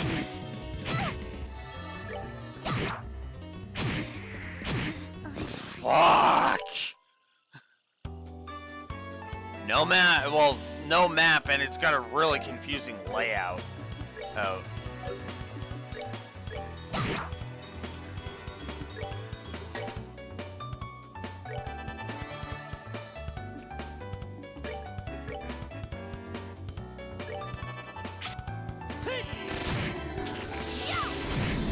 There. Enough of your freezing shenanigans. No, I didn't mean to run. Ah.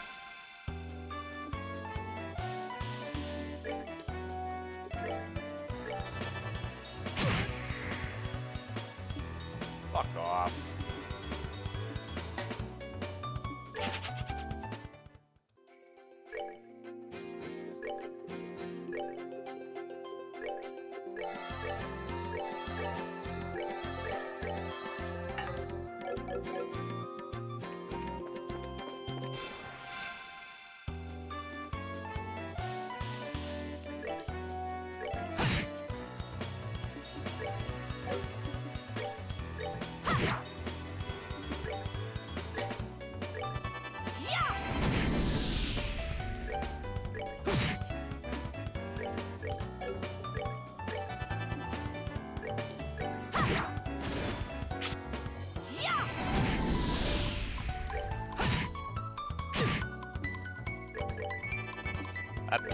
Whatever.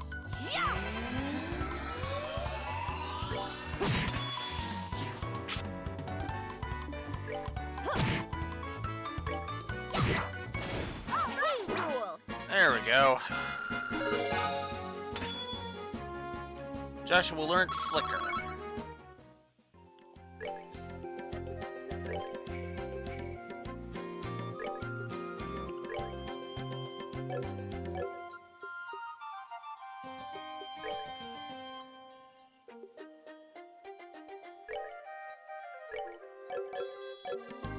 Yeah, that'll be for later.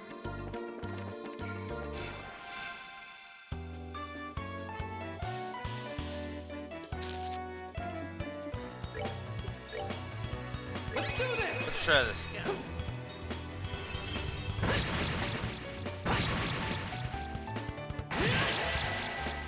There. I don't know what the hell is with the glitchiness of the S-crafts. This and this one.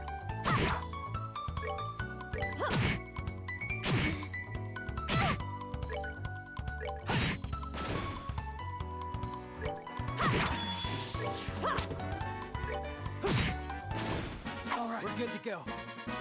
Okay.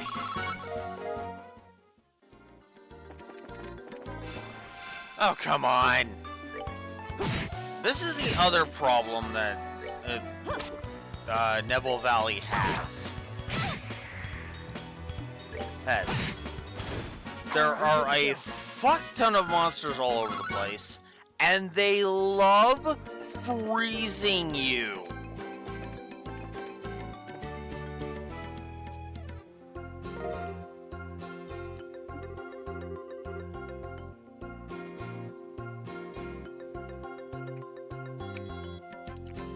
Phew, after all this walking, we finally found the dang thing. Yeah.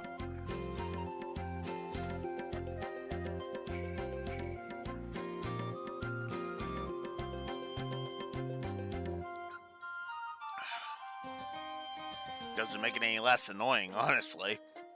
Now all we gotta do is tell that old man in the Bose Market about this place.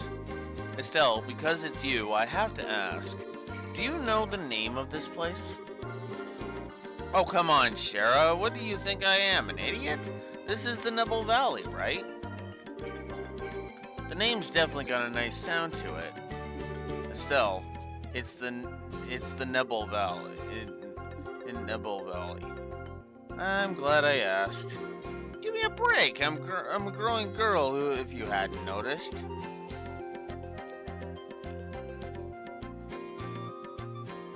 I'm not sure what kind of excuse that's supposed to be. Alright, let's get back to work on us. Come on, let's get out of here. Unbelievable. I might have missed something, but it's like, didn't she say it correctly? Or is that a translation snafu? Where she technically got it wrong.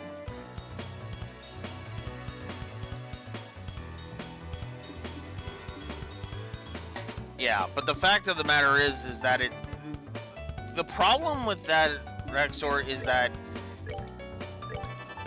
it feels like something that should the kind of game design where it's like, oh hey, you jumped in the wrong spot. That sucks to be you, die. It's like, oi. It'd be one thing if like one or two enemies were, had a freeze fetish and they, didn't really come in packs. But then you get this area which just has like almost every trash mob do it.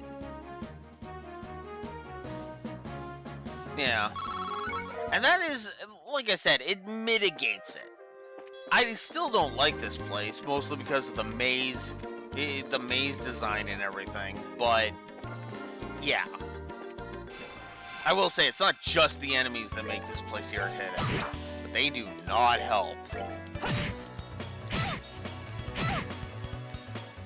Combine that with the fact that they hit like a fucking truck.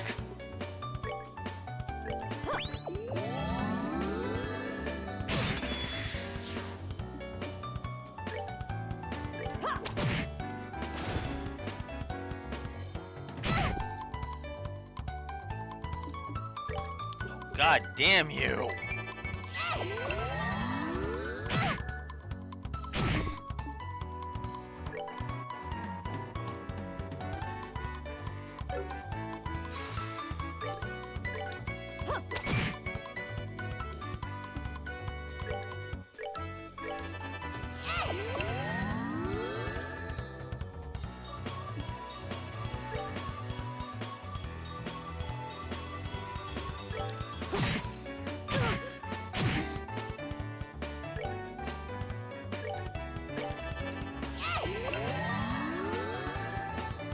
Stop healing yet?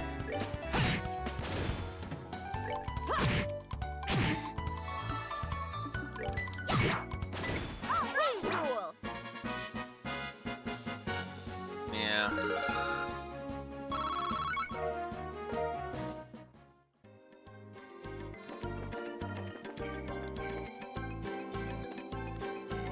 Fair enough, but yeah.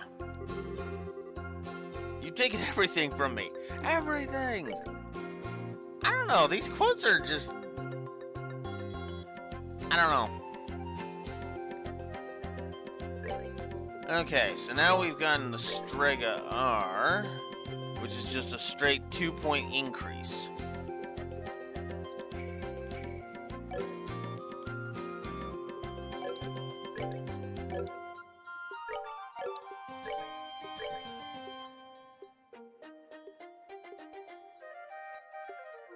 Oh, you had work boots. Okay. In that case, I'll give you those. I'll give the Strega R's to Estelle. And I'll give work boosts to Shara. There we go. Huh. I wonder if this spot will be for anything later.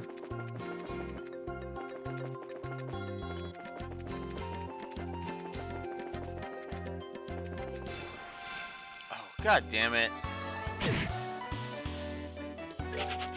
No, I'm not dealing with you. Not until after I heal.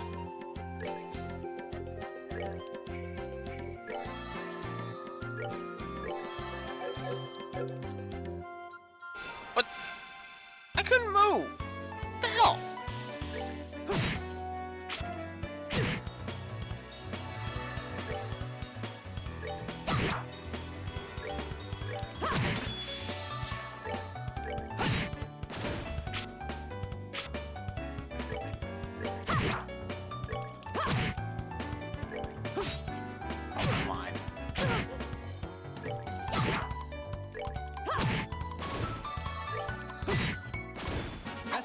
Okay.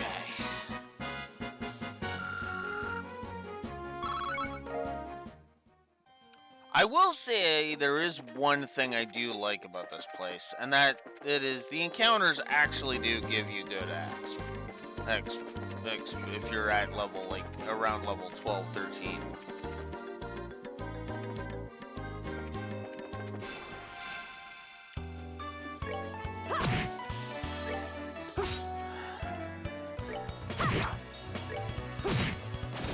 That's that. Let's move out.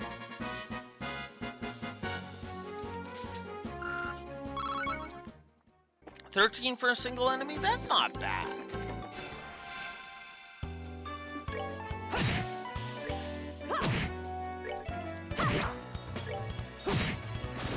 All right, we're good to go.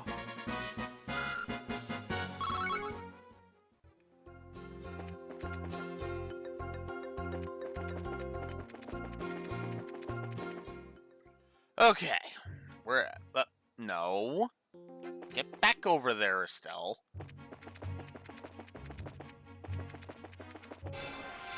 God damn it. That's that. Let's move out.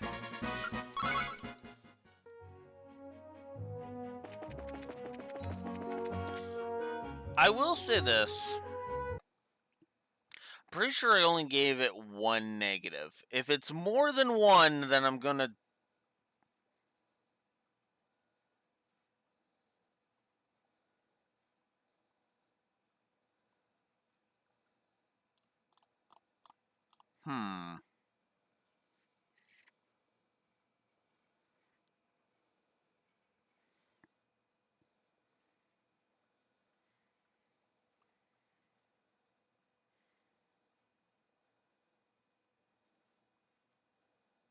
No.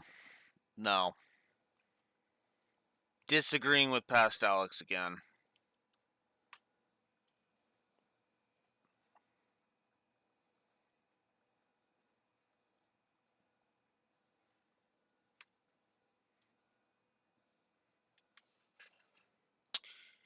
He gave Nebel Valley 2 negatives. I'm reducing it to 1. 2 is too unfair. It's too unfair.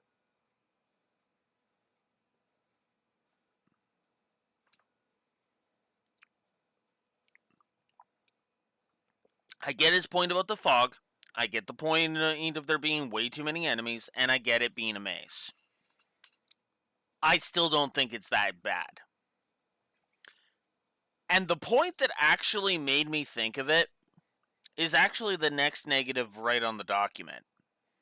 Because the next negative because the next negative after that was a negative. The only negative I had given past. I hadn't given another negative past that point until King Penguin, which had gotten only one negative. I remember that fight being really bad. So no, I'm not willing to say Nibble Valley is worse than King Penguin. Even hypothetically before we get there, I'm not willing to say that.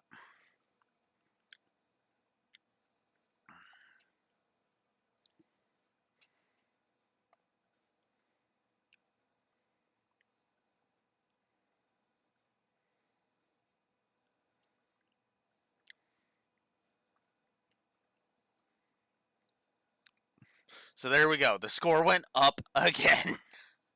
Plus 10 to gameplay now. It's slowly inching its way up.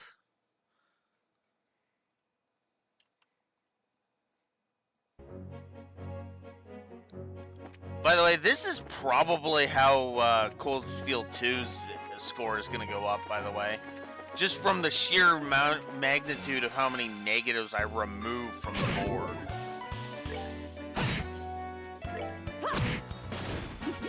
Seems you came up short. Like, straight up. Hell, that might even be what ends up happening when we get to, like, to other stuff. I'm actually surprised I've come up with more positives. I'm standing behind the increases I've done, especially the doodad usage. Oh my god, what the fuck? Okay, so all I can say to past Alex on that one.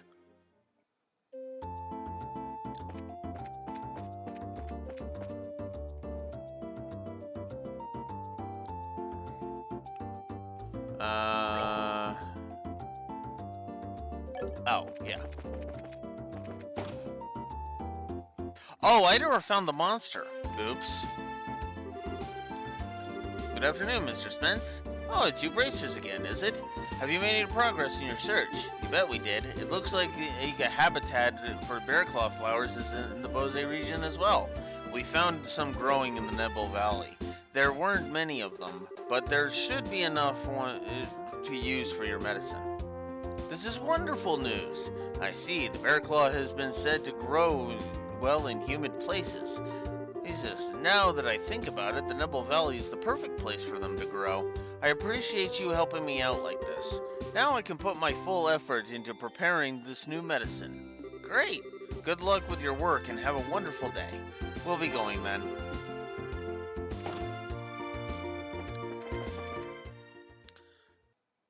Oh, wait. Hang on.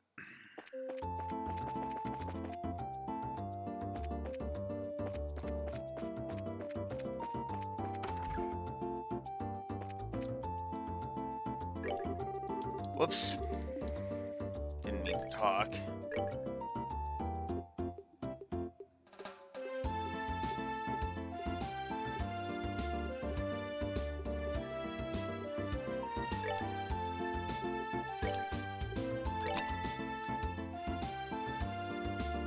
Five?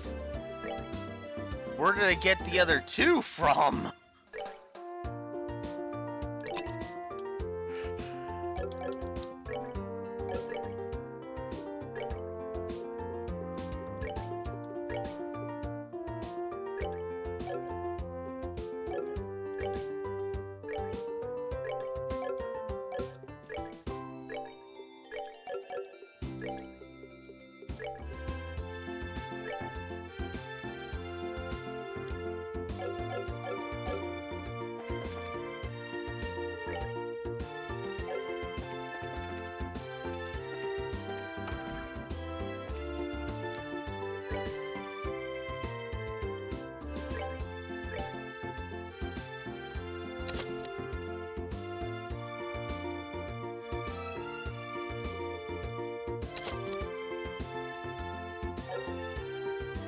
I really shouldn't have done that, but whatever.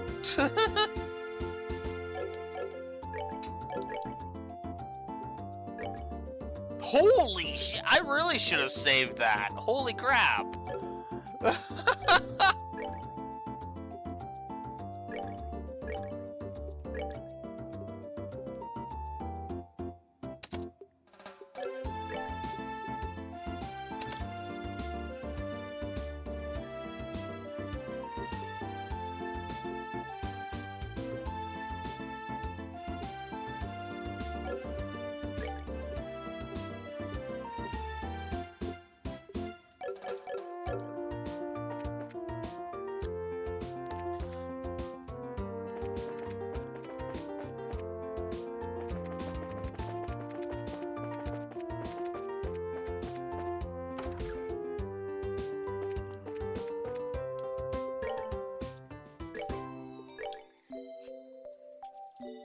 So, yeah, like I said, my disagreement with Past Alex is Nebel Valley, not a double negative. Hell no. I don't like Nebel Valley. I stand behind that statement. 2? That feels like too much. Which is hilarious because that's like, what, the 5th time I've said it I've been asking what the fuck from Past Alex. Looks on the old review. I guess that shows just how much a person's opinion can change even in 3 years. Because I know at the time that made sense to me.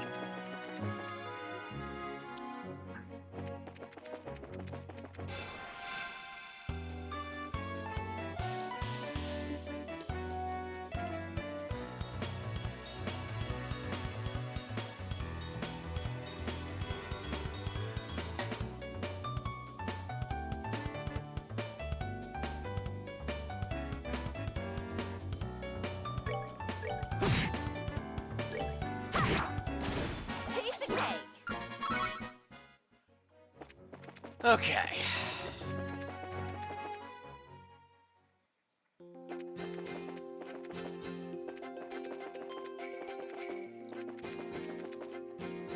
What?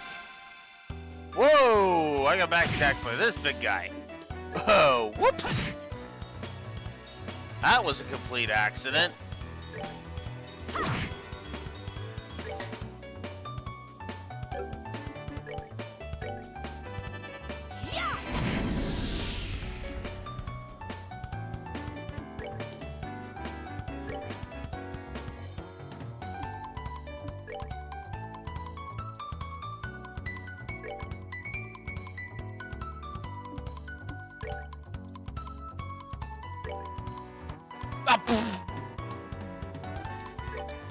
Crap.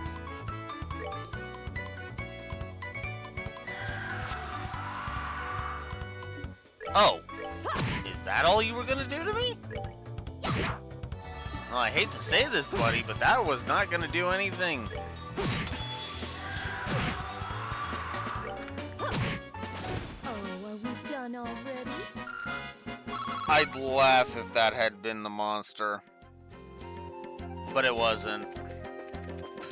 I didn't think it was, to be clear. I was like, there's no way. Not an enemy that's that easy to defeat. Even if I didn't have the lighter on, that would still be a pretty easy fight.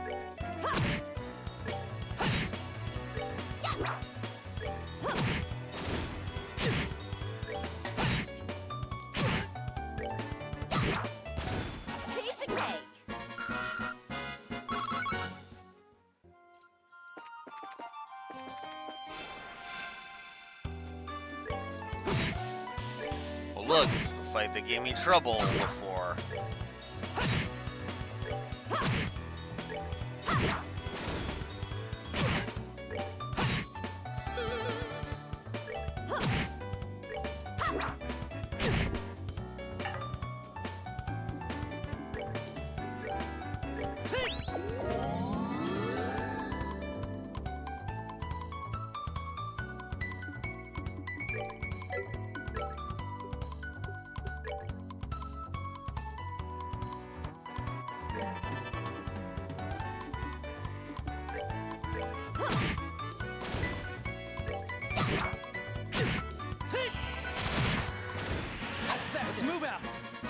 Okay.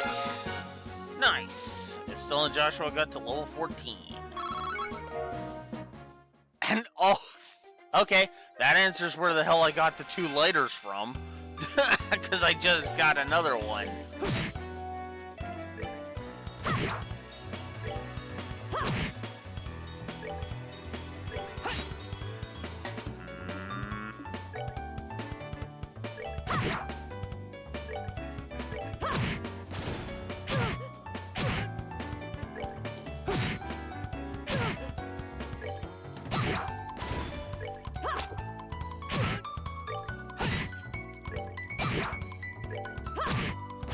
Oh, are we done? Okay.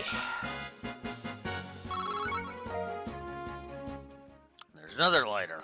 Okay,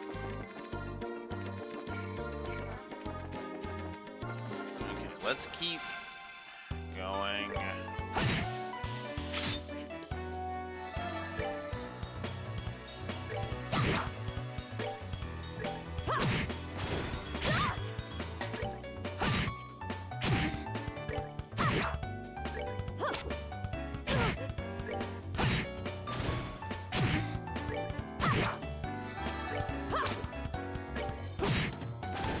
Alright, we're good to go. The Nibble Valley Monster.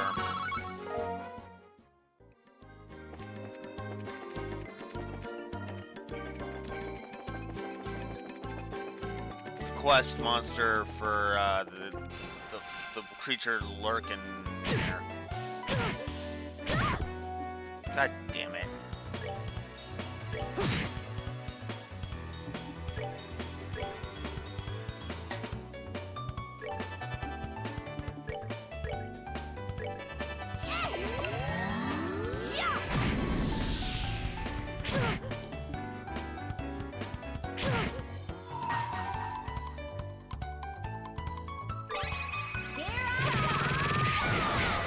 Goodbye.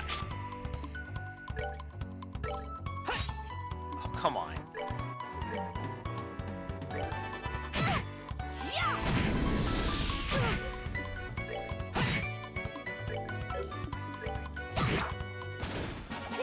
Okay.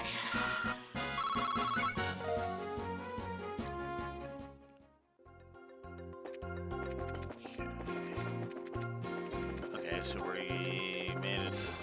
Ah, God damn it! This is what I mean by the enemies being too plentiful. It's like, ah! It can't Oh, be. God damn it! Really? We're good to go.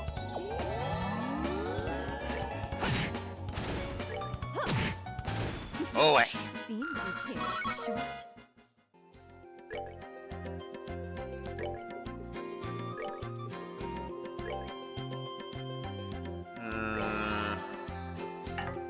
Oops.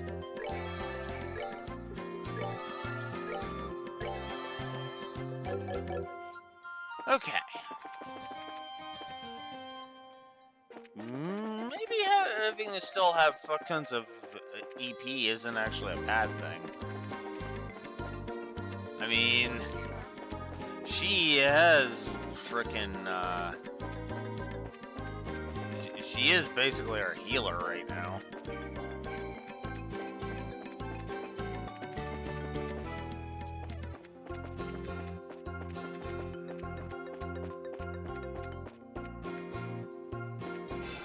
Ah, god damn it!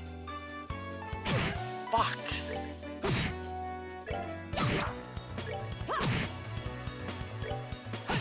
Yeah, I'm starting to feel that triple for the fucking enemies beelining to you. Ooh, crap. There was a bridge. That changes the whole thing.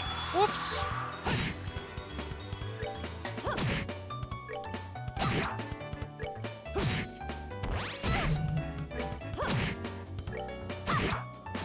We're good to go.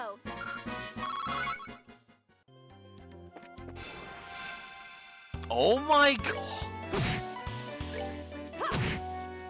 Ah, come on. Ugh.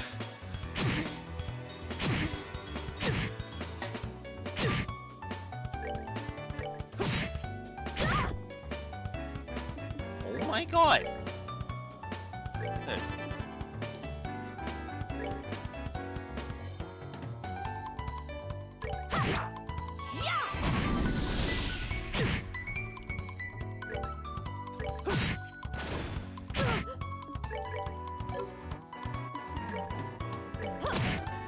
Oh, are we done already?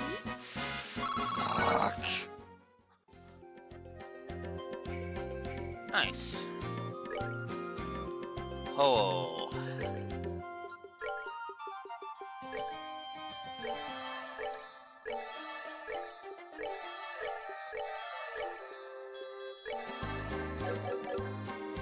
Okay. Fuck off.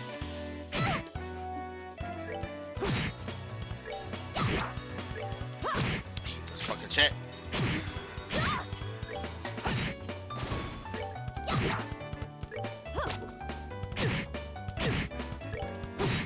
Yeah, we're keeping the accuracy and evasion issues. Jesus. Piece of cake.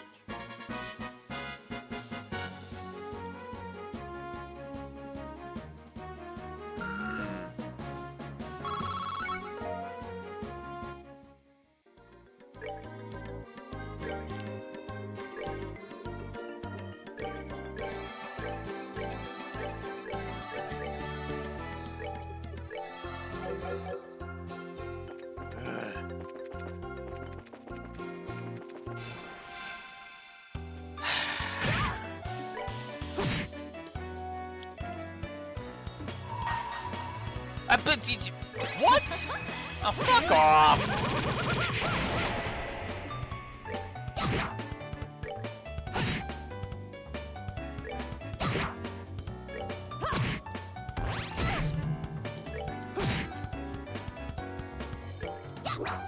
Oh, come on. Oh, are we done already?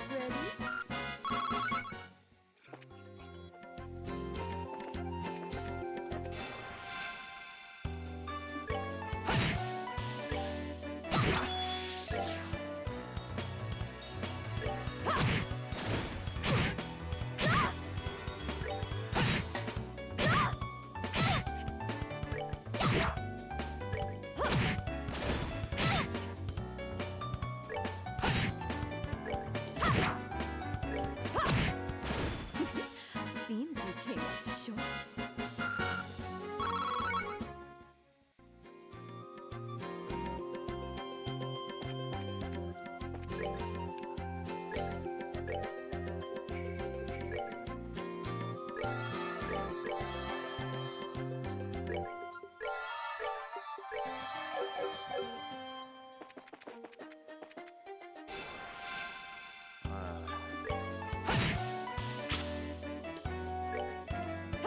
Only got 5 heals left, damn it.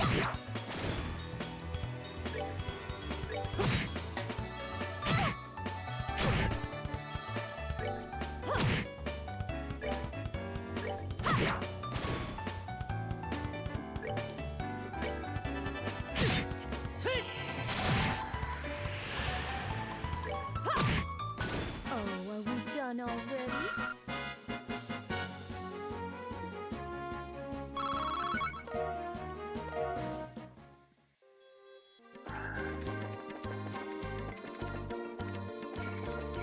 Where are you? Damn it.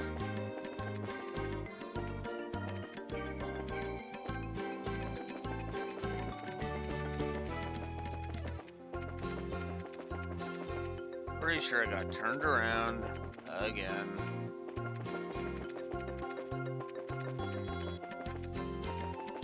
There it is. Now if this fucking Yeti can just get out of my way. Hey, with his mantis fuckers. Take your mantis hose and fuck off. You Yeti fucker. We're good to go.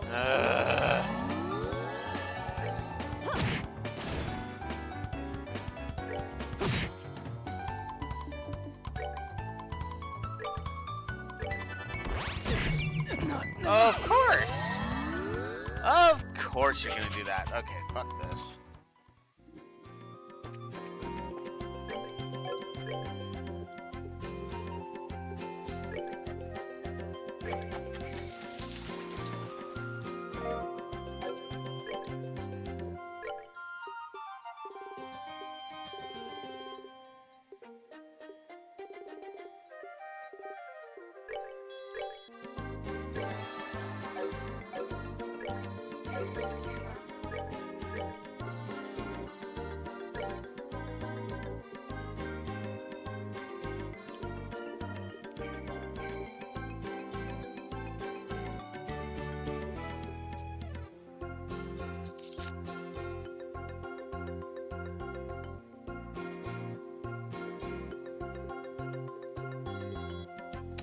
Yeah, we'll do that.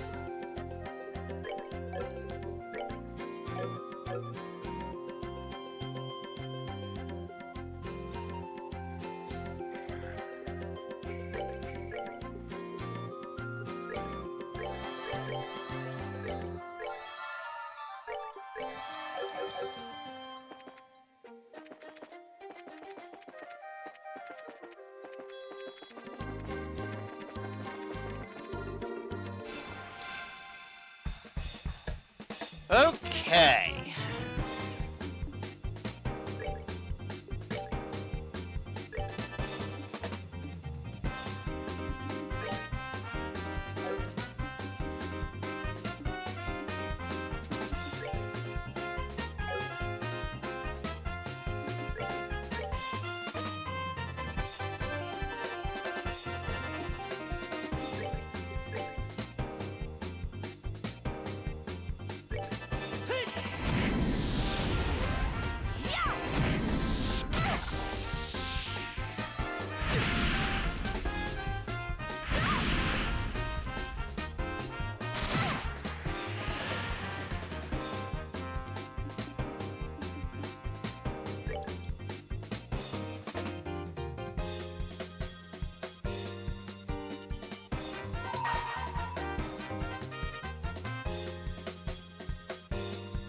That one's fire, that one's water, and that one's water. Alright, well, we'll get rid of you.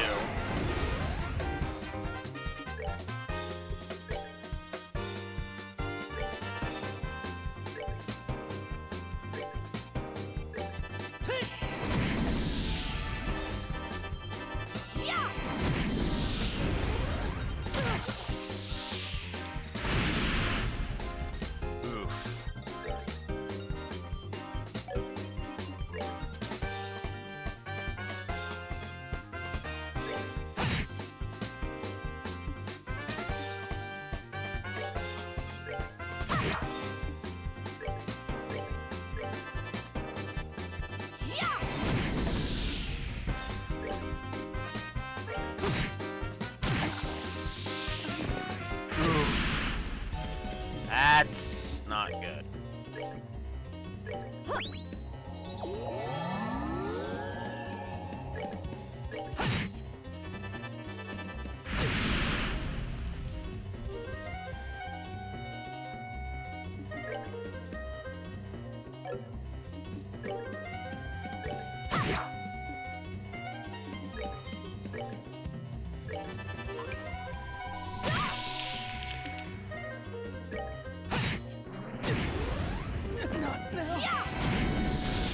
Ah! Done already?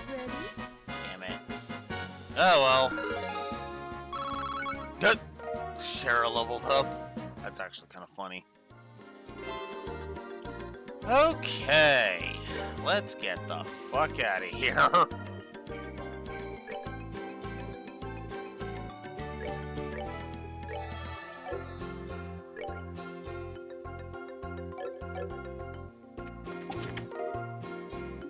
Guitars. All that for a weapon for Joshua, which is not bad at 9 extra damage and extra stats. I feel so empty.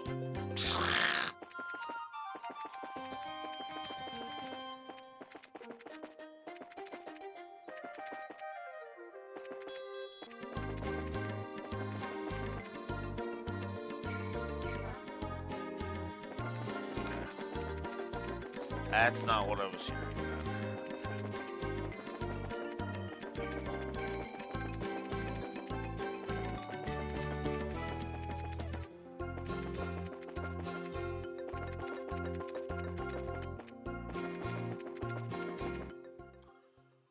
Oh, okay.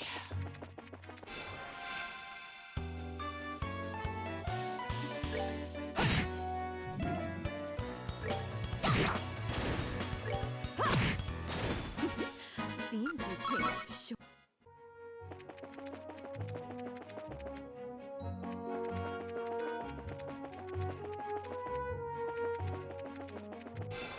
Oh, come on. That's that. Let's move out. Oh, come on!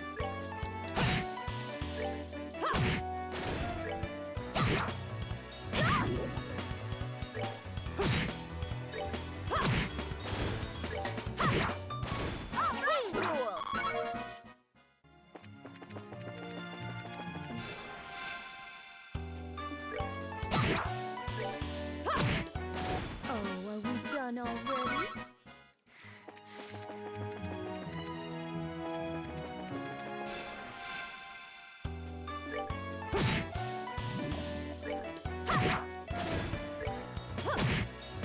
Oh, are we done already?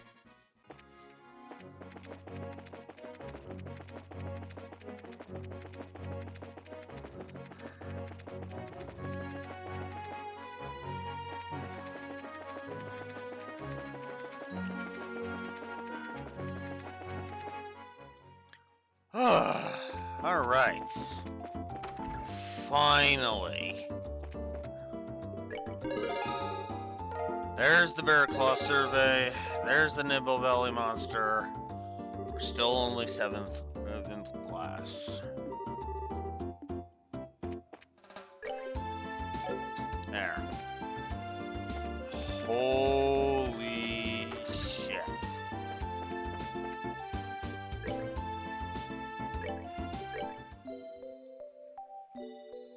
Ugh.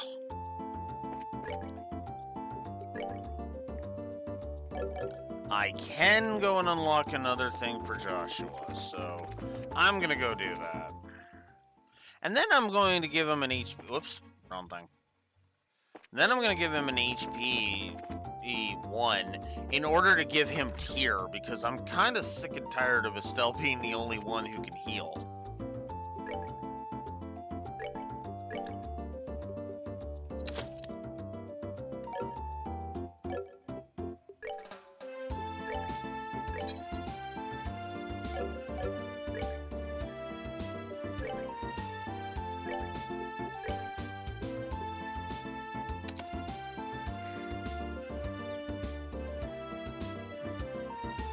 There.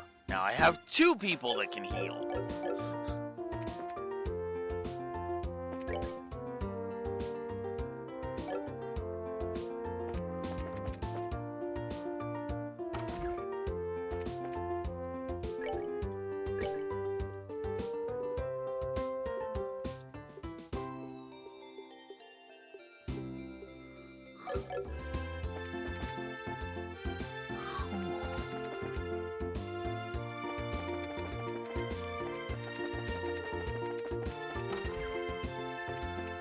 Okay. Oh, it's you kids. So, did you find out anything about the incident? You bet. Valuable information at that. Relay. The Sky Bandits and the Kapua family. You're right, that is valuable information. It looks like you will be able to decide on a policy for the Bracer Guild related to this. However, I'm surprised to hear that General Morgan is an even bigger Bracer hater than I had originally thought.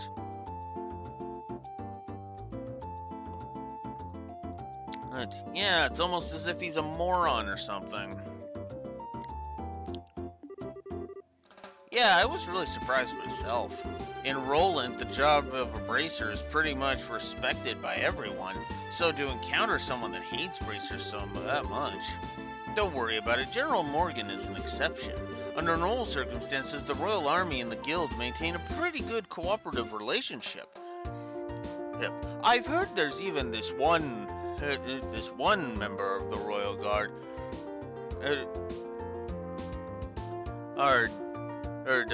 Julia, I believe.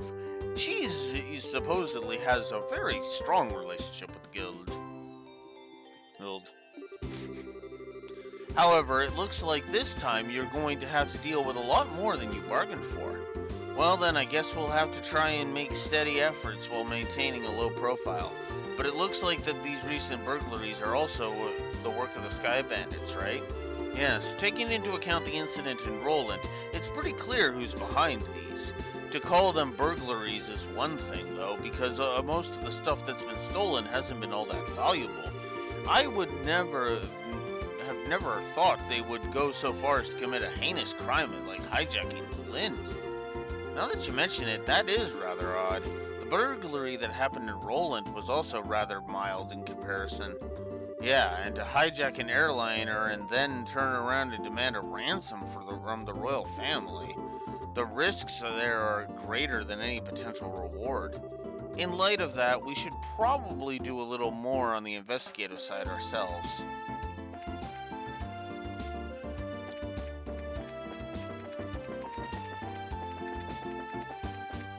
Well, we know somebody else is expecting us, so let's go ahead and talk to her. Glad to see you all again. Mayor Maybell has been excitedly awaiting your report.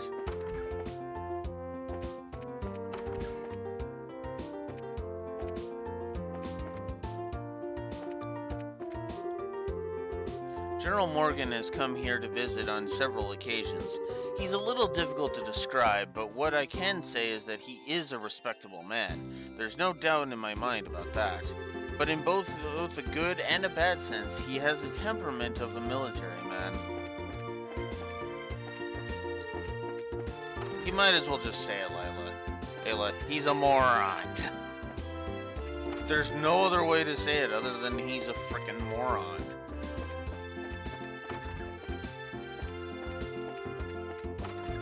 There we go.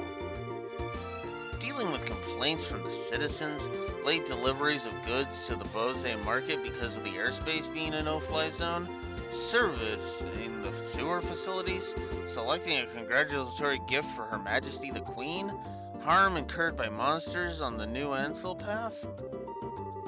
When will all this paperwork finally end? Hello? Oh, you're back already? You look pretty busy, so would it be better if we came back a later time? No, you're fine.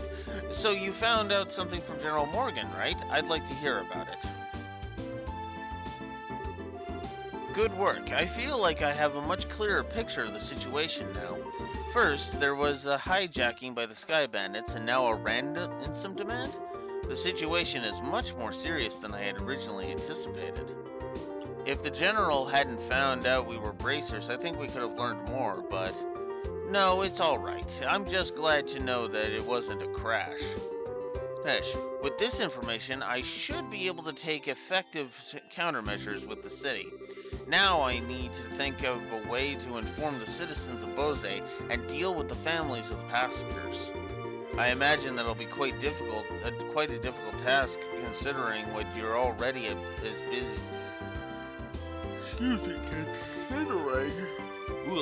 Considering that you're already as busy as you are. Well, that's just the duty of a mayor. And since the identity of the Colonels is now known, may I ask you to continue your investigation of the incident? Of course, that was our plan to begin with. We've already had a run-in with these Sky Bandits before, and I'll wager the honor of the Guild that this is one group we cannot simply leave up to the Royal Army. Yeah, that's for sure. There's Dad to find, and then we need to deal with those Sky Bandits once and for all. Huh? What's with the look, Joshua? I was just thinking, and no matter which way I look at things, I just can't believe it. What can't you believe? That Dad could get beaten by a bunch of Sky Bandits. basing my judgment on the ability of the group that appeared in Roland. I'm in agreement with you there. Cassius could have easily dealt with the group of that caliber. Come on, Joshua, you too, Shara. You're giving him way more credit than he deserves. He's pretty good, I'll give you that, but I think it would be a bit of a stretch to take on an entire group. Do you mind if I ask you something? Are you trying to tell me that your father was aboard that airliner? Oh, didn't I mention that? I'm embarrassed to say it, but yeah, he was. Not to mention he's a bracer too. His name's Cassius Bright. Did you just say Cassius Bright? Yeah, why? Do you know know my dad or something? I've never met him in person, but I've heard a great deal about him. I'm sorry, I just don't know what to say. But we might be able to use this to get some information from the Army. Excuse me, Mayor? I'm very sorry, and I can empathize with what you must be going through. If there's anything I can do to help you clear up this incident, then I'm at your disposal. If there's anything you need, please don't hesitate to ask. I wonder what's up with the mayor. As soon as we mentioned Dad's name, she got all surprised. You're right. Hey, I guess I can imagine where she's coming from.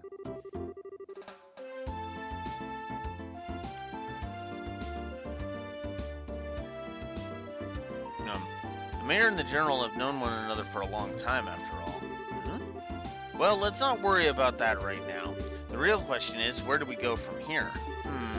Just searching around blindly for an airliner or sky bandits probably won't amount to anything, right? I mean, if that's all it would take, then the Army would have found them a long time ago. Huh? What's the matter with you two? Estelle, you've matured. If it had been the same as before, you probably would have said something like, let's just comb the entire region. I mean, yeah, but I mean, she can understand that.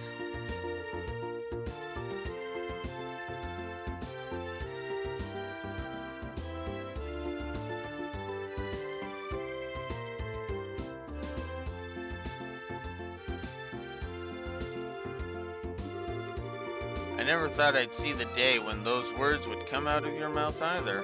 My heart is too full of emotions for words. So what are you two trying to say? You can be so rude sometimes, I hope you know. We were complimenting you, Estelle, seriously. Unfortunately, unlike Roland, the Bose region is enormous. I'm really hoping for a clue right about now. Clue, huh? Oh right, wasn't that Niall and Dorothy we saw in front of the mayor's place earlier? He seemed pretty starved for a story, but he's gotta know something by now, right? It's true he arrived in Bose a little before we did, so I think it may be worth talking to him.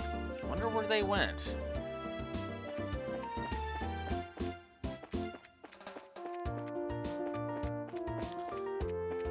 Alright, well, I think what I'm gonna do is to keep this from getting ridiculous, to keep this run from being ridiculously short, I think this is where I'm going to chop off for the day. We made quite a bit of progress. This Metalivier,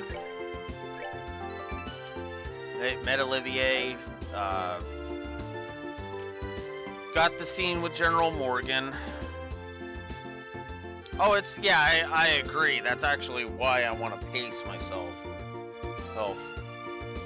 Because, again, you know, we've got over a week before the remake comes out. So I'm like, yeah, I don't really want to... I don't really want to push it. I mean, I technically can stall out with the demo, but even then, I'm like, eh.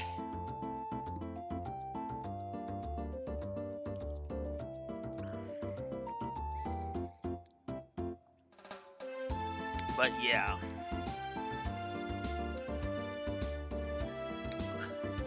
The prologue in Reverie on Abyss. I could do that, just as a bonus, little bonus thing. Yeah. We'll see. We'll see if push comes to shove. When push comes to shove, we'll see where we're at when we get to the final chapter. Because that'll be like basically once we start up the tournament in chapter 5, that's when we'll basically be determining, how things go. Anywho, tomorrow at 9 a.m. Central Standard Time, we'll find Dorothy and Niall and see if we can't get some more information on that airliner. Until next time, this is Blue Wolf Alex of the Lore Walkers signing out. Have a good one.